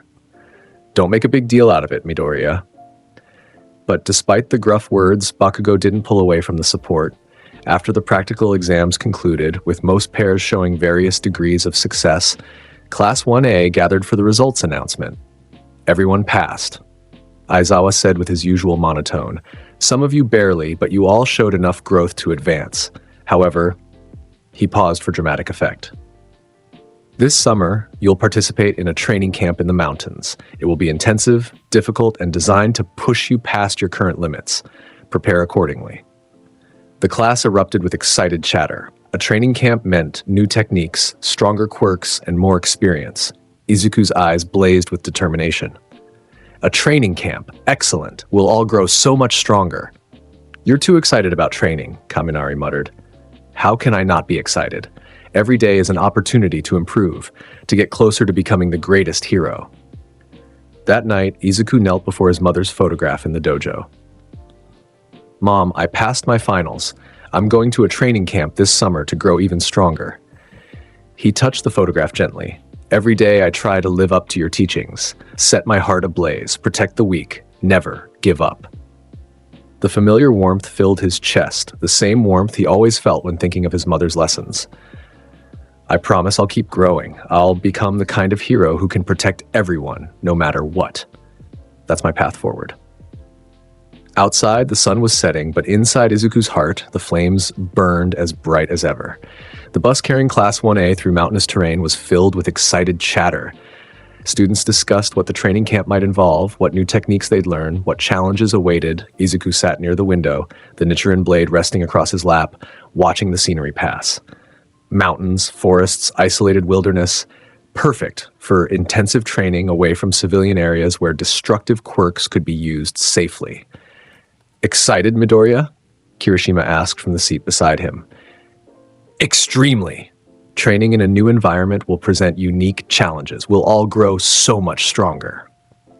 Izuku's enthusiasm was infectious as always. The bus stopped at a scenic overlook. The students filed out, expecting a rest stop. Instead, they were greeted by two pro-heroes in cat-themed costumes, the Wild Wild Pussycats. "Hello, UA students." The leader, Pixie Bob, struck a pose.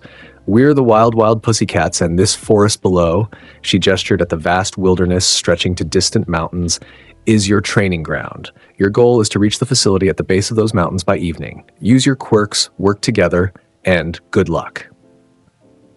Before anyone could protest, Pixie Bob used her Earthflow quirk to create a landslide that pushed the entire class off the cliff and into the forest below. "Looks like class is starting immediately," Izuku shouted as he fell, immediately using flame bursts to control his descent. His classmates followed suit, using their various quirks to land safely. The forest was dense, wild, and filled with obstacles, exactly what the Pussycats promised. Almost immediately, they encountered the first challenge: massive earth creatures created by Pixie Bob's quirk, designed to simulate villain attacks. A beast made of rock and soil, easily 15 feet tall, blocked their path. Yosh! Izuku drew his Nichiren blade, flames erupting. Our first challenge, let's show these creatures what Class 1A can do. Finally, some action. Bakugo grinned, explosions crackling. The battle was on. Izuku coordinated the class's response. Todoroki, freeze its legs. Bakugo, hit it from above. Sato, use your strength to topple it once it's unstable. The combined assault shattered the earth beast, but more appeared, each requiring different strategies to defeat. For hours, Class 1A fought through the forest, destroying earth beasts, navigating natural obstacles, and working together to advance toward the distant facility. Izuku used this opportunity to test new applications of his techniques learned from Gran Torino: precision strikes instead of wide-area attacks, efficient flame use instead of overwhelming power. Third form, Blazing Universe. Instead of creating a massive explosion, he focused the downward slash into a concentrated beam of flames that pierced directly through an earth beast's core, shattering it with minimal collateral damage. Nice control, Midoriya, Kirishima called out, using his hardening quirk to smash through another beast. By the time evening arrived, Class 1A stumbled out of the forest, exhausted but victorious. The facility, a large lodge surrounded by training grounds, was their reward. The Pussycats greeted them with approval. Took you 3 hours longer than we expected. But you all made it. Good work. 3 hours longer? Sero collapsed dramatically. You mean we were supposed to be faster? Of course, but that's why you're here, to improve. The students were shown to their rooms, fed a large meal, and given brief time to recover before the evening introduction. Mandalay, another member of the Pussycats, explained the camp's structure. For the next week, you'll undergo intensive quirk training designed to push past your current limits. Each of you has specific exercises tailored to your abilities. A young boy, about 6 years old, appeared from behind Mandalay. He had a distinctive horn on his head and a sullen expression. This is my nephew, Kota, Mandalay explained. He'll be staying with us during the camp. Please be respectful. Izuku noticed something immediately: Kota's expression when looking at the hero students. It wasn't admiration or excitement. It was contempt. Heroes, Kota muttered, loud enough for several students to hear. Bunch of show-offs with dangerous quirks. My parents died because of people like you. The air went uncomfortable. Most students didn't know how to respond to a child's hostility. Izuku stepped forward, kneeling to Kota's eye level. I'm sorry about your parents, he said sincerely, his usual loud voice gentler. Losing someone you love is the hardest pain there is. I lost my mother when I was young, so I understand that emptiness. Kota's expression flickered, surprised that someone acknowledged his pain rather than dismissing it. But, Izuku continued, your parents were heroes because they wanted to protect people. That desire to protect is what makes someone heroic, not the quirk itself. We're training here to honor that same spirit, to become strong enough to protect everyone, including kids like you who have suffered losses. Kota stared at him for a long moment, then turned and ran off without responding. Mandalay smiled sadly. Thank you for trying, Midoriya. Kota has been struggling since his parents died in a villain attack. He associates heroes with danger and death. I understand, Izuku said, standing. I won't force him to like heroes, but if he needs someone to talk to, I'm available. That night, Izuku found Kota sitting alone on a cliff overlooking the forest, staring at the stars. He approached quietly. Mind if I sit? Kota didn't respond, but didn't object either. They sat in silence for several minutes, just watching the night sky. Finally, Kota spoke. Why do you want to be a hero? It's dangerous. You could die. You're right, I could, Izuku admitted honestly. But that's exactly why I need to become a hero. Because if I don't, who will protect the people who can't protect themselves? My parents thought that way, Kota said bitterly, and they died. What good did their protection do if they're not here anymore? Izuku thought carefully before responding. Your parents saved people before they died. Every person they rescued went home to their families, got to live their lives, got to pursue their dreams. That impact doesn't disappear just because your parents are gone. But I still lost them. I know. Izuku's voice carried genuine empathy. And that pain is real and valid. But imagine if they had the choice, knowing they might die, but also knowing they could save lives. What do you think they would choose? Kota didn't answer, but his expression was thoughtful. Heroes aren't fearless, Izuku continued. We're scared too. Scared of dying, scared of failing, scared of losing people we love. But we choose to act anyway, because protecting others is more important than our fear. He stood, preparing to leave Kota to his thoughts. My mother used to tell me, set your heart ablaze, Izuku said. It means live with passion, with purpose, with the determination to make a difference. Your parents' hearts were ablaze with the desire to protect. That flame didn't die when they did. It passed to everyone they inspired, everyone they saved, everyone who remembers them. He walked away, leaving Kota alone with the stars and his thoughts. The next morning, quirk training began in earnest. Each student had a personalized regimen designed by the Pussycats to push their specific quirk past current limitations. Bakugo was submerging his hands in boiling water to expand his sweat glands' explosive output. Todoroki was alternating between hot and cold baths to increase his temperature regulation speed. Ida was running laps at maximum speed to build his engine endurance. For Izuku, the training was different. Your quirk is already powerful, Pixie Bob explained. Your flames are intense, your control is excellent, and your stamina is above average. So we're going to push you in a different direction, precision and multitasking. She created dozens of small earth targets scattered across a field. Your challenge is to destroy each target with the minimal flame necessary. No more, no less. Too much flame, you fail. Too little flame, you fail. And you need to do this while maintaining a constant defensive flame barrier around yourself. Izuku grinned despite the obvious difficulty. Excellent. This will help me develop finer control. He ignited flames around his body, creating a constant barrier while focusing on the targets. First target, a small burst. Too much. The target vaporized along with the ground beneath it. Second target, a smaller burst. Too little. The target remained intact. Third target, adjusted output. Perfect. The target disintegrated with no excess damage. This continued for hours. Create barrier, identify target, calculate necessary flame output, execute, repeat. The mental and physical stamina required was immense. By midday, Izuku's clothes were soaked with sweat, his breathing labored, his flames flickering with exhaustion. But he kept going. Excellent effort! His own voice encouraging himself had become a refrain. Keep your heart ablaze. Push past your limits. The other students, engaged in their own brutal training, couldn't help but be inspired by Izuku's relentless determination. Even Bakugo, who would never admit it, pushed himself harder seeing Izuku's example. The days passed in a blur of intense training. Each student showed remarkable improvement. Bakugo's explosions grew larger and more controlled. Todoroki's switching between ice and fire became seamless. Uraraka increased her weightless object limit. Ida achieved higher speeds with better control.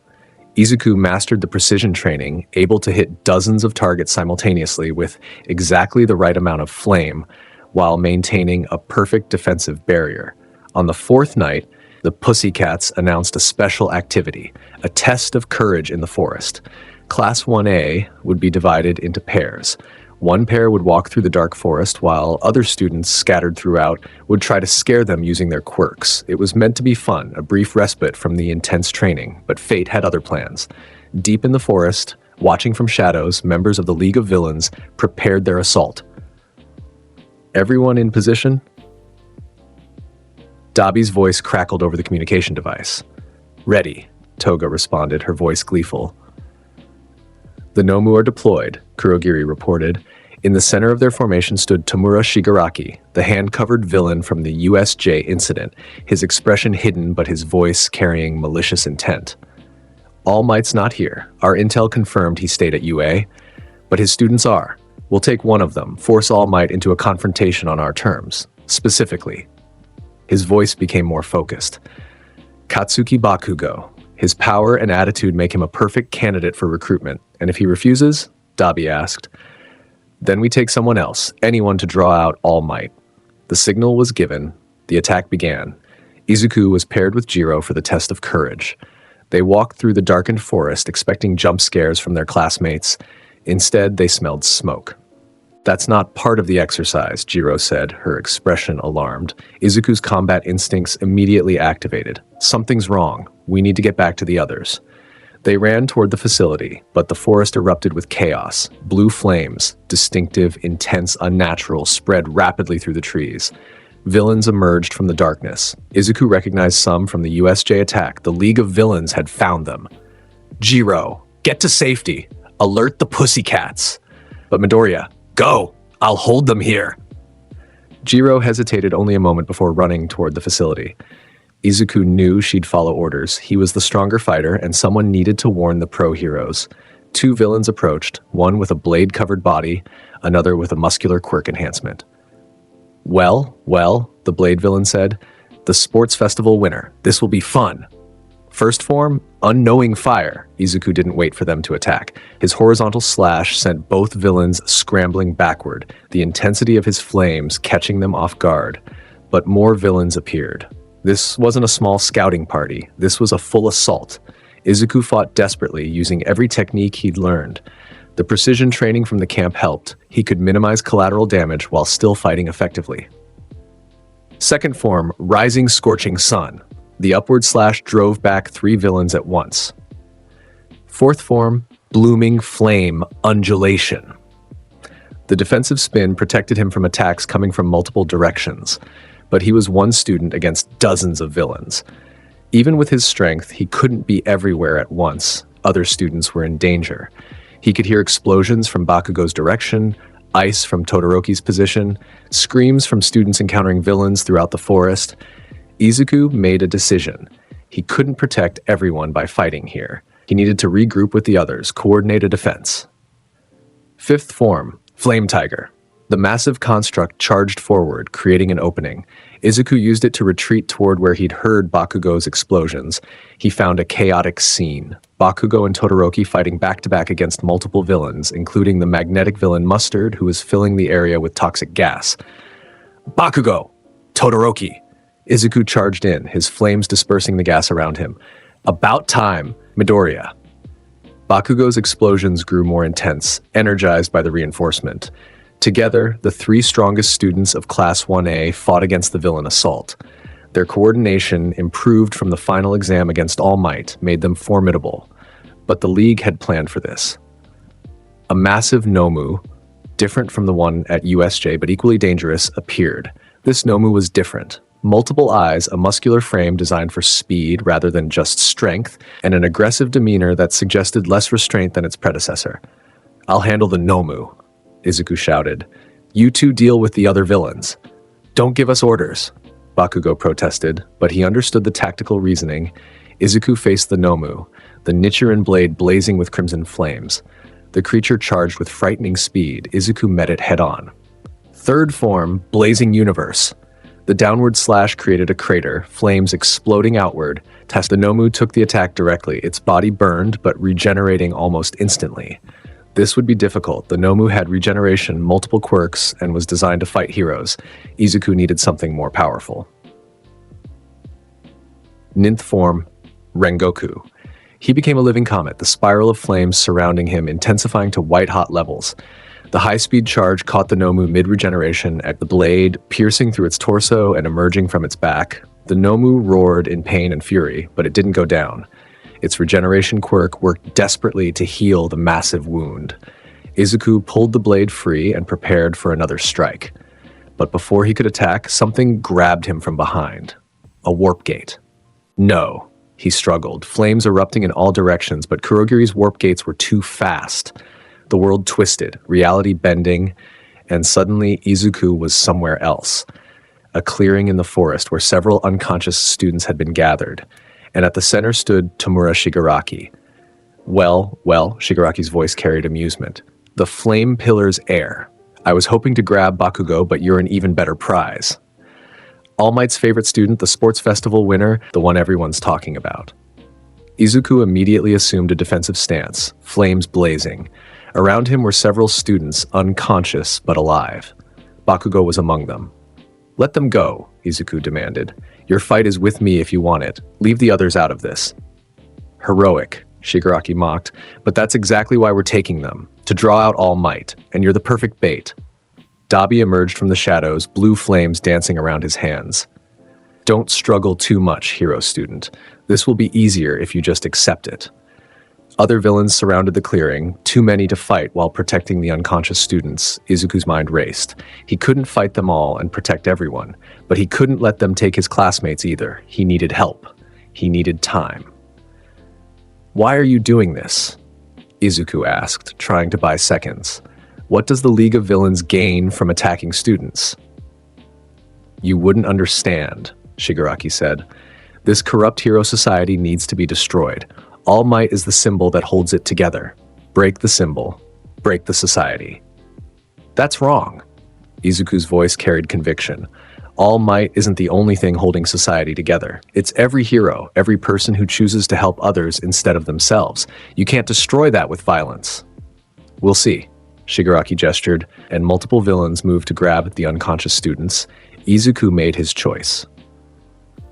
Ninth form, Rengoku. He became a comet of flames, circling the clearing at impossible speed, the intense heat and wind pushing back the villains before they could grab anyone. It bought him 30 seconds, precious time for help to arrive, and arrive it did. The wild pussycats crashed into the clearing, their quirks blazing. Tiger's combat abilities and Pixie Bob's earth manipulation created immediate chaos among the villains. Students, get to safety. Mandalay's telepathic quirk broadcast to everyone in the forest, but Izuku didn't retreat. He couldn't. Bakugo and the others were still unconscious, still vulnerable. I won't abandon them, Izuku shouted, taking position in front of his classmates. I'm a hero. Protecting people is my duty. The battle escalated. Pro-heroes versus villains, with Izuku fighting alongside the Pussycats despite being a student. Dabi's blue flames clashed with Izuku's crimson fire, the two heat-based quirks creating a spectacular light show. You're strong, Dabi acknowledged. But you're still just a student. You can't win this.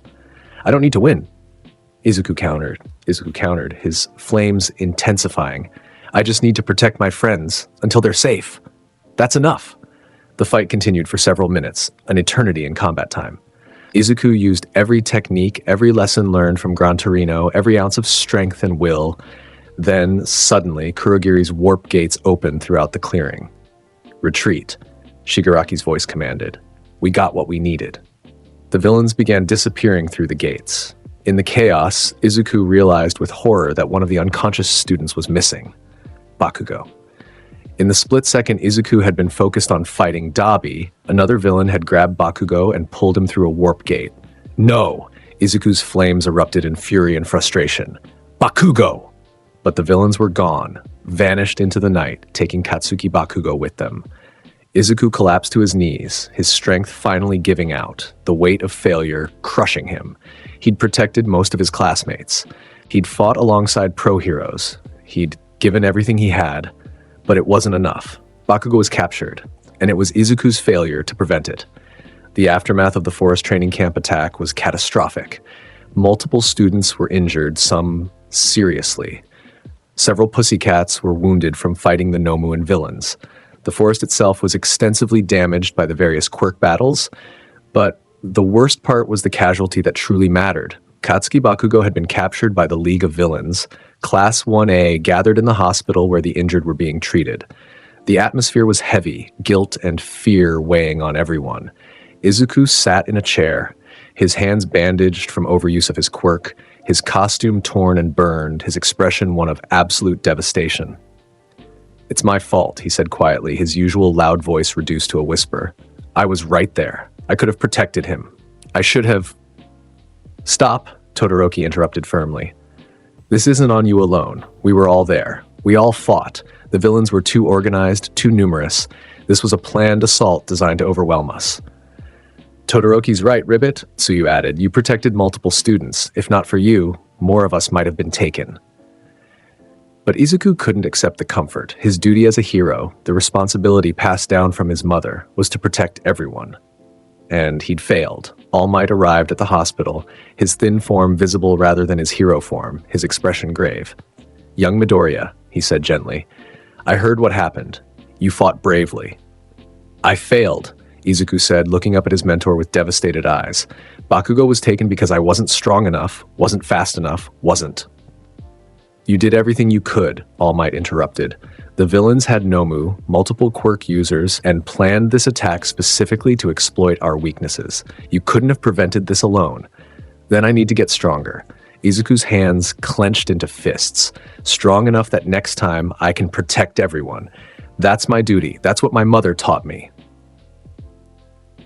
All Might knelt beside Izuku's chair, placing a hand on his shoulder. Your mother would be proud of how you fought to protect your classmates. Don't let this failure define you. Let it motivate you to grow. Later that evening, after the hospital visits concluded, several students gathered in secret. Izuku, Todoroki, Ida, Kirishima, and Yaoyorozu.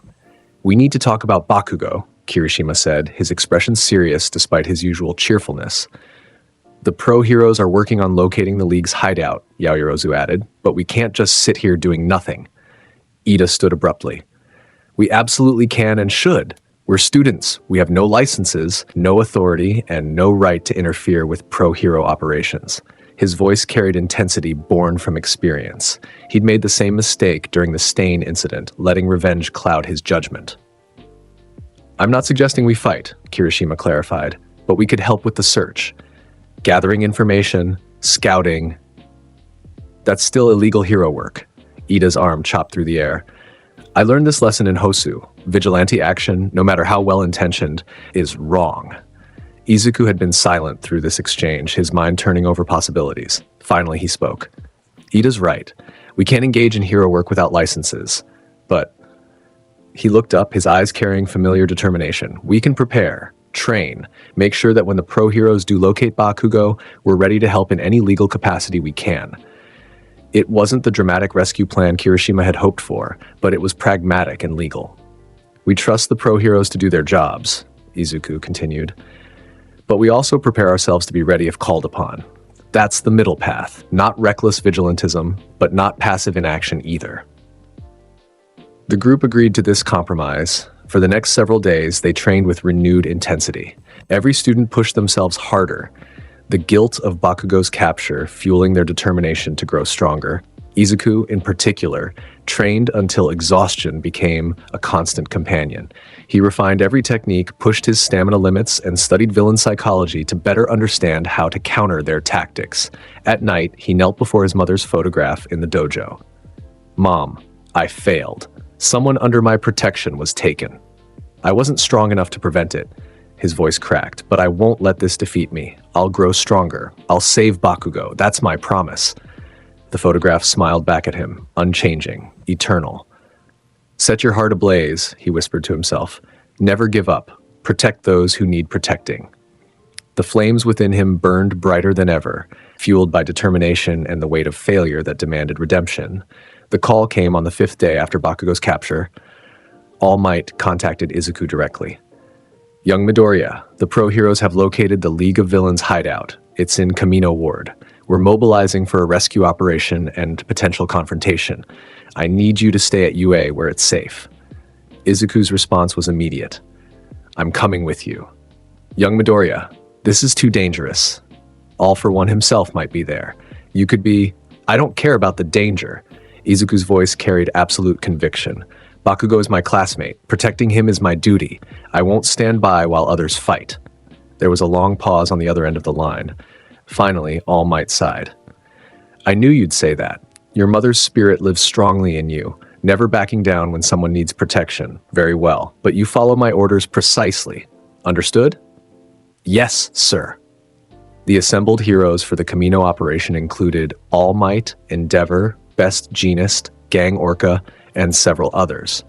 The raid would be two-pronged, one team to rescue Bakugo, another to confront the villains. Izuku was placed with the rescue team, though All Might quietly told him, if All for One appears, I'll need you with me. Your flames could make the difference. The raid commenced at dawn. The hideout was an abandoned warehouse in Kamino's industrial district. The heroes surrounded it, prepared for the worst. The rescue team, led by Edgeshot, burst through the front entrance while Kamui Woods created distractions from above. Inside, they found the League of Villains, Shigaraki, Dabi, Toga, Kurogiri, and others. But no Bakugo. He's not here. Endeavor's flames blazed with frustration. This is a decoy. Then reality twisted. A warp gate, far larger than any Kurogiri had created, opened in the center of the warehouse. From it emerged a figure that made every hero present tense with fear and recognition, all for one. The legendary villain, the nemesis of All Might, the man believed to be the source of all villain activity in Japan. He looked nothing like the terrifying description suggested. He was a man in a suit, wearing a respirator mask, his presence more businessman than monster. But the aura of power surrounding him was undeniable. All Might. All for One's voice was calm, almost friendly. "I've been waiting for you. Shall we conclude our centuries-old battle?" All Might stepped forward, his muscles bulging as he transformed into his hero form. "Where is the boy? What have you done with young Bakugo?" "Safe, for now. Bait to draw you out, nothing more." All for One's attention shifted to the other heroes. "Please, leave us. This fight is between All Might and myself. Anyone else would just be casualties." "We're not leaving All Might to face you alone." Endeavor's flames intensified. "Then you'll die alongside him." All for One moved. The speed was impossible for someone of his apparent age and build. One moment he was standing still, the next he was in front of Endeavor, palm outstretched. An invisible force struck Endeavor, sending the number 2 hero crashing through 3 walls and into the street beyond. The other heroes attacked simultaneously, their quirks creating a spectacular display of coordinated power. All for One deflected or absorbed every single attack effortlessly. "These quirks are interesting," he commented casually while dodging Best Jeanist's fiber manipulation. "But not particularly unique. I already have better versions." He demonstrated by using quirks identical to several of the attacking heroes, turning their own powers against them. Within 30 seconds, every hero except All Might was either unconscious or severely injured. All Might faced his nemesis alone, the weight of the situation pressing down on him. "It's been many years," All for One said conversationally. "You've gotten weaker. That injury I gave you has been limiting your time, hasn't it?" "I have enough time to defeat you." All Might's fist clenched. "For all the lives you've destroyed, for all the pain you've caused, this ends now." They clashed. The impact shattered windows for blocks. The shockwave knocked over cars and created cracks in the street. This was a battle between titans, between the symbol of peace and the symbol of evil. All Might's punches could level buildings. All for One's quirk combinations created devastating attacks from multiple angles. They fought through the warehouse, through the street, creating destruction that would be visible from space. Izuku, recovering from the shockwave that had sent him tumbling, struggled to his feet. He'd stayed back during the initial engagement as ordered, but now All Might needed help. "I have to." He started forward, a hand grabbed his shoulder. Todoroki, also recovering, held him back. "You can't interfere in that fight. You'll be vaporized. All Might needs help. And you'll die if you try to help at your current level." Izuku's flames erupted in frustration, but Todoroki was right. The battle between All Might and All for One was on a completely different scale than anything Izuku had experienced. But then he saw it. All Might was slowing down. His time limit was approaching. The injury All for One mentioned was affecting him, limiting how long he could maintain his hero form. All for One noticed too. "Getting tired? Symbol of peace? Shall we end this?" He launched a combined attack, multiple quirks firing simultaneously, creating an overwhelming assault. All Might blocked and countered, but the strain was visible. His muscle form flickered for just a moment. That's when Izuku made his decision. He couldn't win this fight, but he could buy All Might the seconds he needed. "Todoroki, trust me." Izuku pulled free from his classmate's grip. "I know what I'm doing." "Midoriya, don't," but Izuku was already moving, flames propelling him toward the battle at maximum speed. "All for One." His voice cut through the sounds of combat. "Your fight includes me. Now!" All for One's attention shifted to the newcomer, a teenager with a sword wreathed in crimson flames. The sports festival winner, All for One, mused, "Izuku Midoriya, the Flame Pillar's heir. How dramatic. But you're out of your depth, boy." "Maybe." Izuku charged forward anyway. "But a hero doesn't abandon their allies. That's my duty." Ninth form, Rengoku. He became a comet of crimson fire, the spiral of flames so intense they turned white at the edges. The high-speed charge was aimed directly at All for One. The ancient villain simply raised his hand, a quirk activating to create an air barrier that would stop the attack, but All Might used the distraction. Detroit smash. His punch, combined with Izuku's simultaneous attack from a different angle, overwhelmed All for One's defense. Both attacks connected, the combined force actually making the villains stumble backward. Clever, All for One acknowledged, recovering quickly. Using the boy as a distraction, but it won't be enough. Young Midoriya, All Might shouted, fall back, this isn't your fight. With respect, All Might, yes it is. Izuku landed beside his mentor, the Nichiren blade still blazing. You taught me that heroes protect people. Well, I'm protecting you. All for One laughed, a genuine, amused sound. Such spirit, such determination. You remind me of All Might in his youth, but determination alone won't save you. He attacked both of them simultaneously, quirks firing in devastating combinations. Izuku and All Might fought side by side. It wasn't coordinated or practiced, but there was a synergy born from shared values and mutual determination. All Might's punches created openings. Izuku's flame techniques exploited those openings. When All for One targeted one, the other would cover. First form, unknowing fire. Izuku's horizontal slash forced All for One to dodge into All Might's attack range. Oklahoma smash! All Might's punch sent the villain flying into a building, but All for One recovered instantly, his numerous quirks allowing him to absorb and redirect damage. Impressive teamwork, he admitted. But you're both running on fumes. All Might, your time limit is approaching. And you, boy, you've used that ultimate technique too many times today. Your stamina is depleted. He was right. Izuku could feel his strength fading, his flames flickering. He'd used ninth form Rengoku 3 times in rapid succession during the initial raid, and now in this battle. His body was reaching its limits. All Might's muscle form was also flickering more frequently, his time limit approaching critical levels. We need to end this now, All Might said quietly to Izuku. Agreed. One final attack. They looked at each other, understanding passing between them without words. All Might would use his final reserves for one ultimate punch. Izuku would support with everything he had left. Ready, young Midoriya? Always All Might. They charged together. All for One prepared his strongest defense. Multiple quirks activating simultaneously to create layered barriers. Ninth form, Roku. Izuku became a comet one final time, his flames burning with desperate intensity. He struck All for One's barriers from one side. United States of Smash. All Might's ultimate technique, using every last drop of One for All's power, struck from the opposite side. The dual assault from 2 directions, both carrying absolute determination and heroic will, overwhelmed even All for One's layered defenses. The barriers shattered, the attacks connected. All for One was sent flying skyward, his body burning and broken, his respirator mask destroyed. He crashed into the ground several blocks away, unconscious. Victory.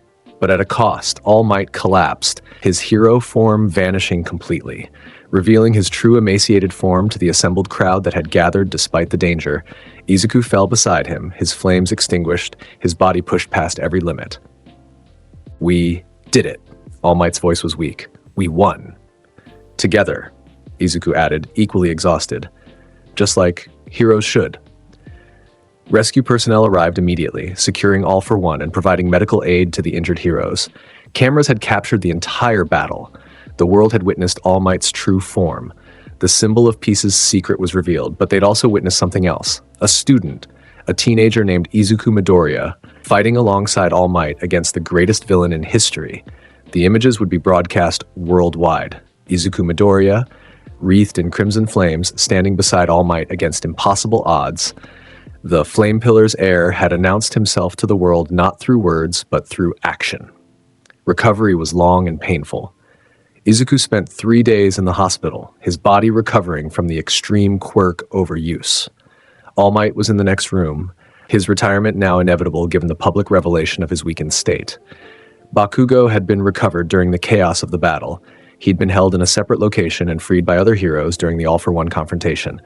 When Bakugo visited Izuku's hospital room, the conversation was tense but necessary. You fought All for One, Bakugo said bluntly. For me. For everyone, Izuku corrected gently. Including you, yes, but that's what heroes do. I could have died because you weren't strong enough to protect me at the camp. The words stung, but Izuku didn't deny them. You're right. I failed to protect you then. I'm sorry. Bakugo was silent for a long moment.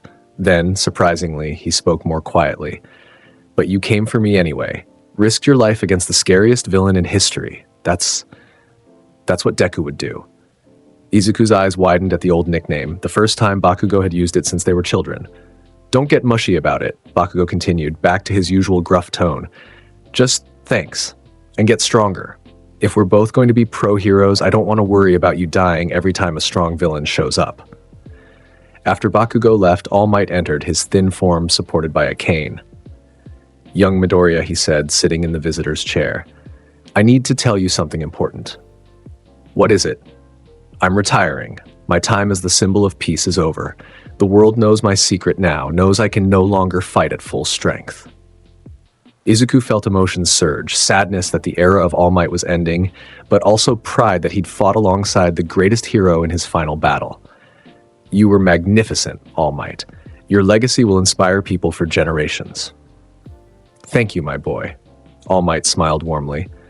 But that's not what I wanted to discuss. I wanted to talk about you, about your future. He leaned forward seriously. You fought all for one, a student with no license against the most dangerous villain in history. Do you understand how extraordinary that is?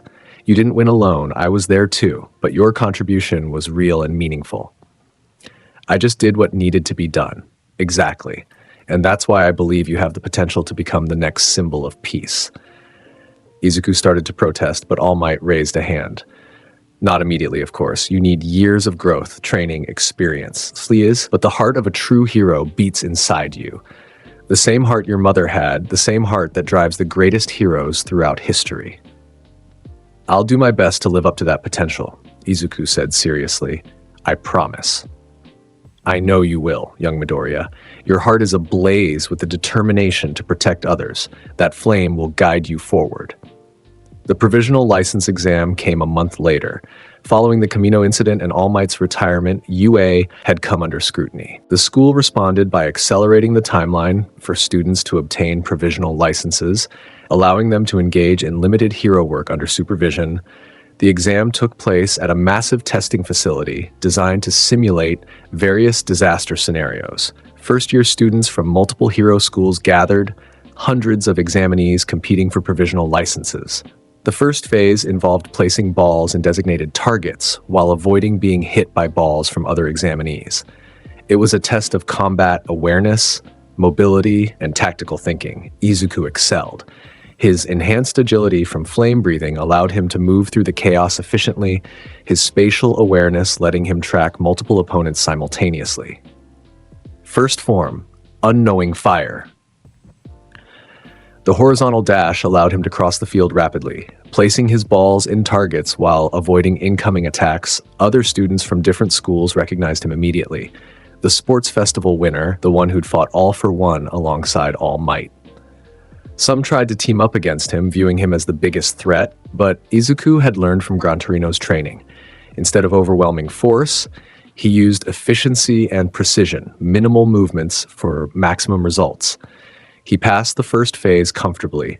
The second phase involved rescue scenarios, saving civilian actors from various disasters while being evaluated on technique, speed, and compassion. This was where Izuku truly shone.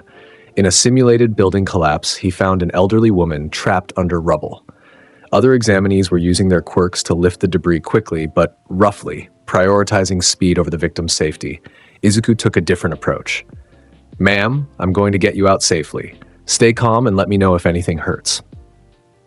He used controlled flame bursts to heat and weaken the rubble's structural integrity at specific points, allowing him to remove pieces carefully without jostling the victim. Second form, Rising Scorching Sun. The precise upward slash created a controlled pillar of flame that carved through a steel beam, blocking the victim's exit. The heat so focused it didn't spread to surrounding areas. He gently lifted the woman, checking for injuries before moving her to the designated safe zone. Thank you, young man, the actress said, staying in character. You were very gentle.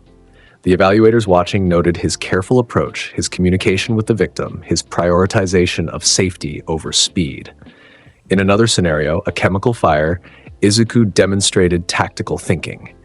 Instead of trying to extinguish the flames with his own fire quirk, which would have been counterproductive, he used his flames to create air currents that directed the chemical smoke away from trapped victims, allowing other examinees with water-based quirks to safely approach and rescue them. His scenarios continued: earthquake rescue, flood response, villain attack with hostages.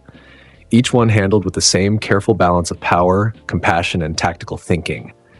When the exam concluded, the results were announced. Izuku Midoriya. Pass. He received his provisional hero license with quiet pride. This was a major step, official recognition of his abilities and permission to engage in limited hero work. Several of his classmates also passed: Todoroki, Yaoyorozu, Ida, Uraraka, Tsuyu, and others. Bakugo, surprisingly, failed.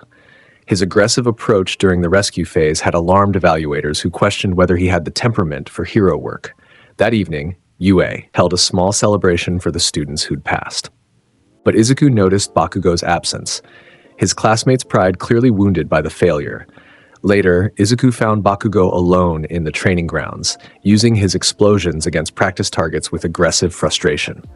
Bakugo. Go away, Midoriya. I don't need your pity. I'm not here to pity you. I'm here because you're my classmate and you're hurting. Bakugo's explosions intensified.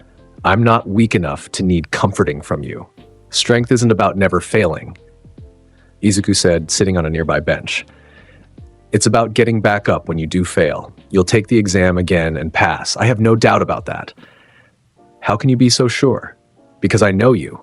You're determined, talented, and when you focus that explosive personality on something positive instead of just competitive, you're unstoppable. Bakugo was quiet for a moment, then sat down on the opposite end of the bench. You fought all for one, he said finally. And you didn't run. You could have, probably should have, but you didn't. Running wasn't an option. All Might needed help. I would have run, Bakugo admitted quietly, a confession that clearly cost him. If I'd been there, faced with that monster, I would have wanted to run, but you didn't even hesitate. You wouldn't have run either, Izuku said confidently. You would have fought just like I did. That's who you are, Bakugo. A hero. They sat in comfortable silence for several minutes, just two students processing the weight of recent events. Finally, Bakugo stood. I'm going to pass that exam next time, and then I'm going to surpass you. That's a promise. I look forward to it. Izuku's characteristic enthusiasm returned. We'll both keep growing, keep getting stronger. That's what heroes do. After Bakugo left, Izuku remained on the bench, looking up at the stars.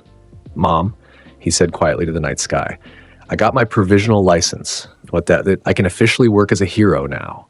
It's one step closer to becoming the greatest hero, to honoring your legacy. The stars seemed to shine a little brighter, as if in approval. I'll keep my heart ablaze, I promise. With provisional licenses obtained, Class 1A students began taking on work-study assignments with professional hero agencies. This was different from internships. Work studies meant actively participating in hero work under supervision. Izuku received multiple offers, but ultimately chose to work with Sir Night-Eye, All Might's former sidekick and a hero known for analytical brilliance and his predictive quirk.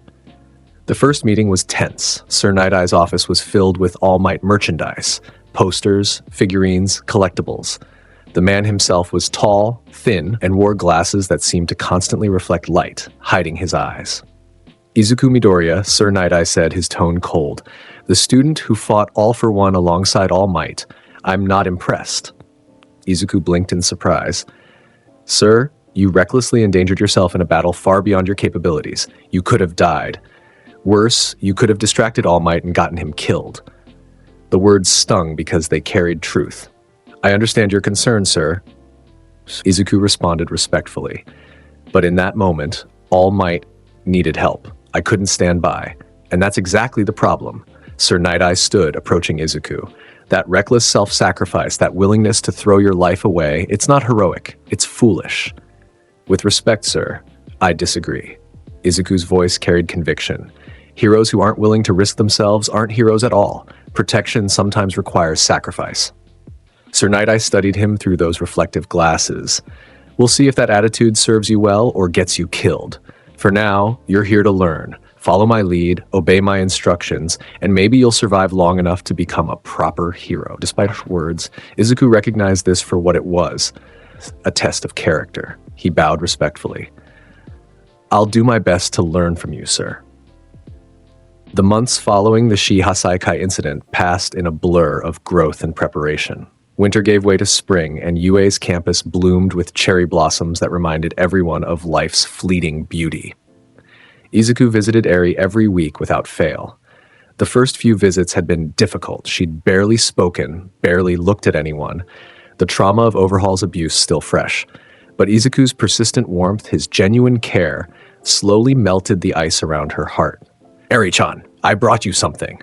Izuku bounded into the common room where she sat with Aizawa, his enthusiasm undimmed despite the intensive training he'd endured that morning. She looked up, her red eyes brightening slightly. Izuku ni? The nickname made his heart soar every time. He pulled a small wrapped package from his bag. Candy apples, from the festival in town. I thought you might like them. Eri took the package carefully, unwrapping it with the deliberate movements of someone unused to receiving gifts. When she saw the shiny red apples on sticks, her eyes widened. They're so pretty. Try one. They're delicious. She took a small bite, and for the first time since her rescue, a genuine smile spread across her face. Not just a small upturn of lips, but a real childlike smile of pure joy. It's sweet. Izuku's own smile could have lit the room. Yosh! I'm so glad you like it! Your smile is magnificent, Eri-chan. You should smile more often. Aizawa watched from the corner, his stern expression softening. In the months since the rescue, he'd witnessed Izuku's dedication to Eri's recovery. Never pushy, never demanding, just consistently present with warmth and support. The bond between them had grown into something special. Izuku ni, Eri said after finishing her candy apple, her voice still quiet but more confident than before. Will you tell me another hero story? Of course. Have I told you about the time All Might saved an entire cruise ship from sinking? She shook her head, scooting closer to him on the couch. As Izuku launched into the tale with characteristic enthusiasm, complete with dramatic gestures and sound effects, Eri laughed, a sound so rare and precious that even Aizawa found himself smiling. These moments became ritual. Every week, Izuku would bring small gifts, tell stories, and slowly draw Eri further out of her shell. She began looking forward to his visits, asking the teachers when he'd come next, practicing smiles in the mirror so she could show him. You're her hero, Aizawa told Izuku after one visit. More than any of us, you've helped her heal. I'm just doing what any hero would do, Izuku replied, making sure she knows she's safe, that she's cared for, that she has value beyond her quirk. That's not heroic. That's just being human. Not everyone sees it that way. You do. That's what makes you special, Midoriya. Training continued to intensify across UA. Class 1A had been through more combat than most hero students experienced in their entire academic careers. The practical experience made them formidable, but it also highlighted how much they still had to learn. Izuku pushed himself harder than anyone. In the early mornings before class, he could be found in the training grounds, running through flame-breathing forms with single-minded focus. The Nichiren blade sang through the air, crimson flames dancing along its length.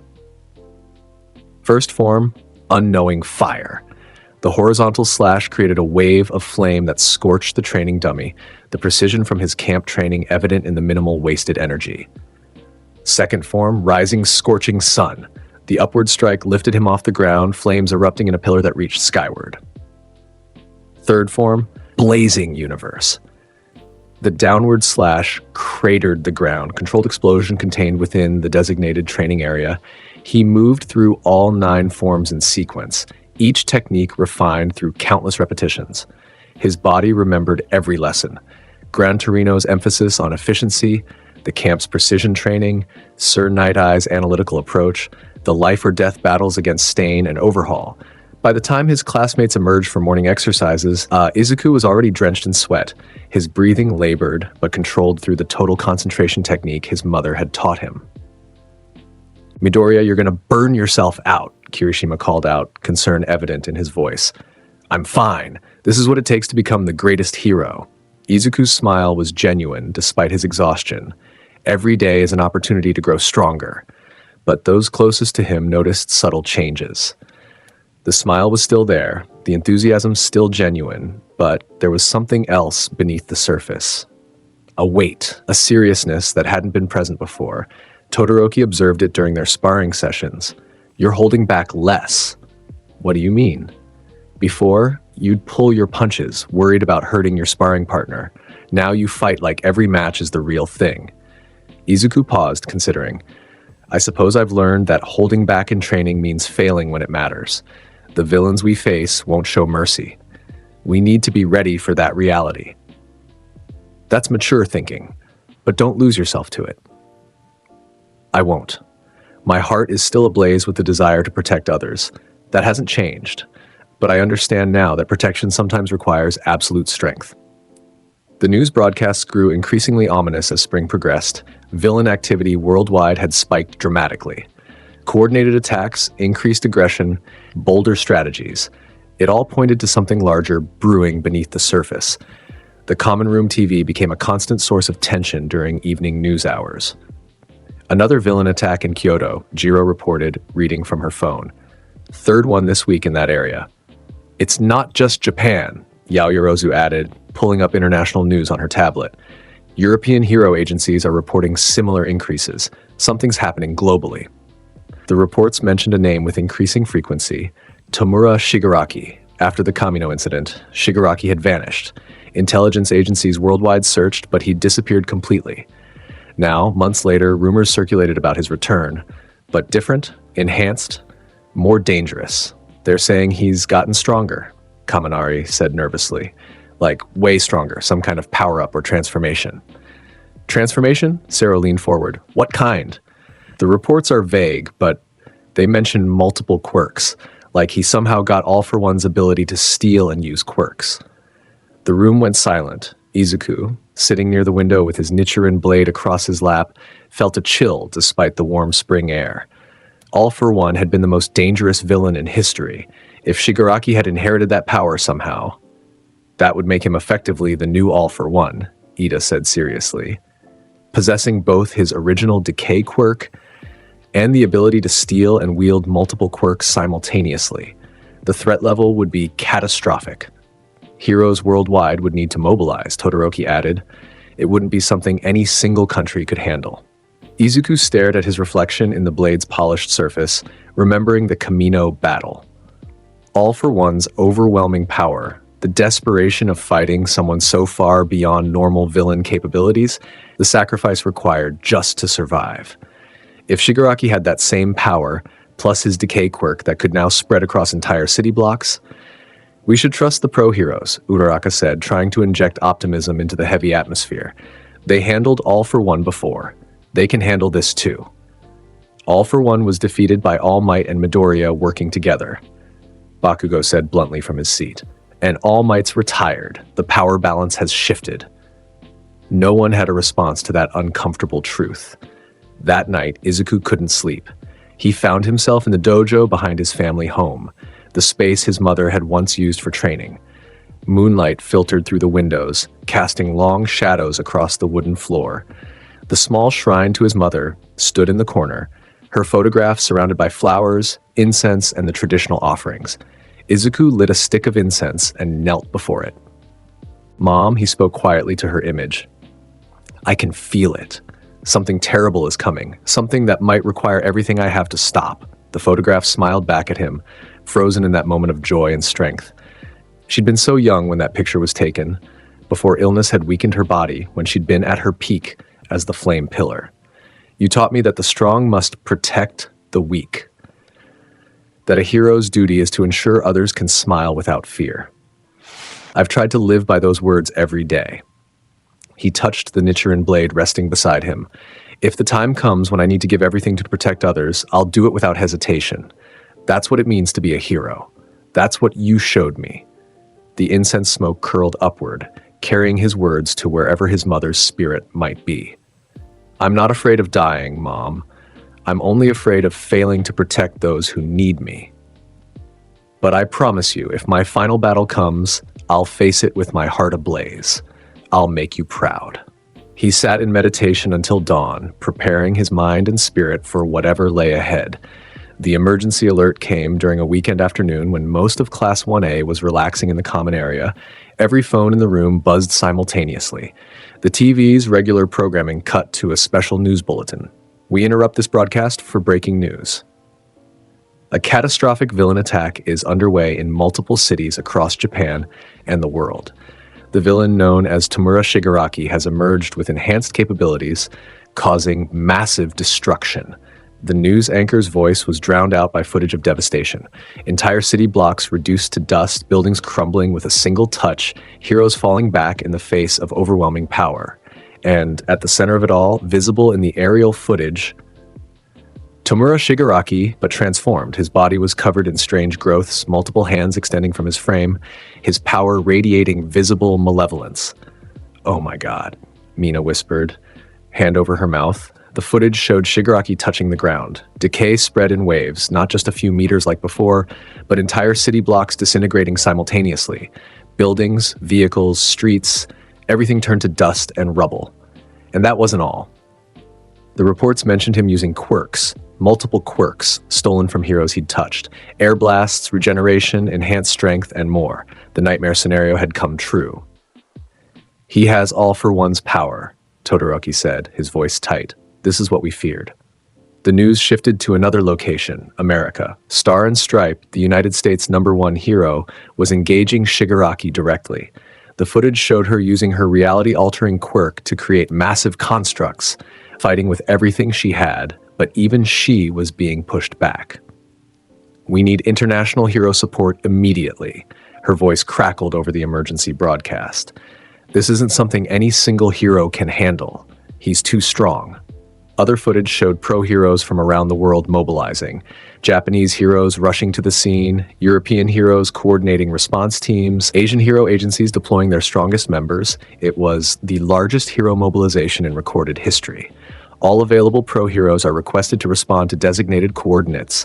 The emergency broadcast continued. Civilian evacuation is underway. Hero students are advised to remain in secure locations.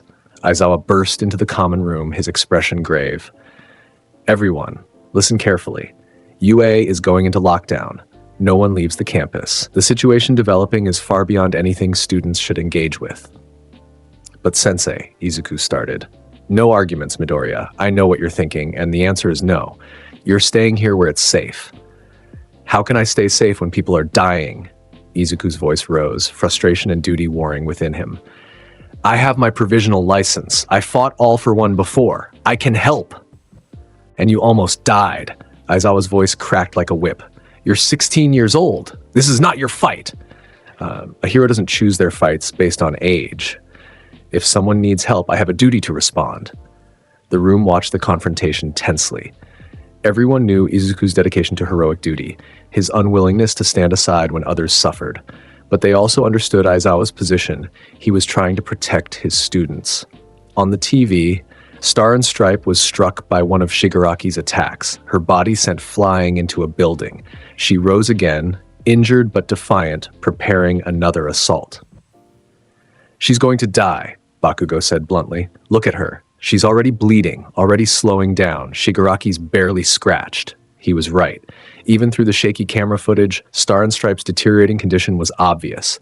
Her movements were slower, her attacks less coordinated.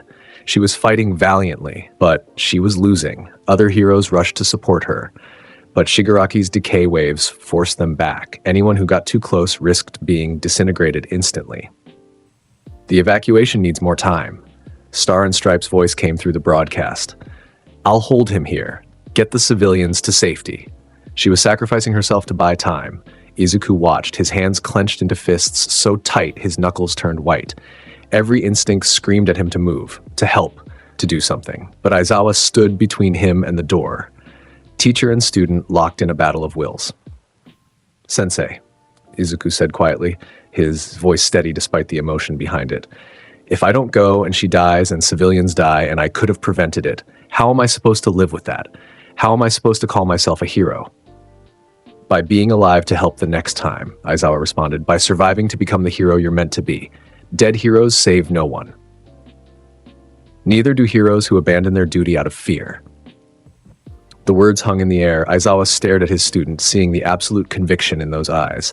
He recognized that look. It was the same look All Might had when facing impossible odds, the same look every great hero wore when making the choice to risk everything.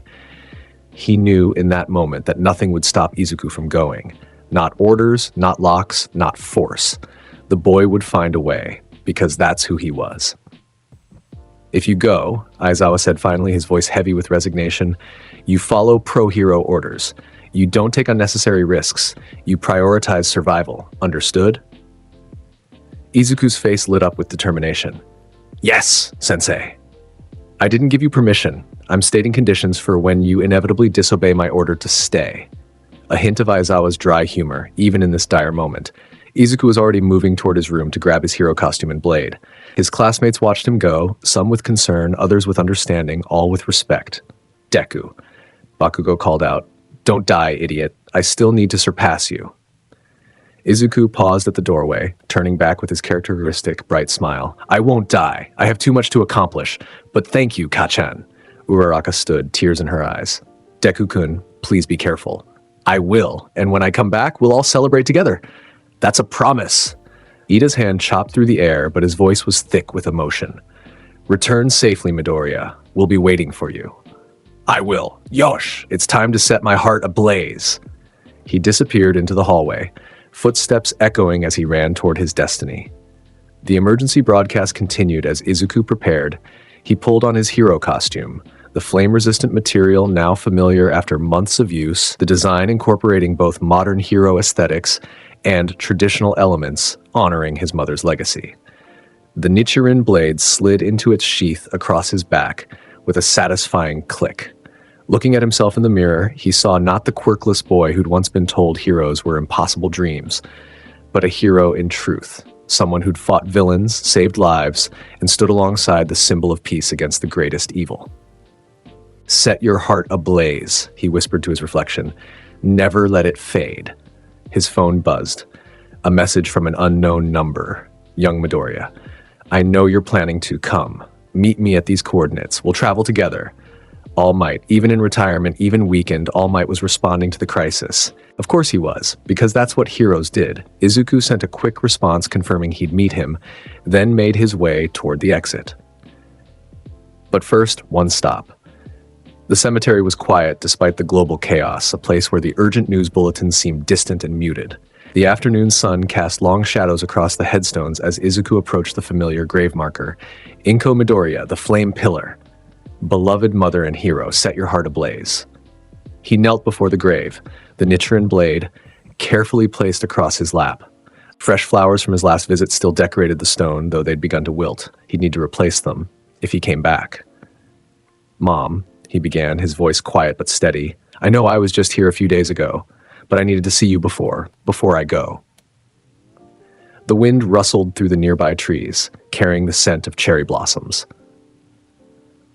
There's a threat, a villain named Shigaraki who has all for one's power. He's destroying cities, killing heroes and civilians. Star and Stripe, America's strongest hero, is fighting him right now, and she's losing. He touched the photograph embedded in the headstone, his mother's warm smile forever young. I'm gonna help. I know it's dangerous. I know there's a good chance I won't come back, but I can't stay safe while others are dying. That's not what you taught me. Tears began forming in his eyes, though his voice remained steady. You taught me that the strong must protect the weak, that a hero's duty is to ensure everyone can smile without fear, that life is about the choices we make and standing by them without regret. He gripped the Nichiren blade tighter. I've accomplished so much since you died, Mom. I got into UA. I made friends, real friends who care about me. I fought in the sports festival and showed the world what I could do. I trained with Gran Torino, learned from Sir Night-Eye, fought alongside All Might against All for One. The tears flowed freely now. I saved Eri, a little girl who was being tortured, who'd forgotten how to smile. I gave her hope, Mom. I gave her a reason to believe in heroes. And she calls me Izukuni and smiles now, really smiles, because she knows she's safe.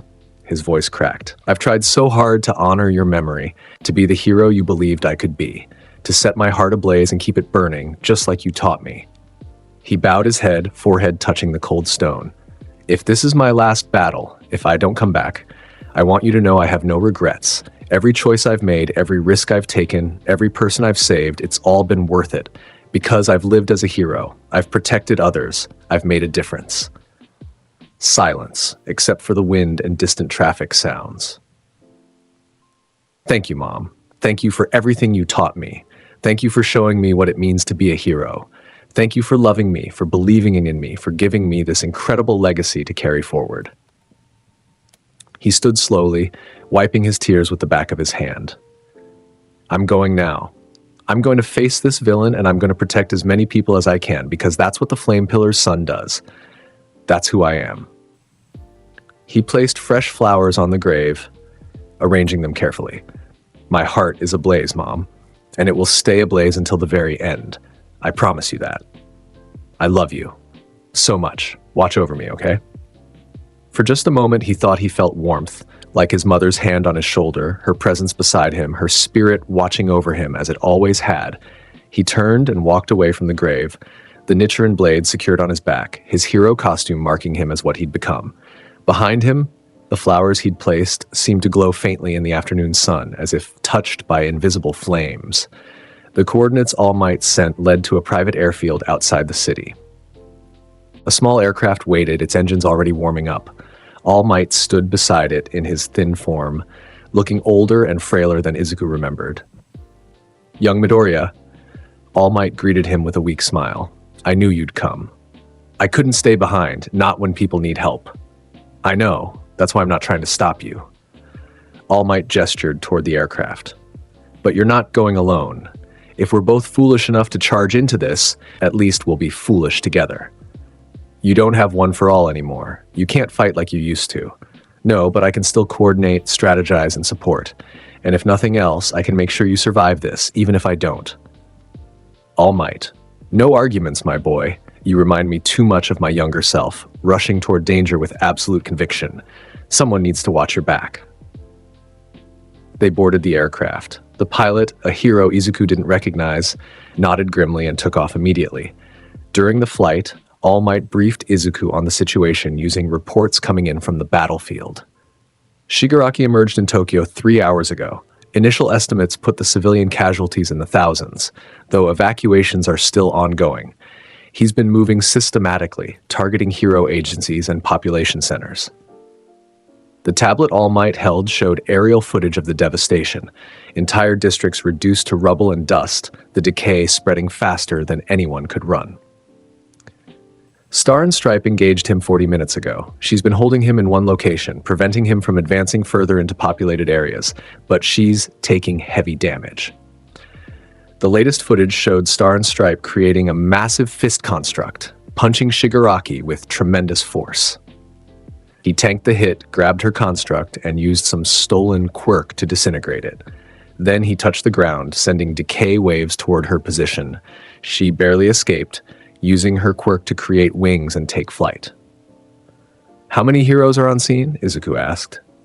Dozens are en route, but only Star and Stripe has been able to engage directly. His decay waves force everyone else to keep distance. Anyone who gets too close risks instant death.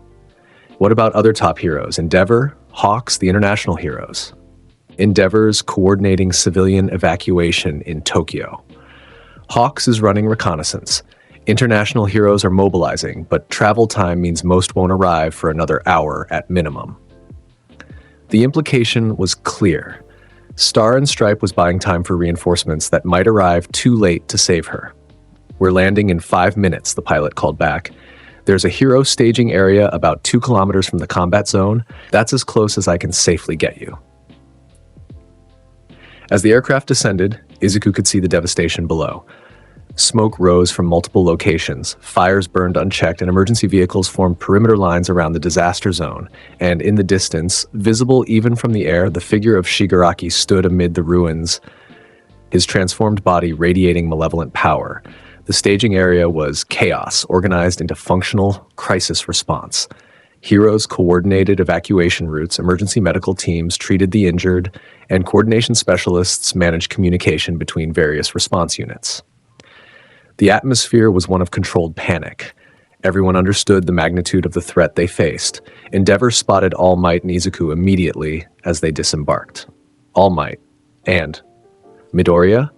The Flame Hero's expression was incredulous.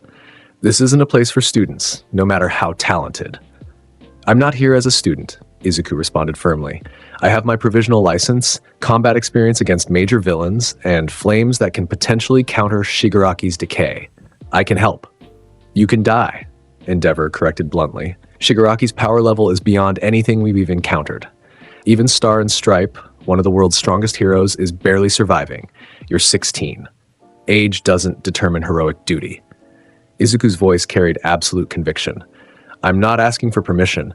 I'm telling you I'm going to help, with or without official sanction.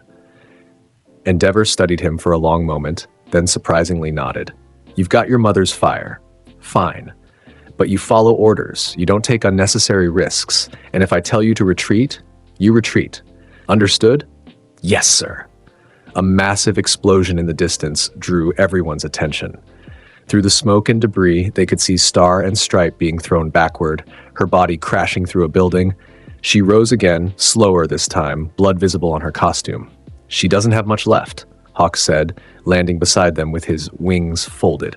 His usual casual demeanor was replaced with grim seriousness. I've been monitoring from above. She's running on fumes, maybe 10-15 minutes before she can't fight anymore.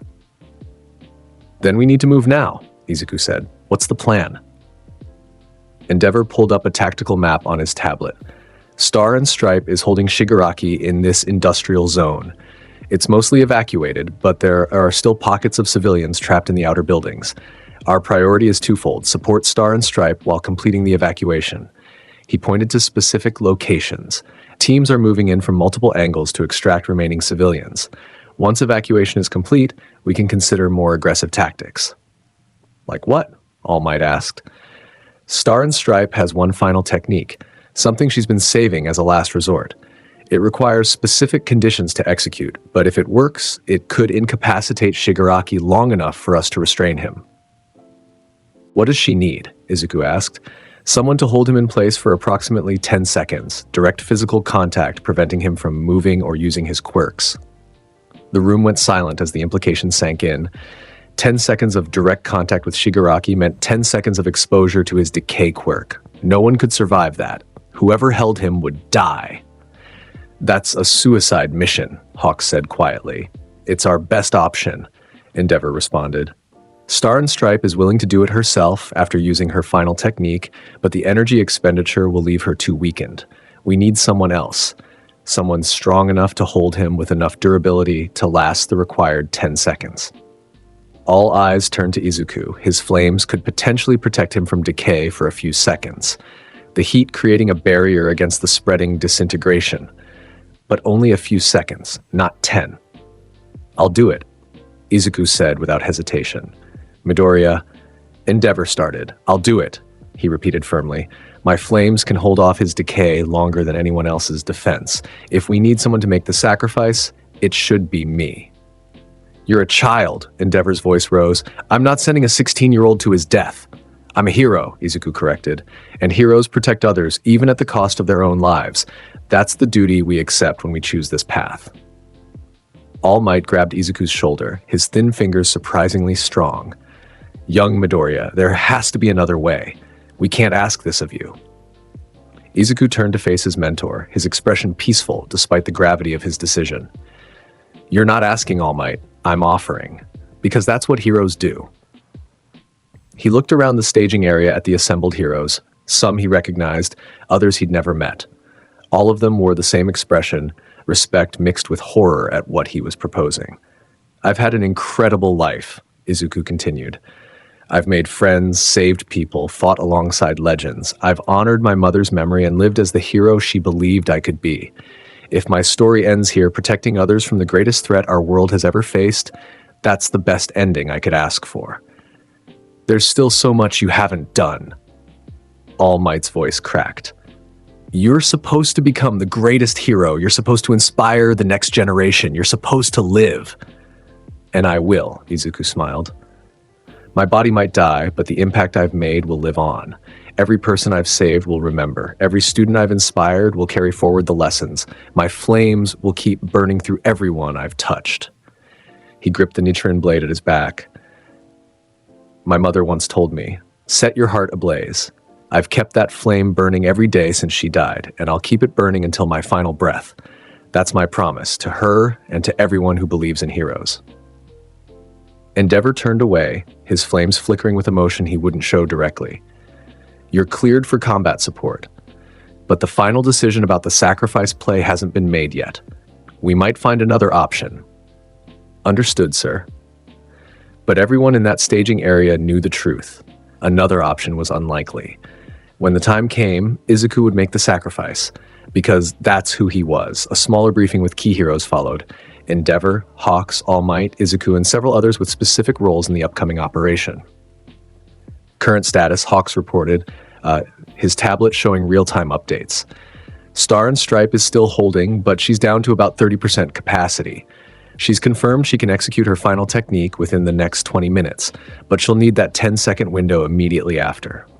Civilian evacuation? Endeavor asked. 95% complete in the immediate zone.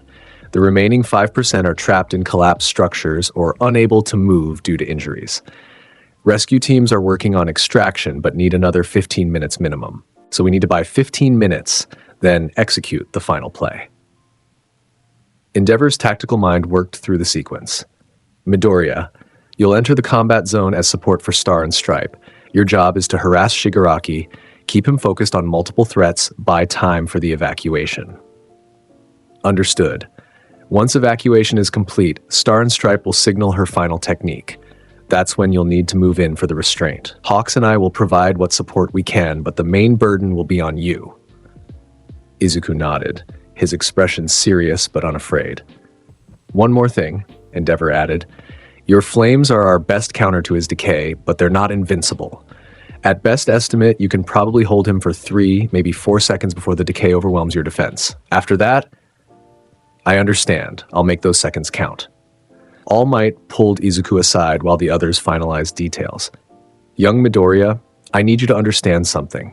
I've lost people I care about to this work. I've watched heroes die. I don't want to watch you die.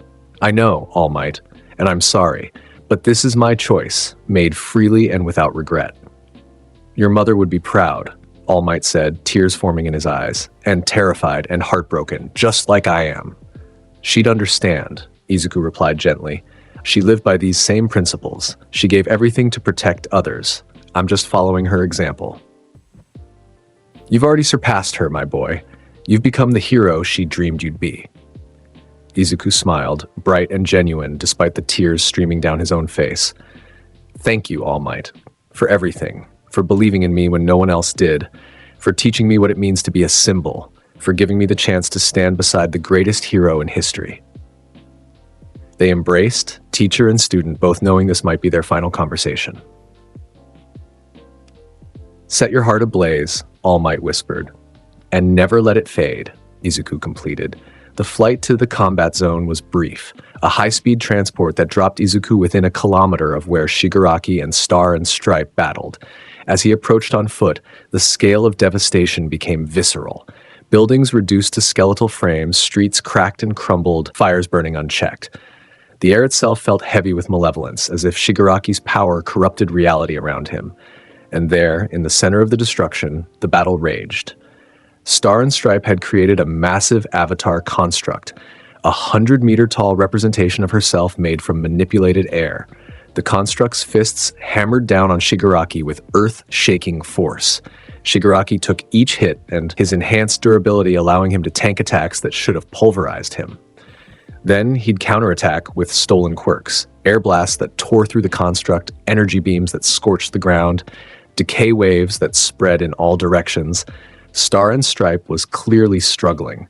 Her movements were slower, her construct flickering occasionally as her concentration wavered. Blood stained her costume, and her breathing was labored even from a distance. But she didn't retreat. She kept fighting, kept buying time for the evacuation to complete. Izuku gripped his Nichiren blade, feeling its familiar weight. The blade seemed to resonate with his determination, flames already beginning to dance along its length. Yosh! He shouted to himself, his characteristic enthusiasm returning despite the dire circumstances. It's time to set my heart ablaze. He charged forward. The industrial zone became his battlefield as he closed the distance. His enhanced agility from flame breathing let him navigate the rubble and debris, moving faster than normal humans could track. Shigaraki noticed the approaching figure, his multiple eyes focusing on this new threat. Well, his voice carried across the battlefield, distorted and wrong. The Flame Pillar's brat. I remember you from Kamino. You should have stayed in school. Hero student. Izuku didn't slow, didn't hesitate. First form, unknowing fire. The horizontal slash released a wave of crimson flames that scorched the ground between them. Shigaraki raised a hand, decay spreading to meet the flames. Where the two forces collided, reality seemed to shudder. Heat versus disintegration, creation versus destruction. The flames won the initial clash, pushing through the decay wave and forcing Shigaraki to dodge. Interesting, Shigaraki mused. Your flames can resist my decay. Temporarily at least, but you're still just a child playing hero. I'm not playing. Izuku landed in a fighting stance, blade raised. A hero doesn't abandon those in need. My mother taught me that protecting others is the greatest honor. Yosh! Set your heart ablaze. Star and Stripe, seeing the reinforcement, called out from within her construct. Kid, get out of here. You'll die. Then I'll die doing my duty. That's what it means to be a hero. He attacked again. The battlefield erupted into chaos as Izuku engaged Shigaraki directly. Second form, Rising Scorching Sun. The upward slash created a pillar of flames that forced Shigaraki to leap backward. Izuku followed immediately, not giving him time to counterattack. Third form, Blazing Universe. The downward strike cratered the ground where Shigaraki had been standing a split second earlier. The villain's enhanced speed let him dodge, but Izuku had anticipated this. The real attack came from the follow-up. Fourth form, Blooming Flame Undulation. The defensive spinning technique transformed into an offensive assault, flames spiraling outward in all directions. Shigaraki had to block rather than dodge, multiple hands extending from his body to create a decay barrier. Where flames met decay, the air itself seemed to scream. Heat against entropy, life force against death force, Izuku's burning spirit against Shigaraki's all-consuming hatred. You've gotten stronger since Kamino, Shigaraki acknowledged, his voice carrying grudging respect, but not strong enough. He activated a stolen quirk, air manipulation, sending compressed blasts toward Izuku from multiple angles. Another hero's power, stolen through touch and now wielded against them. Izuku spun his blade in rapid arcs, the flames creating barriers that deflected the air blasts. His training with Gran Torino, his precision practice at the camp, all of it came together in this moment. His decay has evolved, Izuku analyzed while fighting. It spreads faster now, covers more area, and he has all-for-one's quirks, multiple abilities he can combine and use simultaneously. I need to be careful. Star and Stripe used Izuku's assault to reposition, her massive construct moving to flank Shigaraki from the opposite side. Together, they created a pincer attack that forced the villain to split his attention. Annoying. Shigaraki snarled, touching the ground with multiple hands. Decay waves spread in all directions, moving faster than before. The ground itself disintegrated, buildings collapsed, everything within a 100-meter radius began crumbling to dust. Izuku used flame bursts to launch himself skyward, escaping the decay wave by milliseconds. Below him, the battlefield transformed into a wasteland of dust and rubble. Fifth form, Flame Tiger. He came down from above, the blade's flames taking the shape of a roaring tiger's head. The projection struck Shigaraki directly, the intense heat actually making the villain stumble backward. First blood, actual damage visible on Shigaraki's body, burns marking where the flames had connected. You actually wounded me? Shigaraki's surprise was genuine. Then his expression shifted to rage. Fine, no more holding back. Multiple quirks activated simultaneously. Enhanced strength, regeneration accelerating his healing, air blasts to create distance, and another decay wave spreading from his position. The assault was overwhelming. Izuku defended desperately, his blade moving in constant motion to deflect and counter. Star and Stripe's construct hammered down with both fists, trying to crush Shigaraki between her attack and Izuku's position. The combined assault created a massive impact crater, dust and debris filling the air. When the dust cleared, Shigaraki stood in the center, damaged but regenerating rapidly. "Is that all?" he mocked. "The mighty Star and Stripe and the Flame Pillar's heir working together, and this is your best?" "We're not done." Izuku charged forward again, his stamina still high despite the intense combat. Sixth form, Exploding Flame. Rapid slashing attacks, each strike creating small explosions of flame upon impact. The technique was designed for targets with high defense, the explosive force penetrating where normal cuts couldn't. Shigaraki blocked with decay barriers, but the explosions pushed through, forcing him to dodge and retreat for the first time in the battle. Seventh form, Scorching Crimson Mirror. Izuku's speed increased dramatically, his movements becoming near impossible to track. He struck from multiple angles in rapid succession, each attack coming from a different direction. This was the technique he developed during his work study with Sir Night-Eye, combining the analytical prediction of his mentor with the speed-focused training from Gran Torino. Multiple cuts appeared on Shigaraki's body, his regeneration struggling to keep up with the assault rate. "Enough!" Shigaraki roared, activating what appeared to be a combination of multiple quirks at once. A shockwave of pure force erupted from his body, throwing both Izuku and Star and Stripe backward. Buildings that had somehow survived the earlier fighting now collapsed completely. Izuku crashed through a wall, his body taking significant impact damage. His hero costume was torn, blood visible from multiple cuts, but he forced himself to stand. This is what it means to face a truly powerful opponent. Despite his injuries, Izuku was smiling, that genuine, bright smile that had become his trademark. "Magnificent. You're incredibly strong. But I won't back down. The strong must protect the weak." Still spouting that garbage? Shigaraki's transformed body heaved with exertion. Even with all his power, fighting Star and Stripe and Izuku simultaneously was taking its toll. Heroes are the real disease. You pretend to save people while creating the very conflicts that endanger them. You're wrong. Izuku's flames blazed brighter, fueled by conviction. Heroes exist to ensure everyone can smile without fear. That's not a disease, that's hope. Star and Stripe's construct reformed, though noticeably smaller and less stable than before. She was running on fumes, but she wouldn't quit. "Kid," her voice carried across the battlefield, "I can feel it. My limit's almost here. Maybe 2, 3 more minutes before I can't hold this construct anymore." "Then we make these minutes count," Izuku responded. "Together." They attacked in coordinated assault. Star and Stripe's construct grabbed Shigaraki's arms, restraining him temporarily. Izuku used the opening.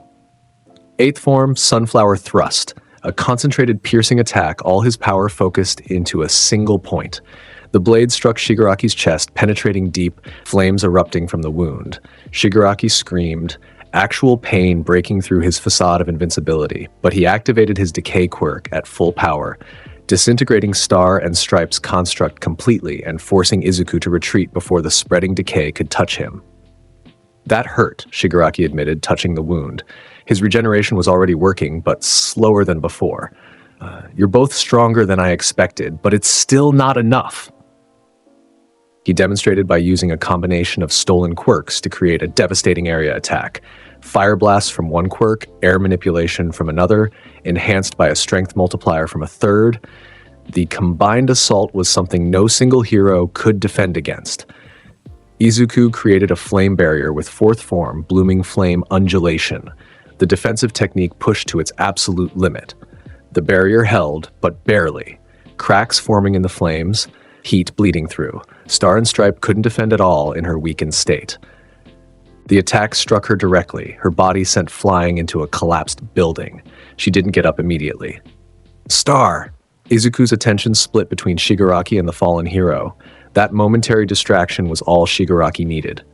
He closed the distance with enhanced speed, hand extended toward Izuku's face. One touch would mean death by decay. Izuku twisted desperately, the hand missing his face by centimeters but catching his shoulder. Decay began spreading immediately, disintegrating his costume and the flesh beneath. Pain unlike anything Izuku had experienced shot through his body. This wasn't normal injury. This was his very existence being erased, atom by atom. But he didn't scream.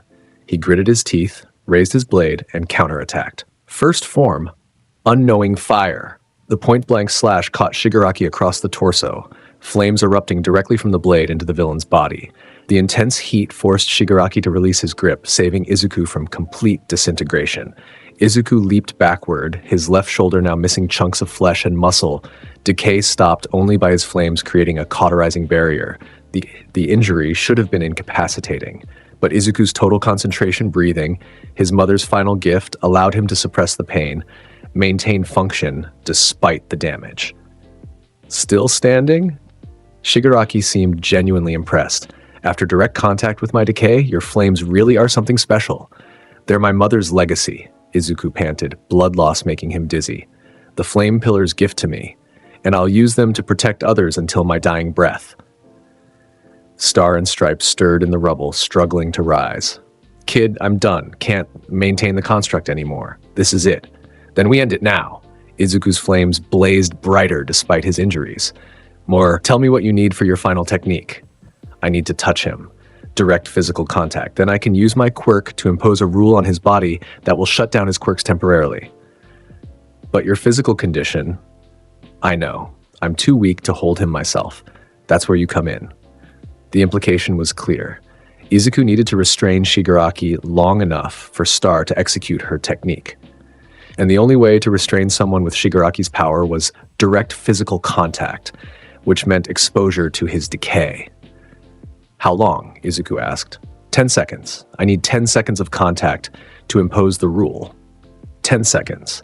An eternity when being disintegrated atom by atom, Izuku looked at his Nichiren blade, the flames still burning along its length. Then he looked at Shigaraki, at the monster who threatened everything and everyone he cared about. Finally, he looked at Star and Stripe, injured and exhausted, but still trying to stand, still trying to fight. I can do 10 seconds, Izuku said, his voice carrying absolute conviction. You'll die, Star warned. I know. Kid. My name is Izuku Midoriya, he interrupted gently. Heir to the Flame Pillar, student of UA High School, and a hero. Dying to protect others is the highest honor a hero can achieve. I accept this duty. He turned to face Shigaraki, gripping his blade with both hands despite the injury to his left shoulder. Shigaraki, this is your final warning. Surrender now, or I'll stop you by force. Shigaraki laughed, the sound distorted and wrong. You? Stop me? You're barely standing, hero student. One more attack and you're done. Then let's see which of us falls first. Izuku's flames exploded outward, his determination made visible. Ninth form, Rengoku. This was his ultimate technique, taught by his mother, refined through countless battles, and now used for the final time. Every ounce of his power channeled into the Nichiren blade. His quirk pushed past its normal limits, flames turning from crimson to white-hot intensity. The blade itself seemed to transform, becoming more than just steel. It became an extension of his will, his determination, his burning soul. The flames spiraled around him like a dragon ascending to heaven. His body became a comet of pure fire, reality bending around the sheer intensity of his power. The battle cry that accompanied the technique echoed across the entire battlefield, heard by heroes coordinating evacuation kilometers away. Rengoku. Ninth form. Set your heart ablaze. He became light itself, a blazing star crashing towards Shigaraki with the weight of all his hopes, all his dreams, all his determination to protect others. Shigaraki raised his hands to defend, decay spreading to meet the flames. Where the two forces collided, the very fabric of reality seemed to tear, a contest between ultimate destruction and ultimate creation. But Izuku's technique was more than just power. It was spirit made manifest, heroism given form. Every lesson learned and every person saved crystallized into a single perfect moment. The flames pierced through Shigaraki's decay barriers like they were paper. The blade embedded deep into Shigaraki's chest, punching through enhanced durability, regeneration, and multiple defensive quirks. The white-hot flames erupted from the point of impact, burning from the inside out. Shigaraki screamed in genuine agony, his body convulsing around the embedded blade. And Izuku, still gripping the sword, wrapped his arms around Shigaraki's body. Now, he shouted to Star and Stripe. His hands gripped Shigaraki's shoulders, pulling the villain close in an inescapable hold. The Nichiren blade remained embedded between them, flames still burning. Shigaraki's decay activated automatically, spreading from his body to Izuku's hands. The sensation was beyond pain. Izuku felt his very existence being erased, starting from his fingertips and spreading up his arms. Flesh, muscle, bone, all disintegrating into dust, but he didn't let go. I won't let go. His voice carried across the battlefield. A hero never abandons his duty. Star and Stripe, using her last reserves of strength, placed her hand on Shigaraki's back. 10 seconds, kid? Hold him for 10 seconds. The decay spread to Izuku's wrists. He could feel his hands crumbling, the fingers maintaining their grip through pure willpower even as they ceased to exist. 2. Internal monologue, crystal clear despite the agony. Mom, I'm doing it. I'm protecting everyone, just like you taught me. 3. His forearms disintegrated, the decay climbing toward his elbows. The pain should have made him pass out, but his total concentration breathing kept him conscious, kept him functional. 4. Everyone at UA, become strong. Become the heroes I know you can be. 5. Halfway. His arms were gone past the elbows now, his body pressed against Shigaraki's to maintain contact. The embedded blade helped, it kept them connected even as his limbs disappeared. 6. Thank you all for the best year of my life. I have no regrets. 7. The decay reached his shoulders, spreading to his chest. He could feel his ribcage beginning to crumble, his organs starting to disintegrate. 8. Airy. Stay safe, little one. Keep that smile. That's what heroes protect. 9. His vision was fading, blood loss and decay overwhelming even his enhanced endurance. But he could still see Shigaraki's face, twisted in pain and rage, unable to escape despite all his power. Dad, wherever you are. I hope you're proud. I carried our name with honor. 10. Now. Star and Stripe's quirk activated fully, imposing a rule on Shigaraki's body. All quirks cease functioning. The effect was immediate and absolute. Shigaraki's regeneration stopped, his decay halted, every stolen quirk going dormant simultaneously. Star used her remaining strength to create one final construct, massive hands that grabbed Shigaraki and pulled him away from Izuku, separating them. Izuku fell backward, his body broken beyond repair. Most of his arms were gone, decay had consumed parts of his chest and torso, and blood loss alone should have killed him minutes ago, but he was still conscious, still aware. Still alive, if only barely. Star and Stripe activated her ultimate technique. Her final attack built up over the entire battle. A massive explosion of pure force engulfed Shigaraki, the power enough to level city blocks.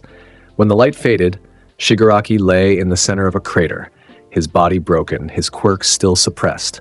He was alive, barely, but defeated. The immediate threat was over. Heroes rushed forward to restrain him with quirk-suppressing equipment to ensure he couldn't recover and attack again.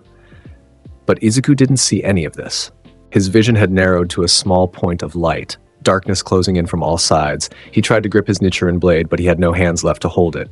The sword lay beside him, still faintly glowing with crimson flames. Then he felt arms cradling him gently. Star and Stripe had collapsed beside him, using her last strength to hold the dying boy. You did it, kid. Her voice was thick with tears. You did good. You saved everyone. Did we win? Izuku's voice was barely a whisper. Yeah, we won. Shigaraki's down. You held him long enough. 10 seconds exactly. Other heroes were running toward them. All Might's thin form visible among them, Hawks' wings carrying him faster, Endeavor's flames blazing as he rushed to the scene. But Izuku knew. He could feel it. He was dying.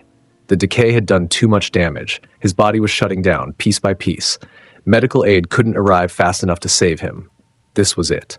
His final moment. Don't feel bad that I'm going to die here, Izuku said, his voice surprisingly clear despite everything.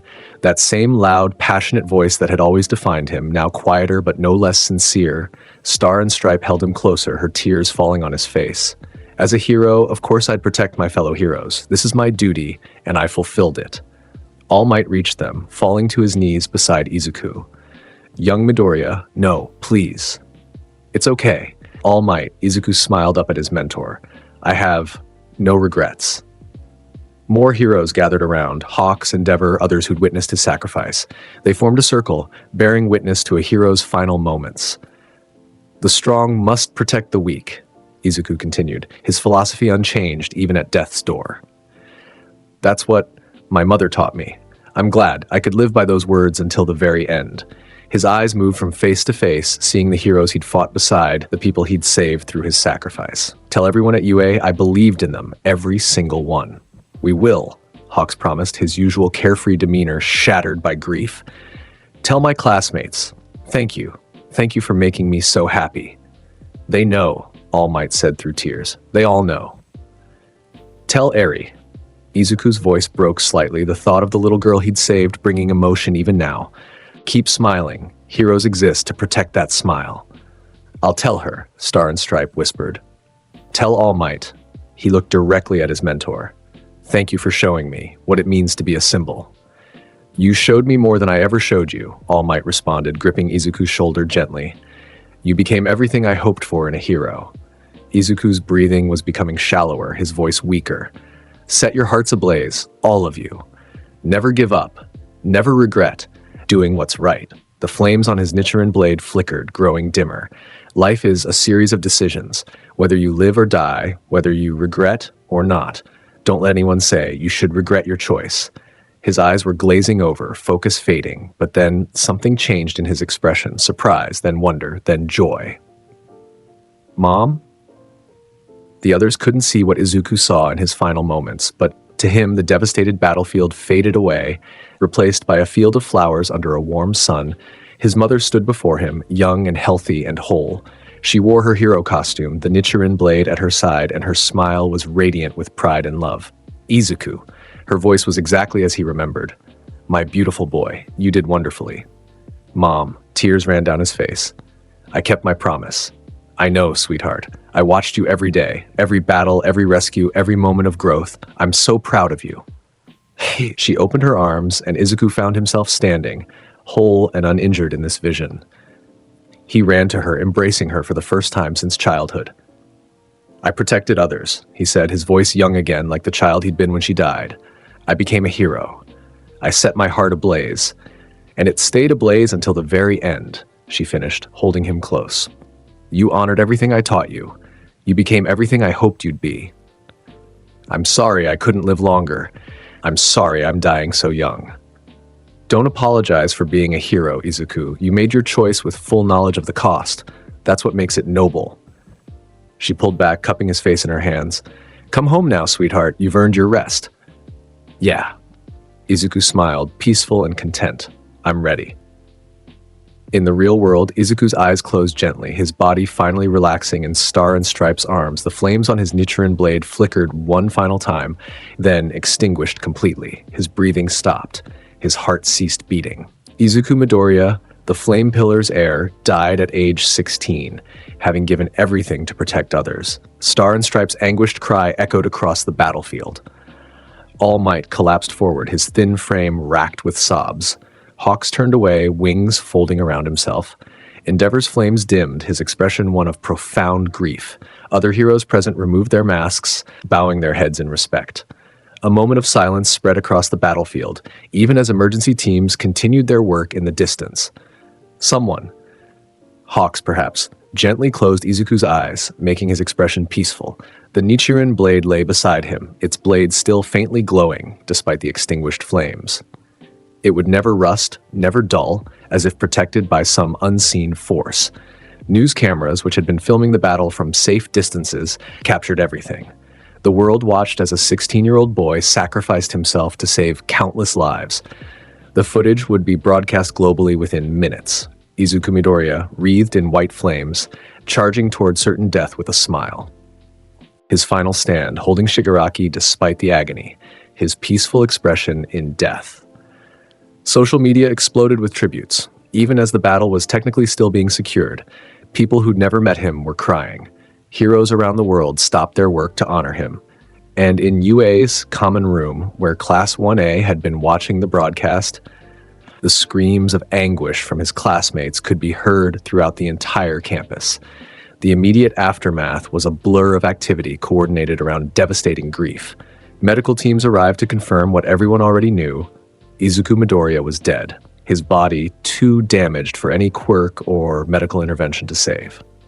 They handled his remains with the utmost care, recognizing the hero who'd given everything.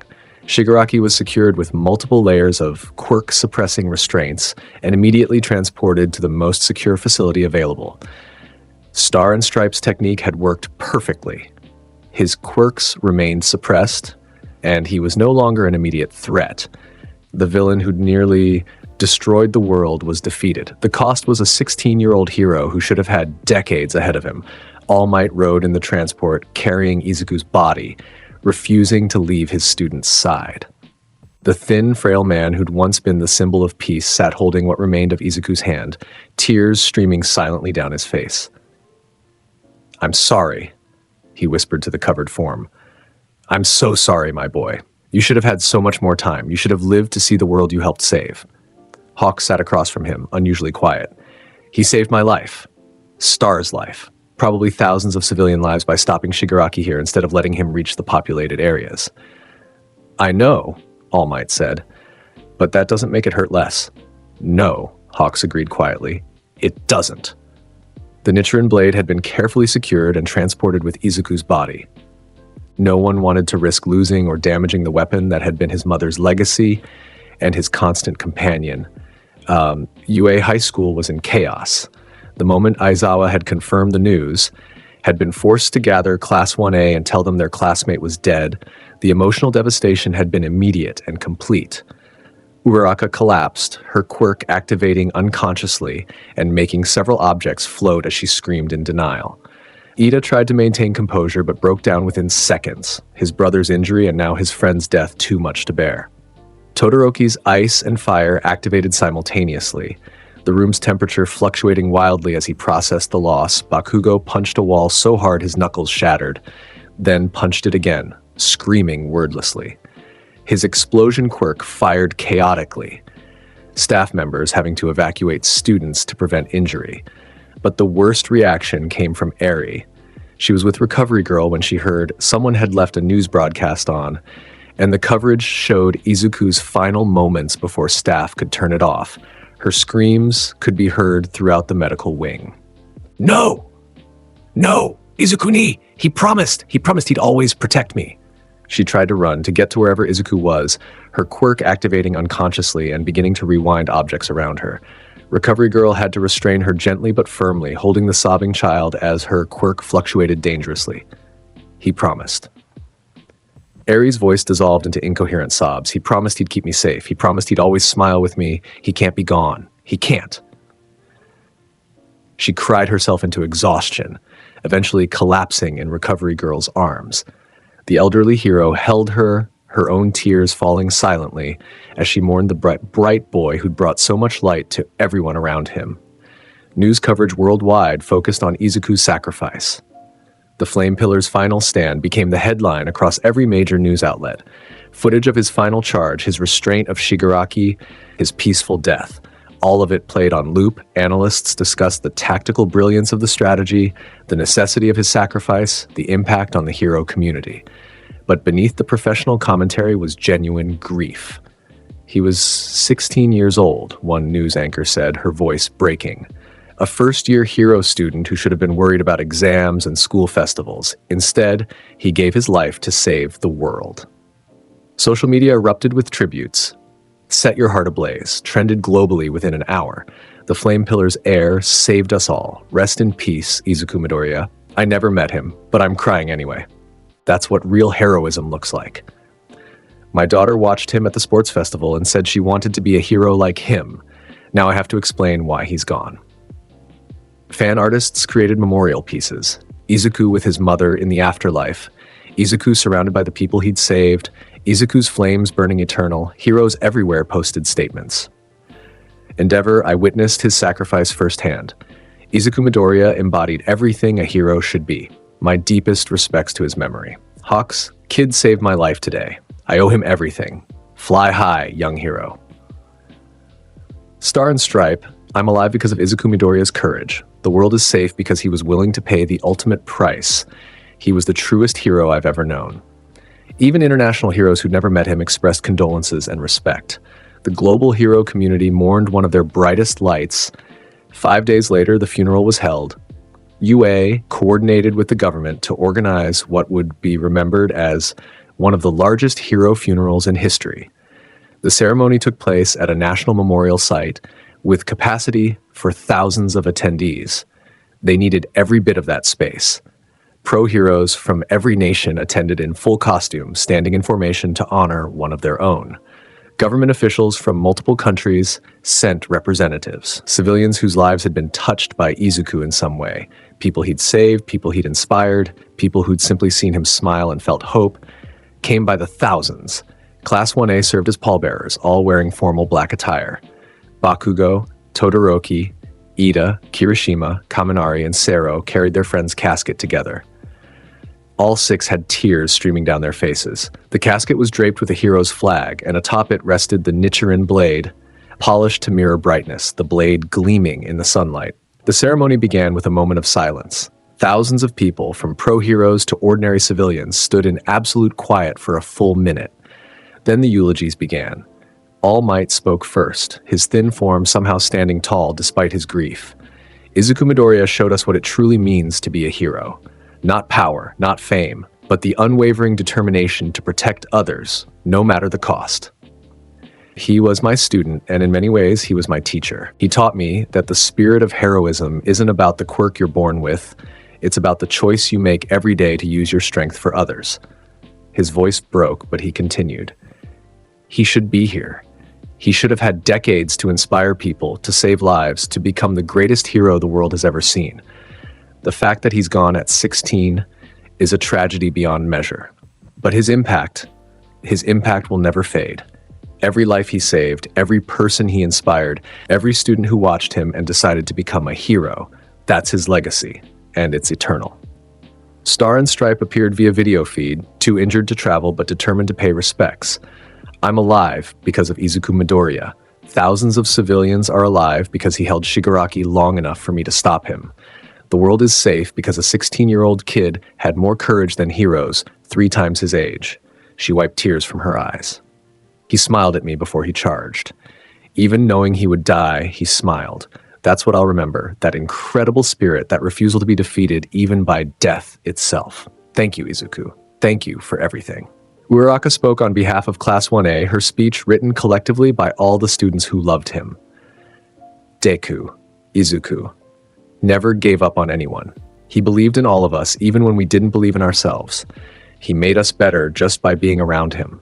His enthusiasm was infectious, his kindness was genuine, and his determination inspired us every single day. She clutched the paper, hands shaking. He saved me during the entrance exam before he even knew my name.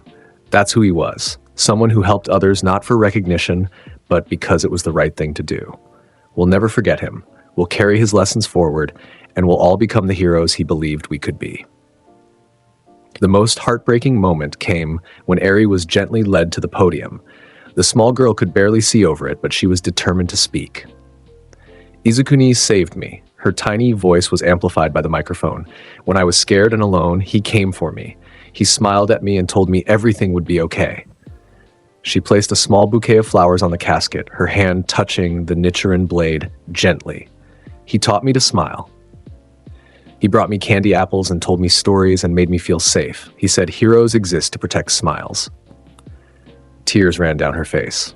I'll keep smiling, Izukuni. I promise. I'll smile for both of us. Thank you for saving me. Thank you for being my hero. She had to be gently led away, her small body racked with sobs. The final speaker was someone unexpected, Hisashi Midoriya.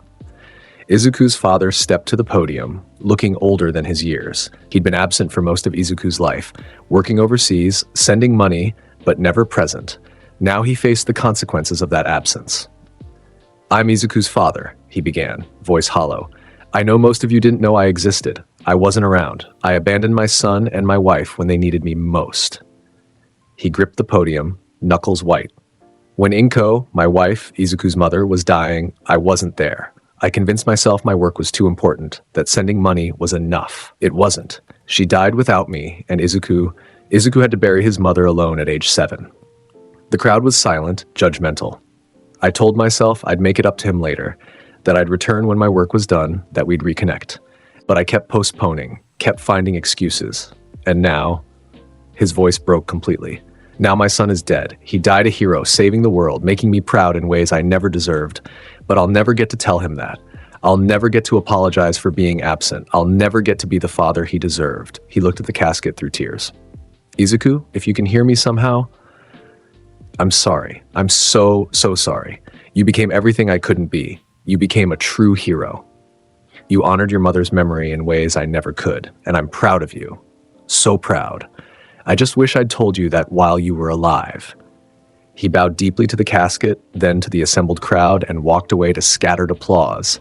Not for him, but for the honesty of his regret. The burial took place at a cemetery on a hill overlooking the city. The same cemetery where Izuku Midoriya rested. They'd arranged for Izuku to be buried beside his mother. The two flame pillars reunited at last. The headstone was simple but powerful. Izuku Midoriya, the flame pillar. Age 16 set your heart ablaze, a hero who gave everything. As the casket was lowered into the ground, the assembled heroes saluted in unison. Class 1A stood together, supporting each other through grief. The Nichiren blade was placed as a monument between the two graves, Inko's and Izuku's, standing upright with its point in the ground. It would remain there permanently, a memorial to both the mother who'd taught heroism and the son who'd lived it.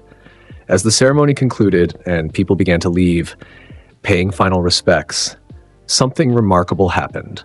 The sun broke through the clouds that had covered the sky all morning, a single beam of light illuminating the gravesite, and for just a moment, witnessed by several people who would later swear to its truth, a small crimson flame appeared on the Nichiren blade. Dancing gently in the breeze, no source, no fuel, just burning there. Todoroki, who'd stayed behind with a few other students, saw it clearly. "Did you see that?" "The flame," Uraraka whispered, "on his sword." They watched as the flame burned for several seconds longer, then slowly faded by leaving only warmth in the air. "He's at peace," Ida said quietly. "He's with his mother now." "Yeah," Bakugo added, his voice rough. "The idiot finally gets to rest." As they walked away from the grave, leaving Izuku to his eternal rest, none of them noticed the small smile that seemed to appear on both headstones. A trick of the light, perhaps, or something more. The flame pillar and his heir together again, watching over the world they'd both protected. The memorial service at UA was more intimate than the national funeral. Just students, staff, and close friends gathering to remember Izuku in a more personal way. Recovery Girl had set up a memorial corner in the common area. Photographs of Izuku throughout his time at UA, his hero costume carefully preserved in a display case, and a eternal flame, maintained by a small device that would burn continuously in his honor. Students took turns sharing memories. "He helped me understand my quirk better," Yaoyorozu said. "Always encouraging, never judgmental. He made me believe in myself." "He was the first person who didn't treat me like a monster," Tokoyami added. "My dark shadow quirk scared people, but Izuku just thought it was magnificent." "He saved my life during the villain attack," Jiro said quietly. "I never got to thank him properly." One by one, they shared stories, some funny, some sad, all emphasizing the incredible impact Izuku had made in just 1 year at UA. Eri sat in the center, surrounded by supportive students and staff. She'd cried herself out over the past week, but the sadness remained. She clutched a small flame-shaped pin that Yaoyorozu had made for her, a memorial to carry always. "Izukuni told me that heroes protect smiles," she said when it was her turn to speak. "So, I'm going to keep smiling, even when it's hard, because that's what he would want." Aizawa, watching from the back, felt his usual stern expression soften. Midoriya's impact on this traumatized child was immeasurable. Even in death, his legacy of kindness continued. The Midoriya Scholarship was announced, a fund established by Hisashi Midoriya, using his considerable wealth to support aspiring heroes from disadvantaged backgrounds. "My son believed everyone deserved the chance to be a hero," Hisashi said at the press conference. "This scholarship will ensure that financial circumstances don't prevent talented students from pursuing their dreams." The fund would cover full tuition, living expenses, and equipment costs for 10 students annually. Recipients would be selected based on their heroic spirit rather than their quirk power, emphasizing character over ability. Additionally, Hisashi reopened the Midoriya family dojo as a community training center. The space where Inko had once trained, where Izuku had practiced his forms, would now serve young heroes learning their craft. "I failed my son in life," Hisashi told the first group of students, "but I won't fail his memory. This dojo will teach you what Izuku embodied, that true heroism comes from the heart. not from power. The walls were lined with photographs of both Inko and Izuku, their teachings preserved in written plaques, their legacy maintained through the students who trained there. Set Your Heart Ablaze became more than a memorial phrase. It became a movement. Hero course applications worldwide increased by 300%. Young people who'd watched Izuku's sacrifice decided to pursue heroism themselves, inspired by his example. New training programs emphasizing duty and protection over power and fame were established in his name. The Midoriya method focused on tactical thinking, emotional resilience, and the philosophical foundations of heroism. His famous quote appeared everywhere, on posters, in textbooks, in hero agency mission statements. It became a rallying cry for a new generation determined to live up to his standard. Support groups for heroes suffering PTSD or survivor's guilt adopted his philosophy, using Set Your Heart Ablaze as their motto for overcoming darkness through passionate dedication to helping others. The first Midoriya Memorial Day was established, an annual event honoring all heroes who'd given their lives in service. The ceremony took place at Izuku's grave, where thousands gathered to pay respects. The Nichiren Blade Monument had become a pilgrimage site for young heroes seeking inspiration. They would touch the blade, whisper their own promises to set their hearts ablaze, and leave flowers or small tokens of respect. "I'm going to be a hero like him," one young student told their parent, standing before the monument. "Remember," the parent responded, "it's not about having the strongest quirk. It's about having the strongest heart." The lesson Izuku had embodied was being passed to the next generation. Class 1A's graduation was bittersweet. They'd completed their hero course training, all earning their licenses and securing positions with pro agencies. But the ceremony felt incomplete without the classmate who should have been there. The school held a special honor during graduation, awarding Izuku Midoriya a posthumous hero license and the title Honorary Top Hero Student for his sacrifice and accomplishments. All Might accepted the award on Izuku's behalf, his thin frame standing tall despite his retirement. Young Midoriya showed us that being a hero isn't about graduation ceremonies or official recognition, he said to the assembled students. It's about the daily choice to protect others, to stand against evil, to never give up. He made that choice every single day of his life, and his final choice saved countless lives. The entire graduating class stood and saluted, a moment of silence for their fallen friend. After the ceremony, they all visited his grave together, placing their graduation caps on the memorial as offerings. "We made it, Midoriya," Ida said, adjusting his glasses. "We all graduated. We're all going to become pro-heroes, just like you believed we would." "I'm going to name my hero agency Blazing Heart," Uraraka added. "After you. I want everyone who comes to my agency to remember your spirit." "I made the top 10 in our graduating class," Todoroki said. "But you would have been number 1. We all know it." Bakugo was the last to speak, his voice uncharacteristically quiet. "I'm going to surpass you, Deku. Even though you're gone, I'm going to become the number 1 hero and prove that your sacrifice wasn't for nothing." Eri, now a student at UA herself, having been accepted early due to her unique quirk and circumstances, placed fresh flowers on the grave. "Hi, Izuku-ni," she said, her voice much stronger than it had been a year ago. "I'm training to be a hero now. Like you. I want to protect people's smiles, just like you protected mine." She wore a hero costume that incorporated flame motifs, honoring the person who'd saved her life and given her hope. "I'll make you proud. I promise." The impact of Izuku's sacrifice had fundamentally changed hero society. New regulations emphasized mental health support for heroes, recognizing the trauma that came with constant danger. Izuku's struggle with survivor's guilt and his ability to channel it into determination became a case study in healthy processing of heroic burden. Combat training now included mandatory ethics courses, exploring the philosophy of heroism that Izuku had embodied. Students studied his battles not just for tactical lessons, but for the decision-making process that prioritized civilian safety over personal glory. His former classmates had all become established pro-heroes.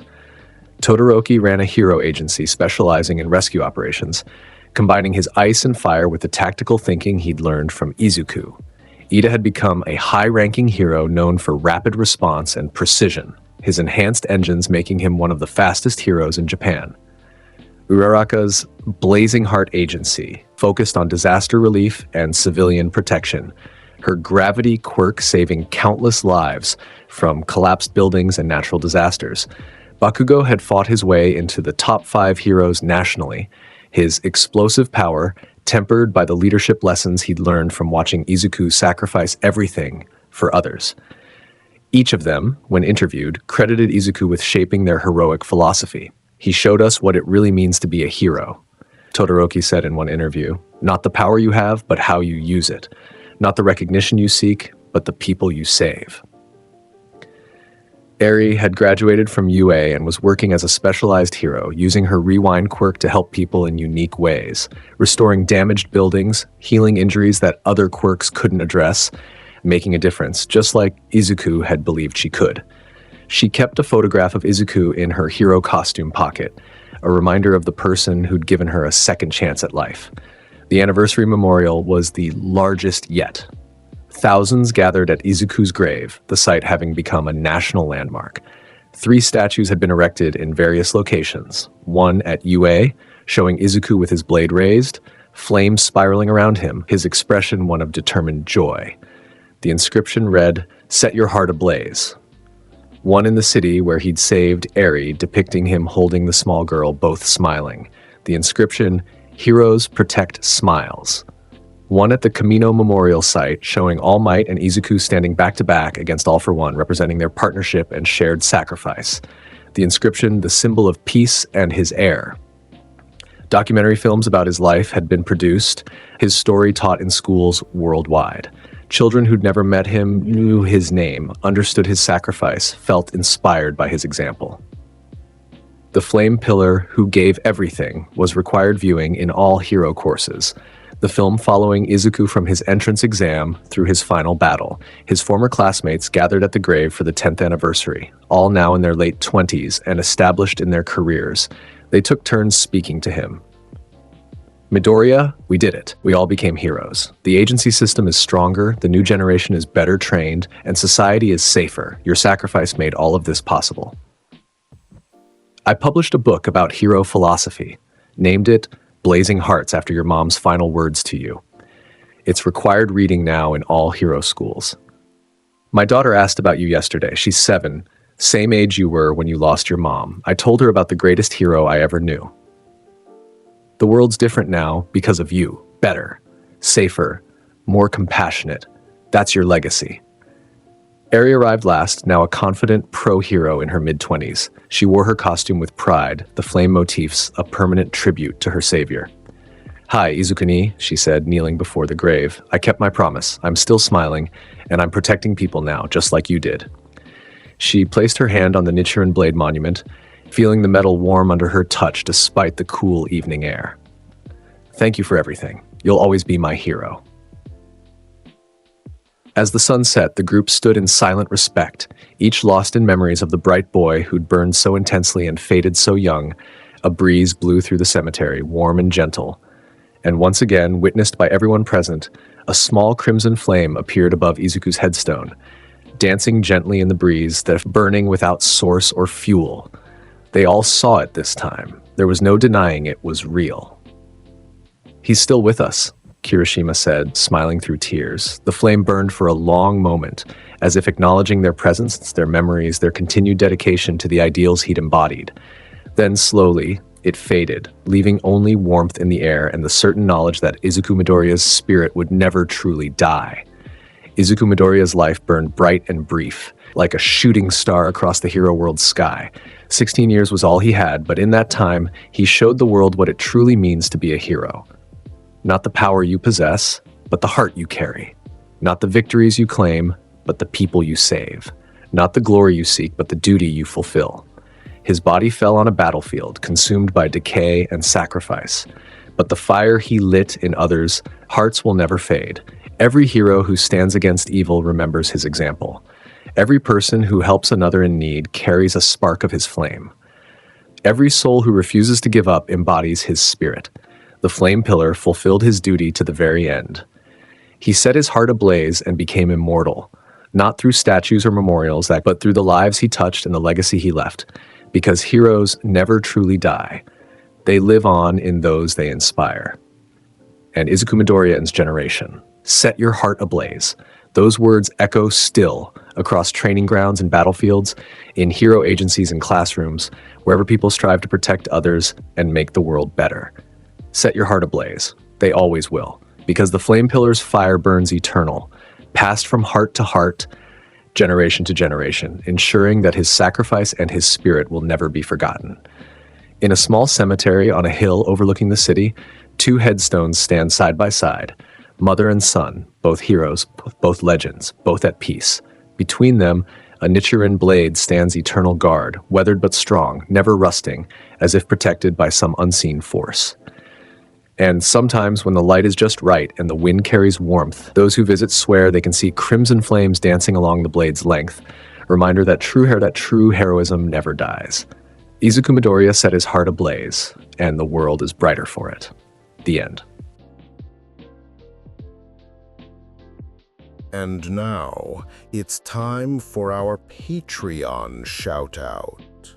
For our pro-hero tier, the rising stars lighting the path of justice, Ancient Chant, and Javon McQuire.